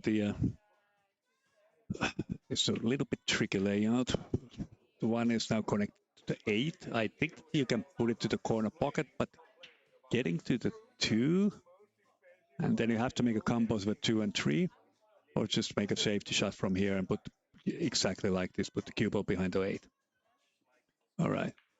I think the Ireland can hit from the rail to the 1, so at least he can hit it, I think so, if the 6 is not on the way.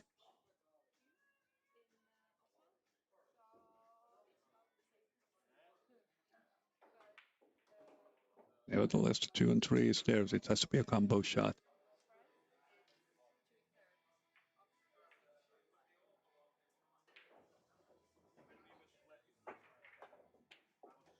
Wow. That's the way to do it. That was a beautiful kick shot. Straight in the heart of the pocket. Not sure if he can see the 2.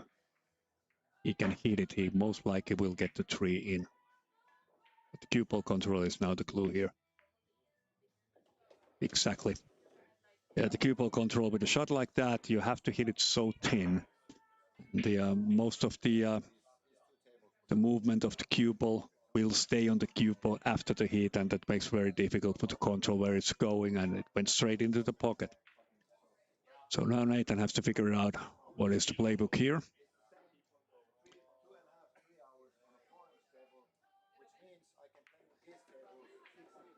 Wants to get to the middle of the table, which is always a good and safe choice. And now just corner pocket 4 from the rail to the 5. Cue ball back in the center of the table. Just like this. You don't want to be too straight. I think that is pretty straight now. If he is, but it's easy to spin it, screw it back, using a backspin. Yeah, that's the way. That's what he's gonna do. Exactly like this. The control at the backspin is always challenging, as we can see from here. A little bit overdraw it, and now you can still pocket the 6, but then you need to have the cue ball control.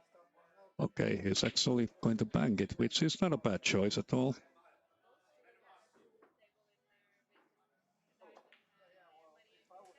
Yes, that is where the cue ball control comes into the picture. I've done that so many times myself, so I can already see it coming up pretty often.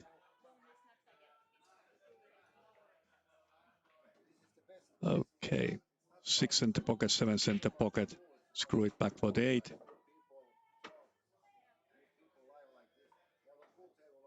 Now you don't want to overdraw this. This is now, you have to be very delicate with this shot. Okay, so you could use, okay, he cheated the pocket a bit, use the rail. It's much more and a more sure way to get to where you want to get the cue ball. Ooh, that was a little bit bad contact to the cue ball from the tip. And it came, of course, usually, like we all know, it comes in a very critical moment in the game. Typically, when you're hitting the 8 ball or the 9 ball, something like this happens. All right. Not the best possible positional play, but this is a shot that everybody should know and should practice because it happens quite often. And it went straight in the heart of the pocket. Well executed, Nathan. Well executed indeed. All right, 3-4. All those things that he complains about are things that you can practice in order to improve yourself. It's just a matter of whether you're actually interested in improving yourself or just accusing everything and everyone else.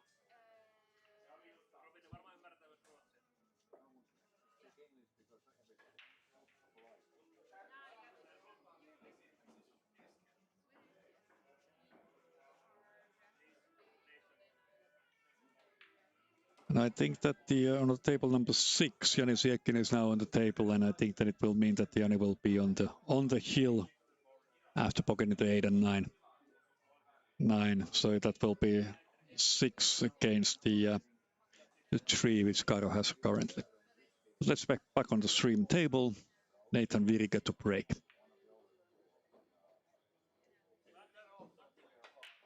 Open bridge break. Deep managed to get a ball in. 1 is open to the corner pocket. However, to get the position for the 2 is now a bit challenging, to say at least. It's only open to the corner pocket because 6-1 ball number 6 is blocking the other pocket. But I think that he's looking for the combo shot. And he cued it too perfectly. He put the cue ball into the pocket, so it's a ball in hand for Arlin. He is not going to take the combo. Wants to get the 2 corner pocket, get the cue ball on the rail for the 3, and then for the 4, which makes perfect sense at this point of view and on this layout where the balls are right now on the table. Another question is, do you want to put it, is it open to the center pocket, or do you want to put it over there, or just want to hit it to the corner pocket? I don't know which one he prefers here. Okay, center pocket it is to get a better positional play on the 4. Now the number 6 is here in the top rail.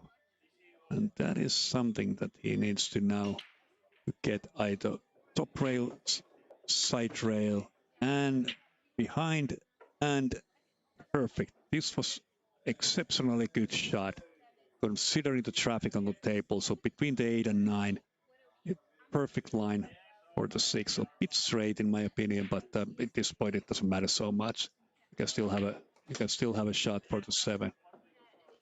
No, he did overhit this a little bit, but it's still open for the bank shot, or straight in the corner, cut it thinly, which he was going to do, but he missed. But now the question if this is now, no, not sure is it behind the 8 or 9. I think that Nathan can see it.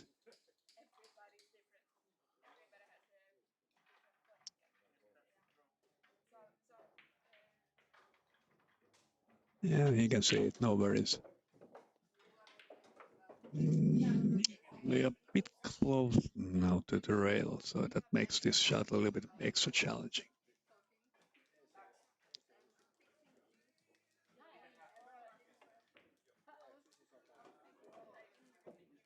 Where is the cue ball going? Where is the cue ball going?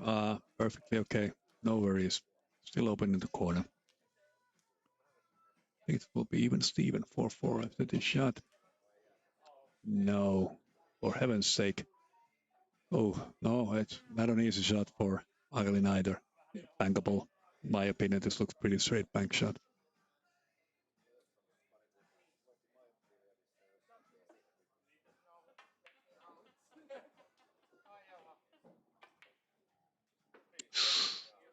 The cue ball is supposed to be, yes, not close enough to the rail to make this more challenging.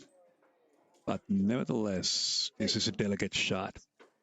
Shot that you need to hit with enough pace to avoid the cue ball going to any of the corner pocket. Doesn't matter which side you are going to cut this one in, left or right. But you have to have enough pace, otherwise you will lose the cue ball control. Let's see how it will go.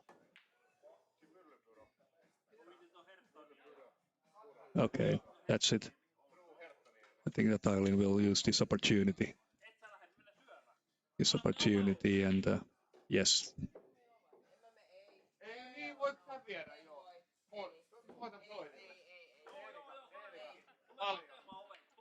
So 5-3 here, and I think that the Jani Siekkinen is doing what he does best, putting the balls into the pocket and getting himself to the final. Our first finalist is after this shot.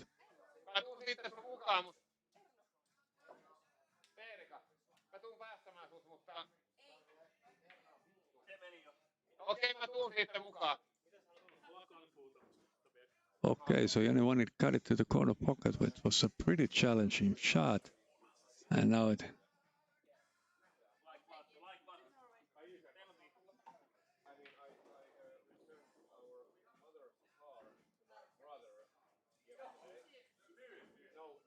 All right. Ailin.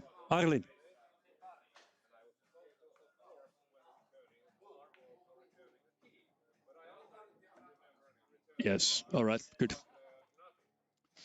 Score is 5-3 now in this game, and Ailin to break. Okay, so, that was something. That was a golden break, ladies and gentlemen. First one on this table tonight. Came in a very, very interesting time when if you think about how many racks we have been playing and where is the scoreboard right now. So after this golden break, so Ailin is leading 6-3, since Ailin is already on the hill. And as you can see, he changed the side of the break from the previous one, but then he didn't get any balls into the pocket or he lost control of the cue ball. So let's see if he's still using the same on this rack. I've been breaking once in a Corona bar back in the days, 2 times in a row and getting the 9 ball into the pocket. So possible, can be done. Now let's see how Ailin is going to do this.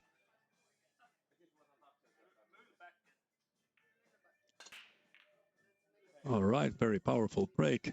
And the cue ball goes to the center of the pocket.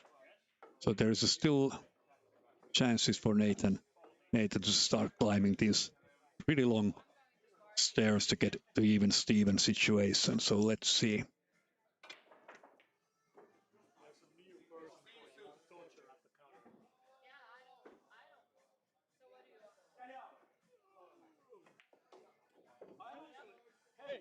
we need to do the song.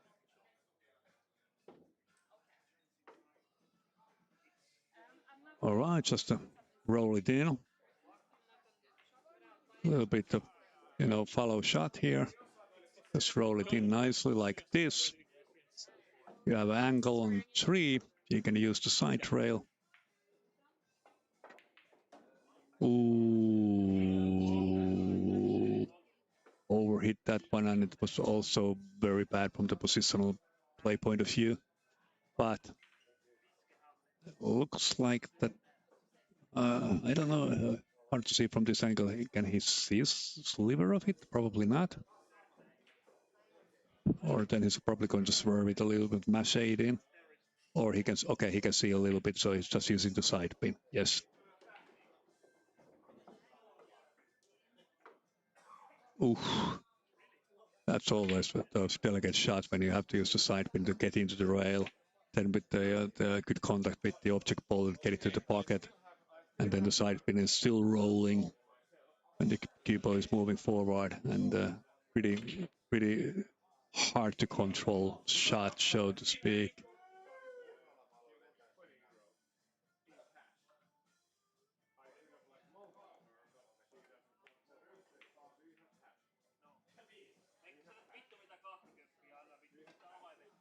Okay. Nathan have a chance here. Probably going to bank it, I think. You can probably just shoot it straight in the corner, but a bit challenging shot, I would say, to get the position for the 5. That's what he did. This is the reason why I was saying it's a bit challenging to get to the 5. It's pretty close, but very good speed control. He didn't scratch here, so...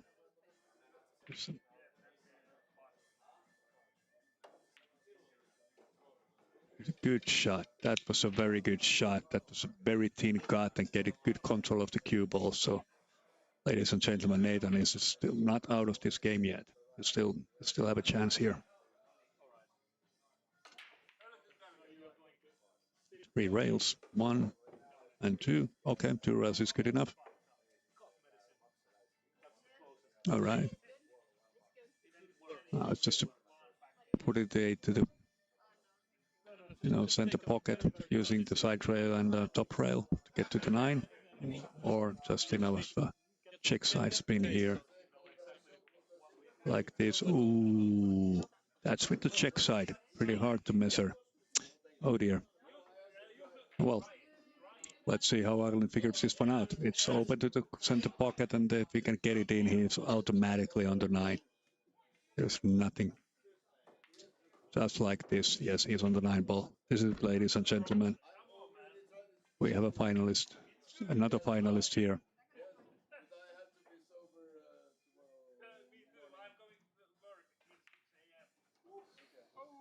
Ooh, I hope I didn't jinx this one by saying that we have a finalist here. I hope I didn't do that. But let's see now. Now this is definitely a pressure shot. So...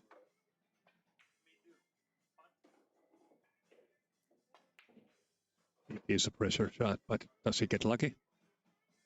He does get lucky. Yeah, sometimes you get lucky. All right, the game is still on. Yeah. Yeah. Like I said, it was a pressure shot, but sometimes luck is on your side. So, ladies and gentlemen, the game is not still over. It's 6-4.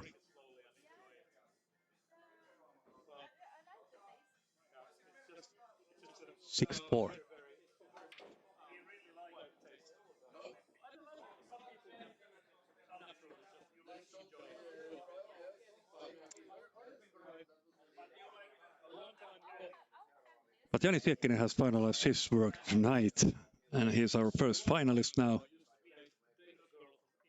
Boom! Fist bump with the Jani Tiekkinen. He's our first finalist now. And let's see how this game will now play out. So Nathan pocketed the balls. Number 2 from the break. So 1 is open. 3 is now tied up to the rail. That's a bit challenge. You have to.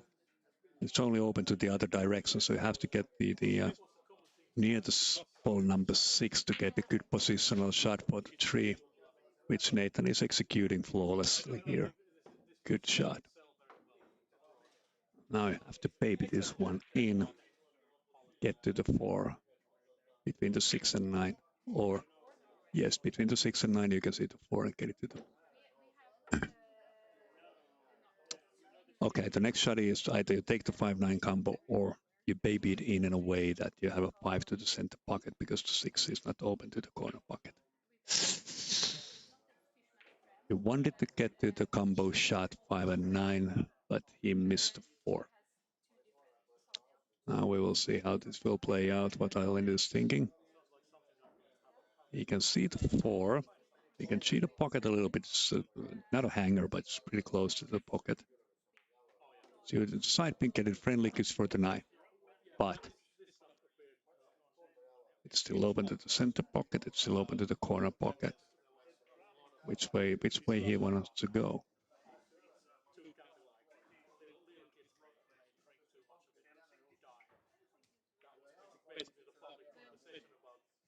That was a pretty clever play. Very nice safety play from Ireland. So, 1 railer or 2 railer, and 1 railer it will be. Hold on, he missed it. Okay, ball in hand for Ireland.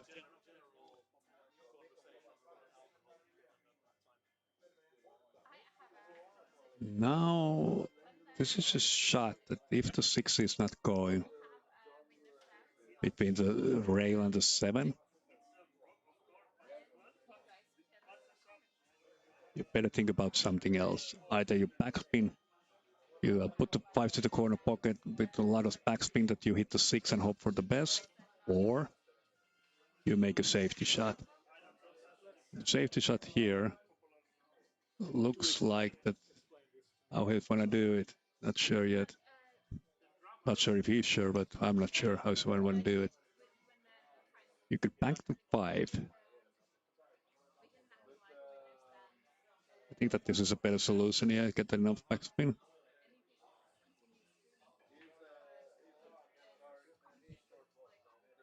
Not an easy situation to solve.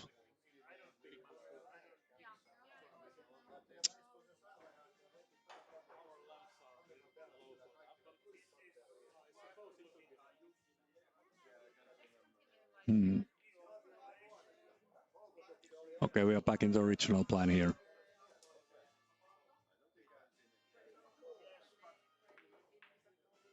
Just baby in the 5, okay. Now just have to figure out what you do with the 6 and 7. So that's one way to move forward. You just, put the ball in the pocket and change the situation so they can have a new plan.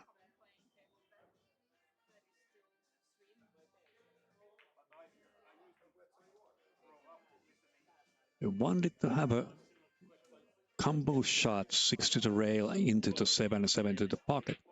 It can make perfect sense in that situation. So, but now Nathan is having a bit hard shot here. So let's see, he's going to bank this straight to the corner pocket. This shot might cost him this frame.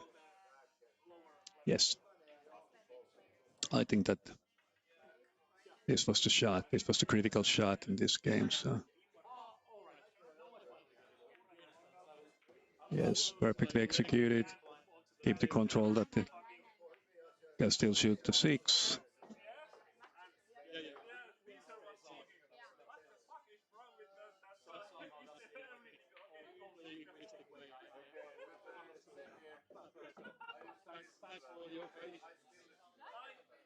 All right, 1 shot. There you go.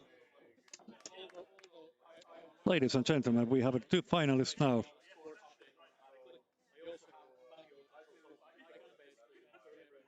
Arild Moilonen and Jani Siekkinen. Come and pick up the money. Yeah, I will take a small break here. Semi-final place today, 40 euros.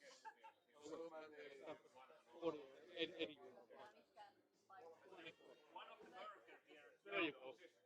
Mate, trust me when I tell you. Feel it.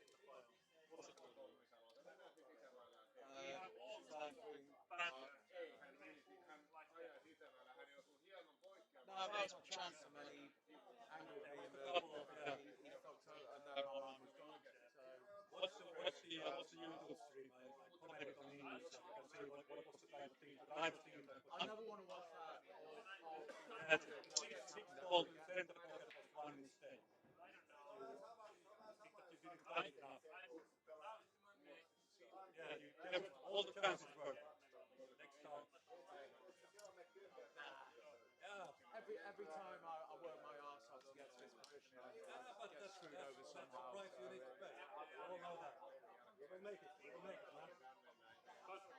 But Nate, always remember, life is just a part of pool. Whereas life is shit. That's true as well.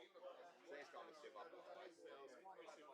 Itse asiassa kutonenkin on vapaa, mutta on aina ketään. Where the fuck is my... Oh, I can't be asked. Well played. Okay. I've seen the louder. Yes, completely. Ollenkaan jaksanut.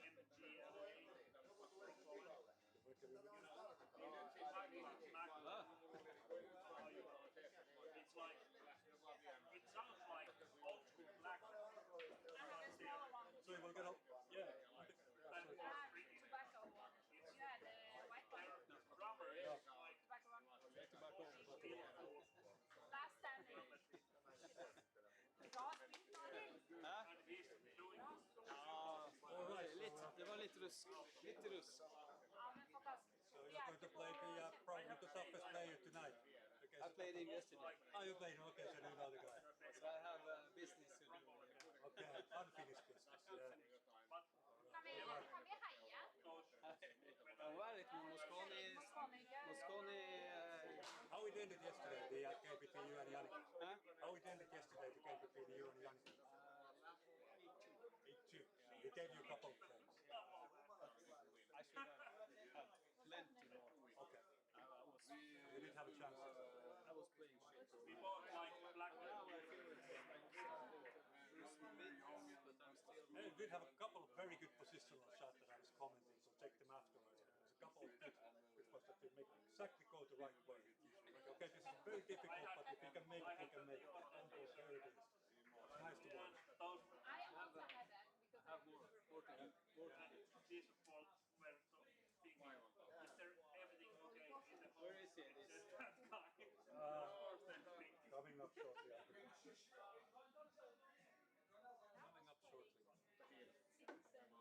Yeah, pretty much on time. We usually want to get out of here before 10. Yeah. It's a long day. finaali. Yeah. Hyvä huilainen. Yeah. Half finished. He's the man with the Norwegian first name and the Finnish surname behind. A mix. I only have two letters. L and D. Then Joku tulee aina sellainen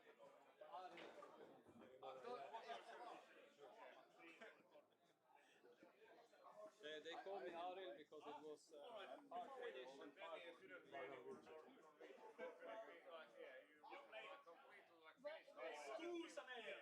I played him.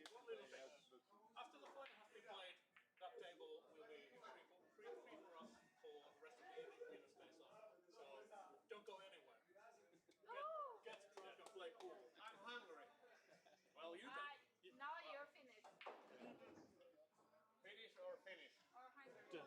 Juuso, Oh my goodness, I have food. Hungarian. get a wife. He will cook you some food. You know why? Hey, you know, Christian in is my so case, proud of easier my said than done. So true. Unfortunate. So.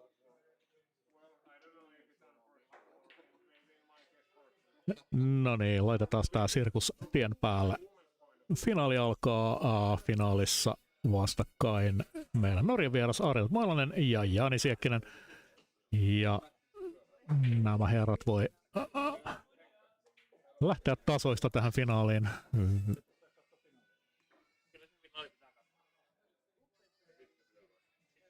niin, Mr. Siekkinen. Let's go. Mutta minne mennään? Tullaanko me mukaan?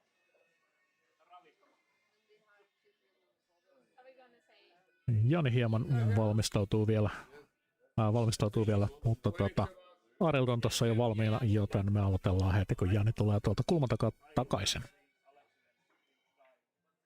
Especially when the woman is saying that, like, let's go, girl.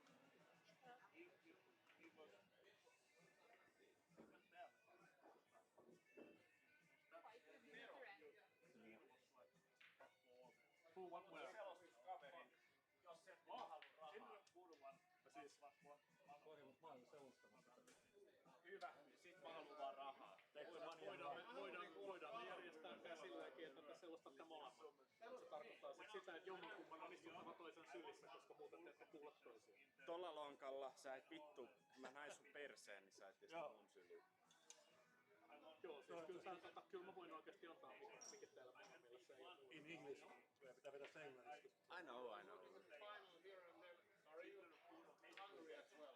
Oliko se semifinaali? Mä hävisin Janille I semifinaalissa. went to like 2 hours ago. 2 hours ago. Yeah, I went to the Indian place. India. Yeah, really nice. It's something on M. Moshi moshi. That's No, Japanese. that would be Japanese. That's Japanese. Yeah, next to it. Was it motai or molai or something? You went that way and then first one to the left. Yeah, next to the sushi place. Joo, mä tulen varmasti katumaan tätä seuraavaa liikettä, mutta sen lisäksi, että Jari jatkaa ansiokasta selostamista myös finaalissa, niin meillä tulee myös toinen vieraskommentaattori. No Jari ei ole vieraskommentaattori, se on jo tuttu, mutta me päästämme tähän toiseen mikkiin, mihin minä yleensä höpäjän. Me päästämme tähän Carl Longströmin. Mä tiedän, mutta tällä mennään. Ja sen jälkeen, kun finaali on loppu, niin me pelaillaan tässä vielä Winner Stays On ja jatketaan todennäköisesti striimiäkin vielä. Joten Jani tuli tuolta juuri takaisin, joten eiköhän mennä.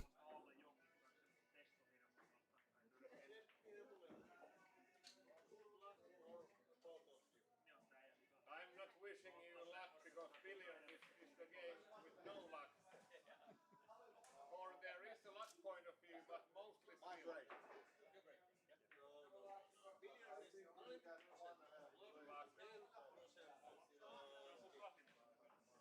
No, but I have, there is one song that I go from zero and what's the song? It's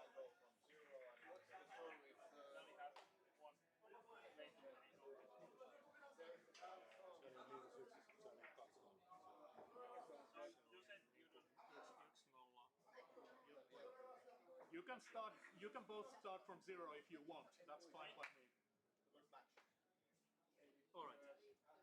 So, 1.5.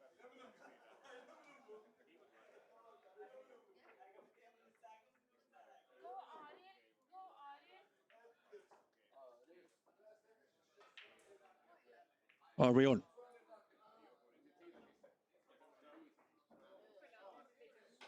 Onko mikki päällä? Onko mikki päällä? All right. So, ladies and gentlemen, welcome to the final game of tonight. We have a Jani Siekkinen and Ariel Moilanen from Norway. 2 finalists.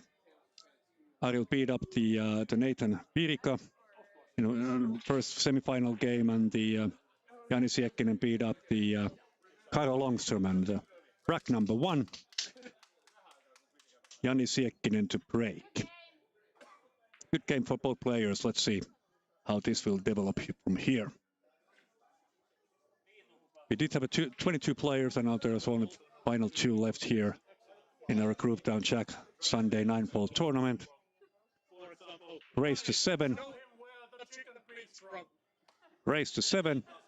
And I heard from Ariel that they actually played yesterday with Jani in the Nordic Bull Championship, and Ariel lost to. He had some unfinished business with Jani.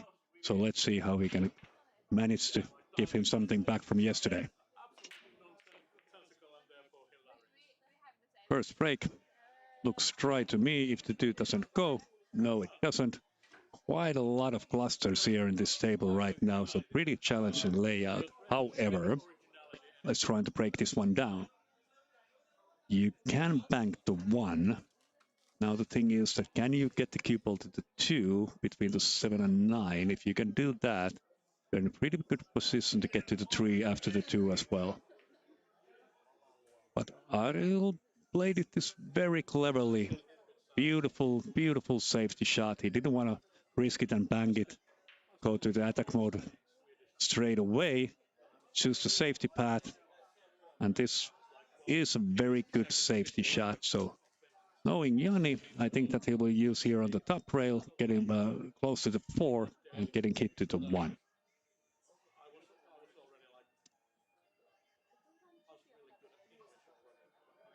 And let's see how he can execute this one. Going to use 2 rails, I think. Yes, it's going to be 2 rails or 1. Now the probably it possibly so the 2 was not on the rail. Nobody didn't check it out, so I think that it's a legal shot.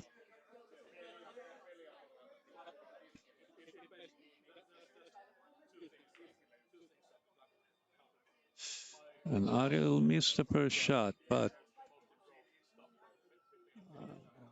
is the one open to the corner? Let's see what Jani is doing here. If it is, he will cut it in, get into the top rail, get into the side rail, get into the 2. Looks like that it's open. There you go. Nicely executed. Now there's a little bit angle. So a little bit backspin to get to the 3. After the 3 to 4 is pretty easy to get, but after that the number 5 is a bit problematic. Now he's looking at is this going to backspin it or going? I think it's going to backspin this one. Yes. It looks like that it's a little bit danger for the center pocket. That was then I was looking for. There is a little bit angle over there. I have to baby it in like that. Good shot. Now, ball number 3, corner pocket. It's going to come 2 rails to get to the 4, so that the cue ball will land between the 7 and 6. I think that is his plan. Either straight or using the side rail. Let's see which one he will choose from here.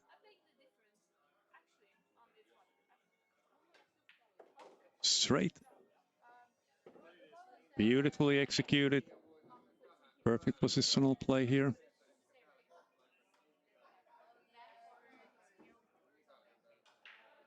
Now the 5 is open to the both corner pockets, so this one will come below the 9 or between the 9 and 7 to get near the center of the table.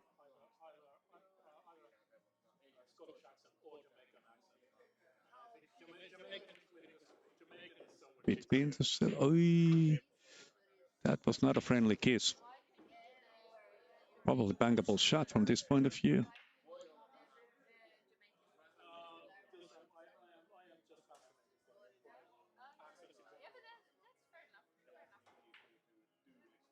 Or safety shot.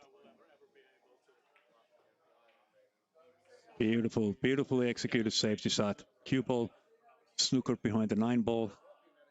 And now Ireland has a very tough here. Either it's one, I think that you can hit it 1 rail. 1 rail. Cue ball between the 9 and 6 to the top rail. Or is he looking another way? And it has to be pretty close to the 8 to get to the 5. You have to use quite a lot of spin here. Either underhit it or you overhit it. Let's see. Underhit it, yeah. That was a good safety play from Jani. And that earned him the ball in hand.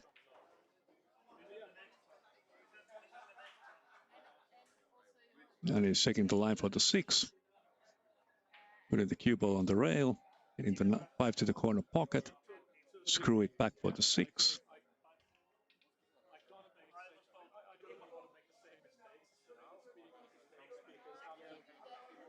that's like the highest level of There you go. how to make the same mistakes as Now 6 to the corner pocket. 2 rails, get the 7 to the center pocket, 8 to the center pocket, 9 to the corner pocket.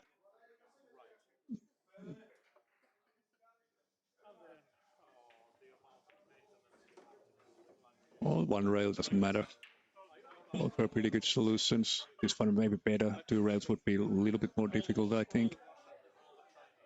But now you might have a contact with the 9 ball if you put the 7 to the... If you don't bank it, you shoot it straight. Or I don't know, I'm not sure from this angle. It's a little bit deceiving here from this angle.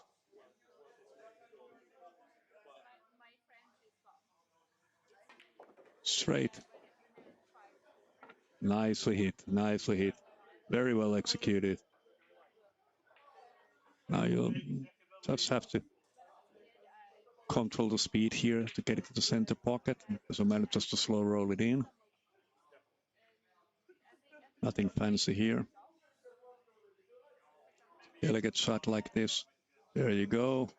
Perfectly on the 9. Even Steven, 1-1 after this shot. There you go. All right, rack number 1 for Jani Siekkinen. And Jani, winner's break, like it is in every time in our 9-ball tournament here at Groovetown Jack. Winner is always breaking from the box. No kitchen rule. Okay, let's see if Janis this time the break is better than the first one.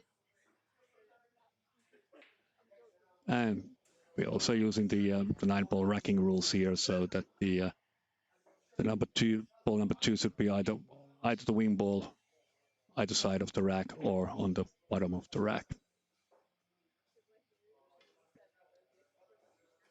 All right, rack number 2, Jani Siekkinen to break.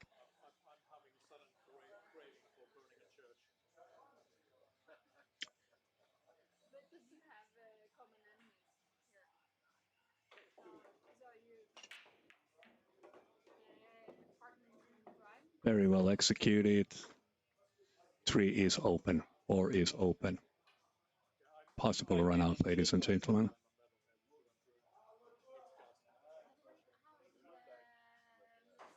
I asked if you can take the rack away, and Jani just replied, it's okay.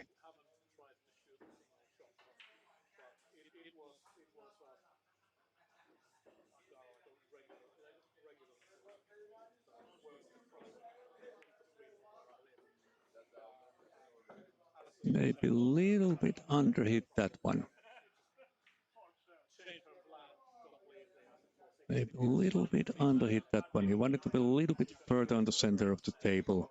Get a better angle on the 4. 4 is still open to the corner pocket, but now the positional play for the 5 is a bit challenging here. How he wanna do this? He got such a variety of different shots, this guy, so it's pretty hard to say how he wanna play it. Thinking the having the cue ball near the rail after this shot. 7 is a little bit on the way, so not sure if he can manage to get the ball behind the 7 side rail and then the top rail. There's quite a lot of inside English here, and it was a perfect position for the 5. Very well played, good shot.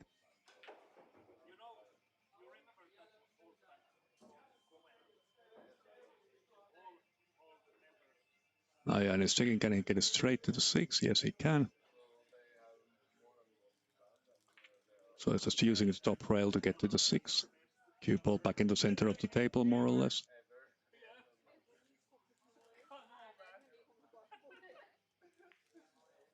Like this.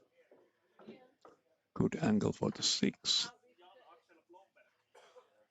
Now, probably using the can see from this, can you get it to the inside English? A little bit inside and just use one rail, or now he's going to 2 rails here. Behind the 8. Yes, perfect for the 7 for the center pocket. Just have to just stun this one in, get to the 8.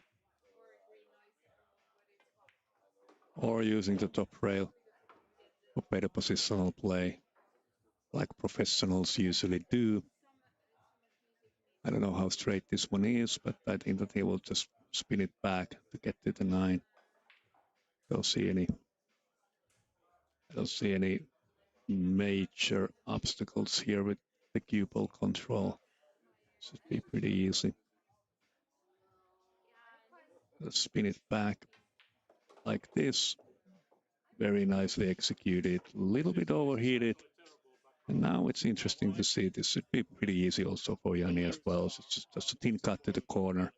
Get the cue ball on the first rail, second rail, and back on the top rail over there if it doesn't go in. Doesn't leave an easy shot for your opponent. So there is a backup plan on this shot. You can have music like this without vocals, and it will work as background noise perfectly. Like this. Best possible background noise, and I'm going to say this only once, 2 words. There was the backup plan. Now we see how focused Aril is for this shot. It is open, but the now thing is that the cue ball center pocket is always a possibility here, so you have to use a little bit spin to get to the side rail after the top rail. And make them distort like 10 times worse. If you suit it And then add a drummer that's with straight top is clinically insane. shot. A healthy person can't play that. Yeah, rotten sound. Check it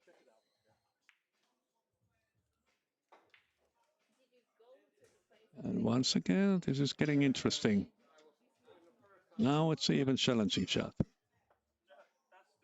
But the good thing here is that the cue ball is a little bit far away from the top rail. So you have a little bit maneuverability with the cue. So you can stun the shot, or you can put a little bit backspin in it. You need to check up the cue a little bit though. So let's see how focused Jani is on this shot. Should be doable. Looks like that he's going to put a little bit left-hand side spin on it. And he opted for the safety. It was a good choice. Very good choice, yeah. Professional way of doing things, ladies and gentlemen. Now there's only 2 options available. Thin cut straight to the corner. Not a good cue ball control, or bang it. Let's see which way Ariel will make this shot. People who know me know that I'm a bank shot guy, so I will probably bank this one, but let's see. Bank shot it is. And that cost a frame.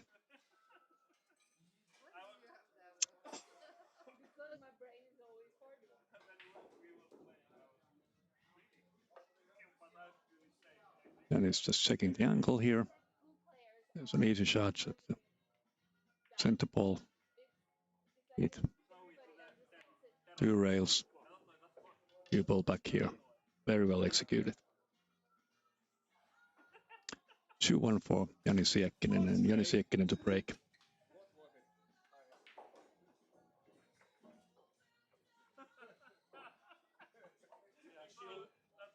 She likes to travel.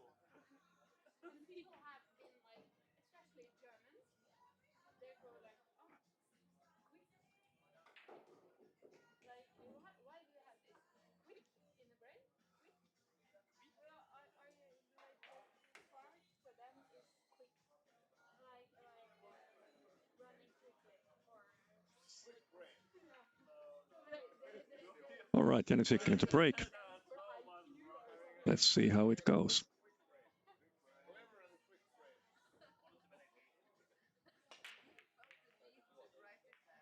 9 ball pretty close to the center pocket. I think that the possible push out here. I don't think that Ariel can see the number 1 here. Or can he? Actually, our Yeah, push out.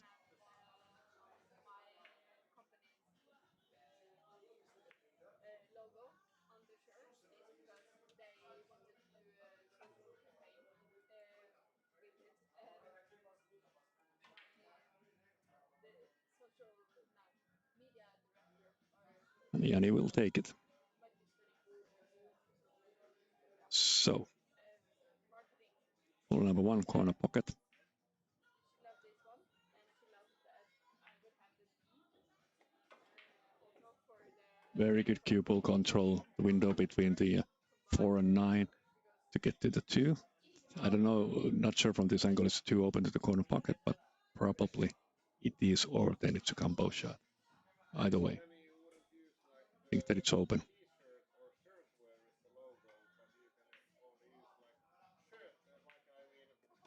And open it was. A little bit unfriendly kiss from the 5. And now Jani is snookered between the 6. That was a bit unfortunate. There's quite a lot of traffic to get from the top rail to the side rail to get to the 3.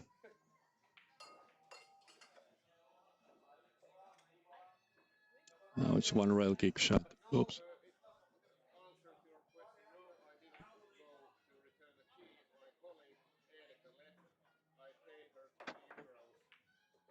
Wow.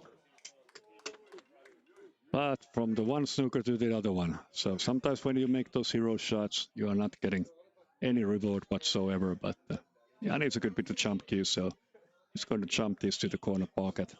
Leave the cue balls into pretty much where it is right now. So to stop shot from the kind of a jumping shot point of view.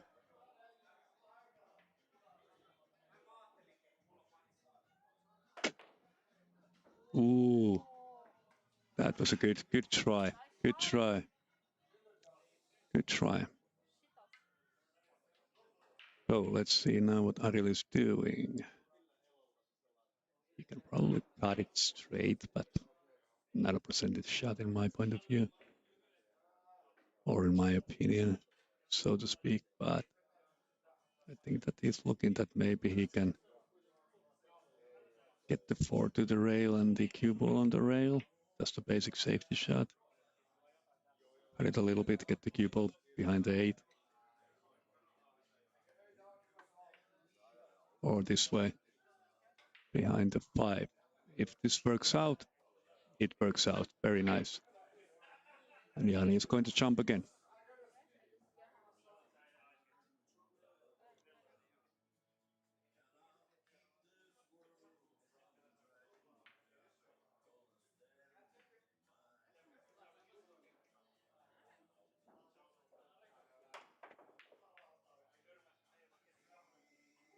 All right. I think that's pretty straight. You can see the pocket a little bit. You can use top spin. If you can't, you have to throw it back close to the rail. Oh, he hit it knuckle. Oh, very unfortunate.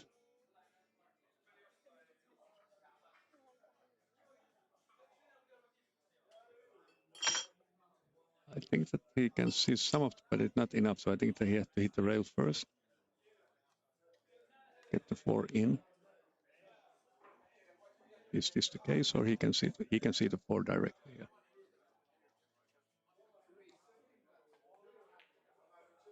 Oh, so it was not open, and he didn't go for the rail shot first. So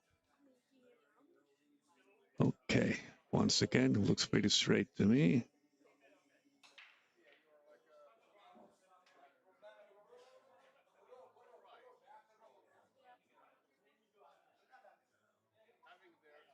Okay, he can see the pocket a little bit. Get to the top rail, get the cue ball back. But didn't work out. Now I think that the 6 and 7 are both open, so getting this one is easy. A little bit bounce from the top rail. Like this. Gets better position for the 6. I have to be very careful because you want to avoid exactly what Jani is now pointing. You want to avoid both the 7 and the 9. Get to the 6.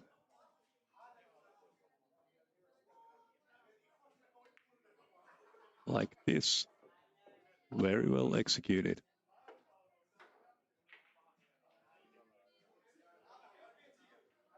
If it's straight in, then you just have to baby it so that you can put the 7 to the center pocket. Oh, there was enough room for this as well. Yeah, friendly kiss to the 7. 7 is open to the corner. 8 is open to the corner.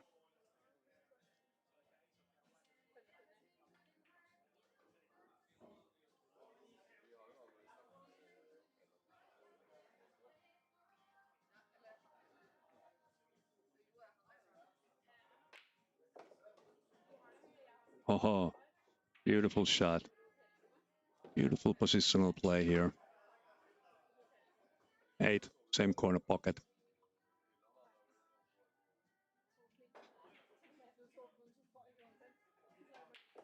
And from the side rail to the 9. Very nicely played. I'll just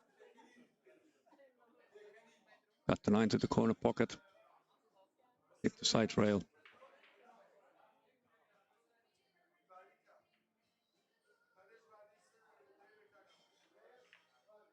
There you go.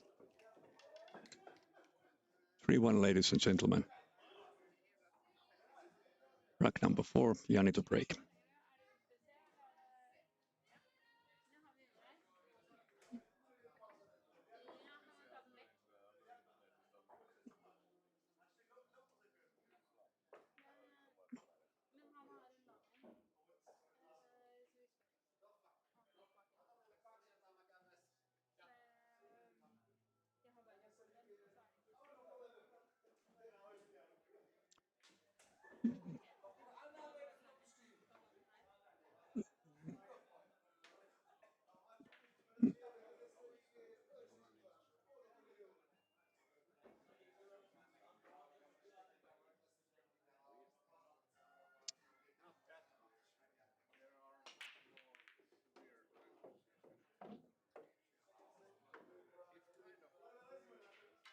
And he can see the 1. So definitely now a safety shot.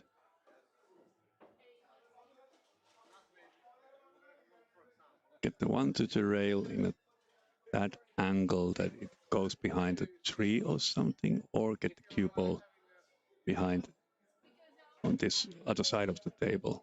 Either way.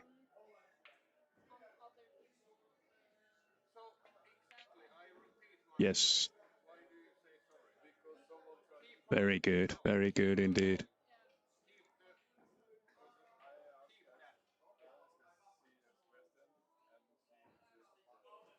Not sure if you can see anything of it. Obviously, you can see a little bit of it.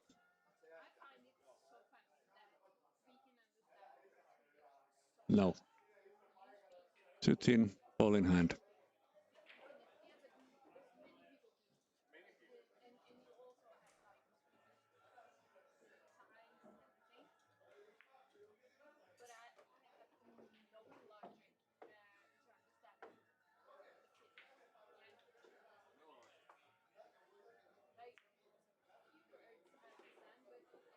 All right, he wants probably get to the other side of the table after the 4 to get to the 5 to the corner pocket. So you don't have to shoot it over the center pocket like this.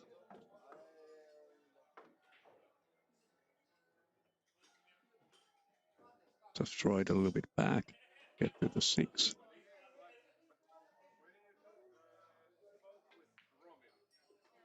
Like this. Center pocket, side rail. Little bit spin over there to get to the 7. 7 corner pocket, side rail, and get into the center of the table. Like this. There we go. Corner pocket. I don't know if it is how straight this one is. If it's not straight, he will go to hit the side rail and get to the 9. Yes. Gotta screw it back. There we go. Maybe a little bit too much, but I don't think that this is a major obstacle in Jani's game at all.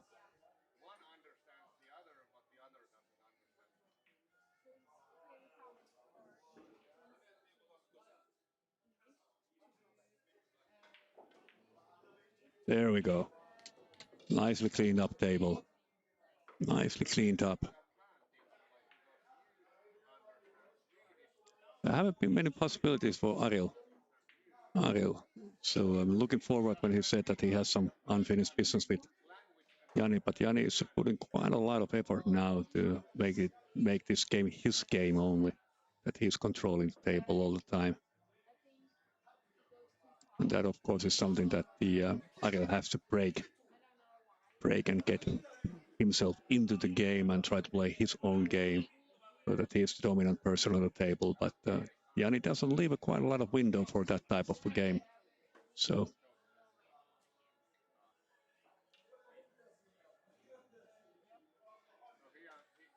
first four frames goes to Jani Siekkinen, frame number 5, Jani to break.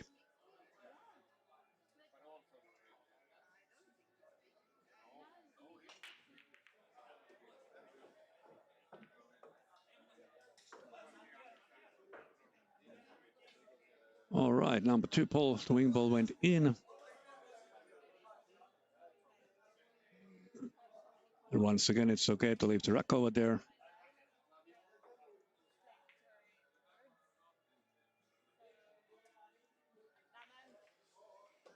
Pushing the 1 in, having a friendly kiss for the 5.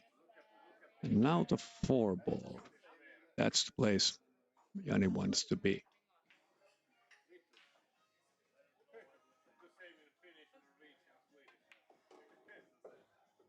Not exactly, maybe now he's a little bit Chinese snookered himself in front of the 8. And now cue ball control with this shot is now very difficult. You can probably pocket the 4, but how to get to the 5 is now the big question. Yeah, that was a very, very, very, very challenging shot. So, okay, Ariel has now an opportunity here. Take the first frame.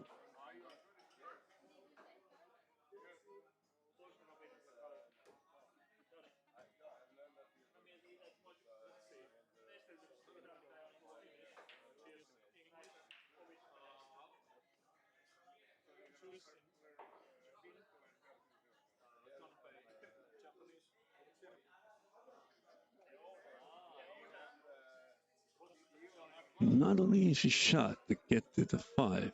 You can probably you can screw it probably back, but you need to check up the cue, which makes, of course, the shot so much more difficult. But he's just going to go forward here.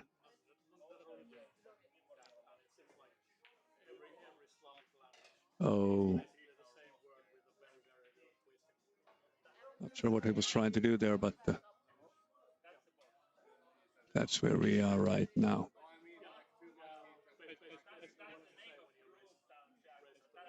Now, this is the shot Jani has to take extreme good care that he doesn't scratch the cue ball to the center pocket.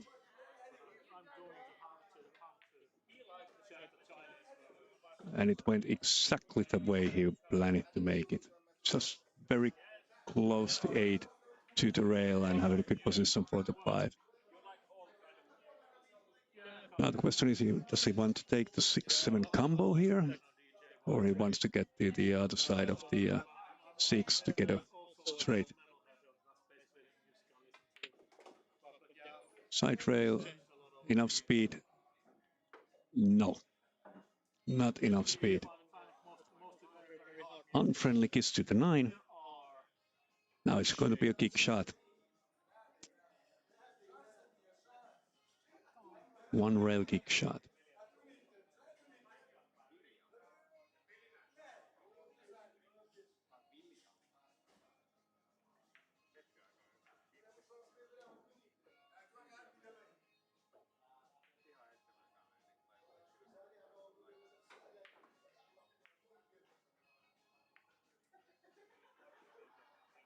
right, Ariel has a possibility here.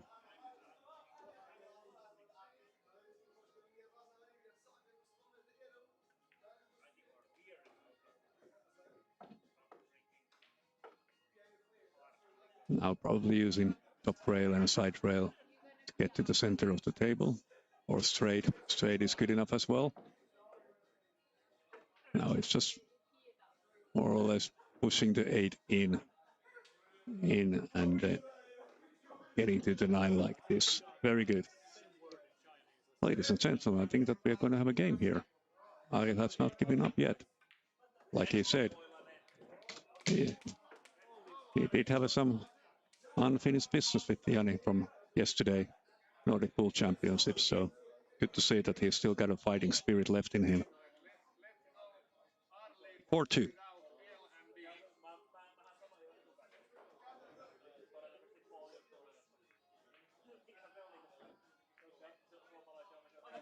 Check the spelling after this. But he said that like if he dropped like 2 letters away from his name and it would be completely finished. Ari. Ari Moilanen.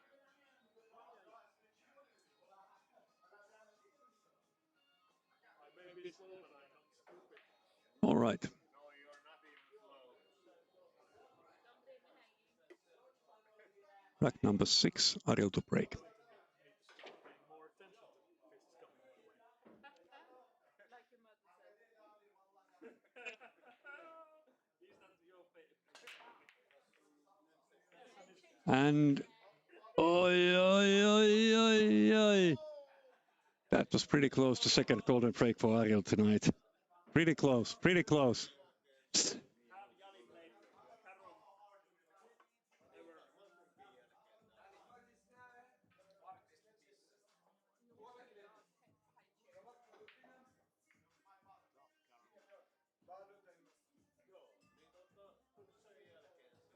Kerrotko Tero heille YouTube-kanavan nimeä? Kerrotko YouTube-kanavan nimeä heille? Minkä YouTube-kanavan? Sinun. Se missä mä oon. Niin. Yeah, the channel name is Table 10 Fool. This is going to be interesting. I think that what Jani is thinking is that going to hit it 2 rails, get a good thin contact with the 1, and make the cue ball goes towards the pocket where the 9 is. Like this. Yes, yes, yes, yes, yes, yes. Exactly. It's good to see that the people are thinking this way. Yeah. It's good to see that people are thinking this way. Yeah. That's perfectly executed shot. Beautiful. Beautiful 2 railer. Beautifully looked at. Yeah.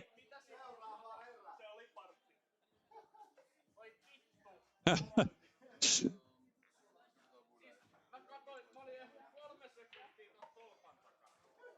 Huh?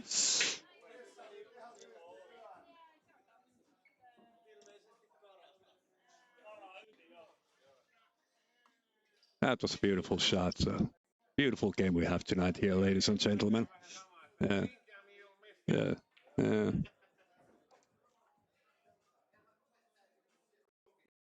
All right, break number 7, Jani to break.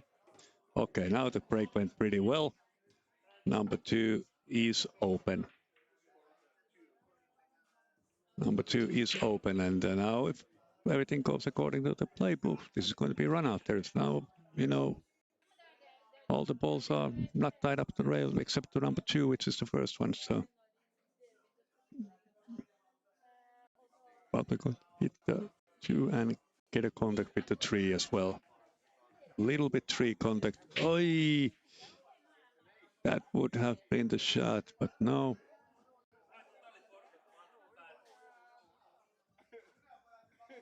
All right, time for Ariel now to show that he still have some fighting spirit left. Shoot number 2. Now number 3 using 2 rails to get to the 4 or 1 rail, doesn't matter.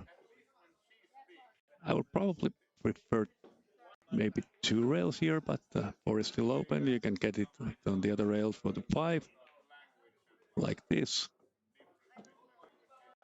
Now you just have to use the top rail to get to the 6. I think that he wants to use the 6 to the center pocket. Because that would be easy to screw it back for the 7 and the 8. After that, that's what he's looking for to the center pocket.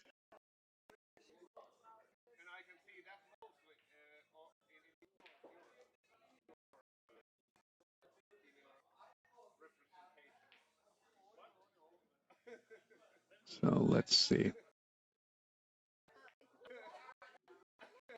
Very good control. 6 to the center pocket, screw it back a little bit. Leave enough angle to get to the 8 as well. Like this. You don't want to be too straight. I think it's a bit too straight, but it doesn't matter. He can get to the side rail and to the 8. Like this.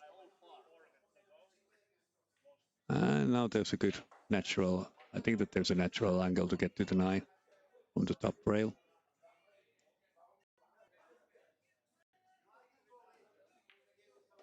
Yes. Very good, very good. Beautiful to watch. Very place. Oh, that was. Now we are having an interesting situation. Oh, Ariel, come on. Let's see how Jani will figure this one out.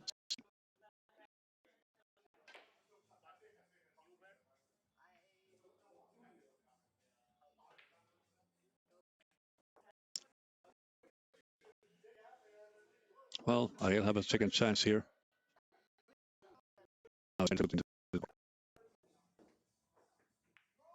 And what I was telling you, Jesus, oh my God.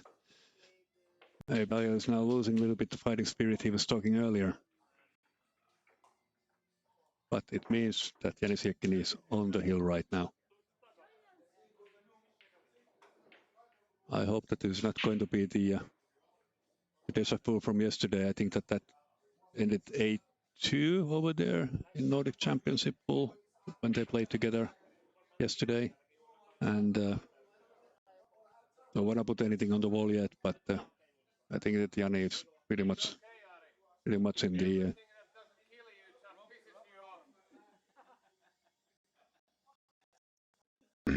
Okay, let's hope that it's going to be a good break. Nice solid break.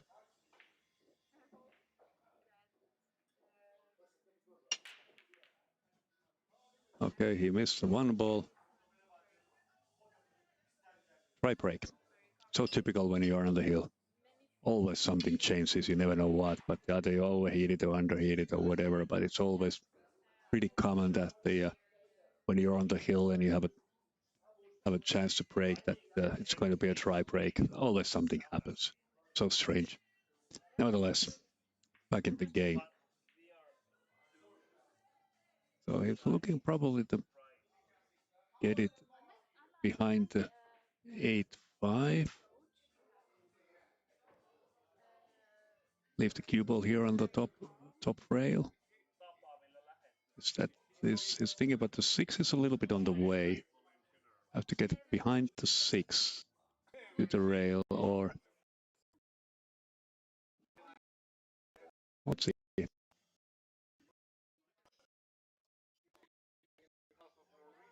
Or get the very nice. Good safety shot. Very well played. I think that Jani can see a little bit of it. If he can, he thinks that he can put the cue ball somewhere over there. Yes.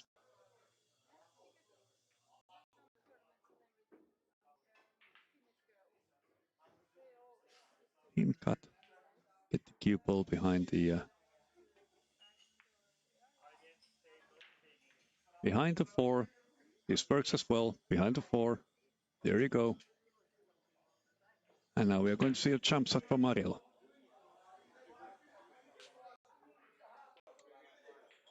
Bit long jump, but doable. But getting to the 2 is,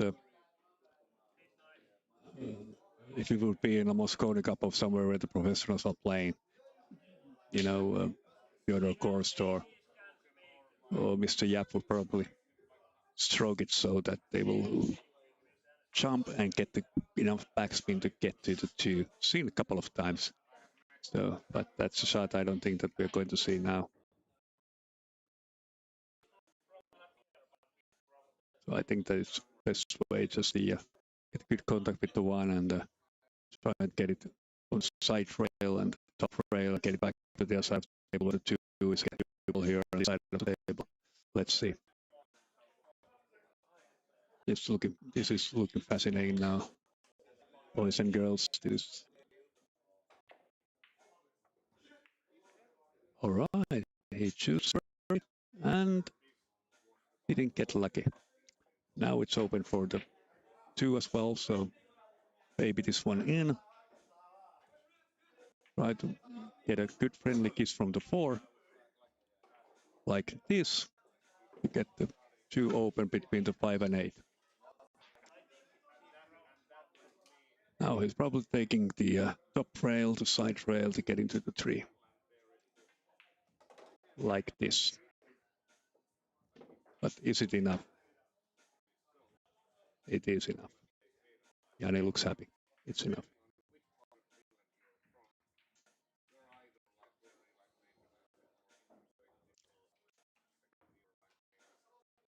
Stun it a little bit to get into the side rail.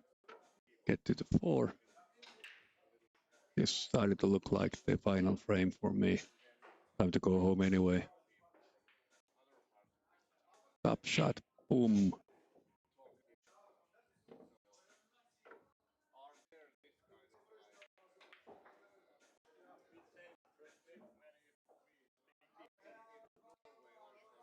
Stun it. Boom. There you go. That's a more or less like a little bit of stun shot to get to the 7. I think. Let's see how Jani sees the situation.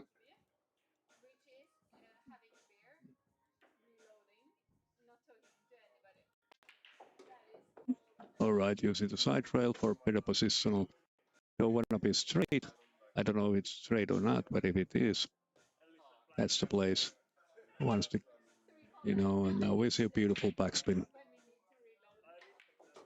Like this. Perfectly executed.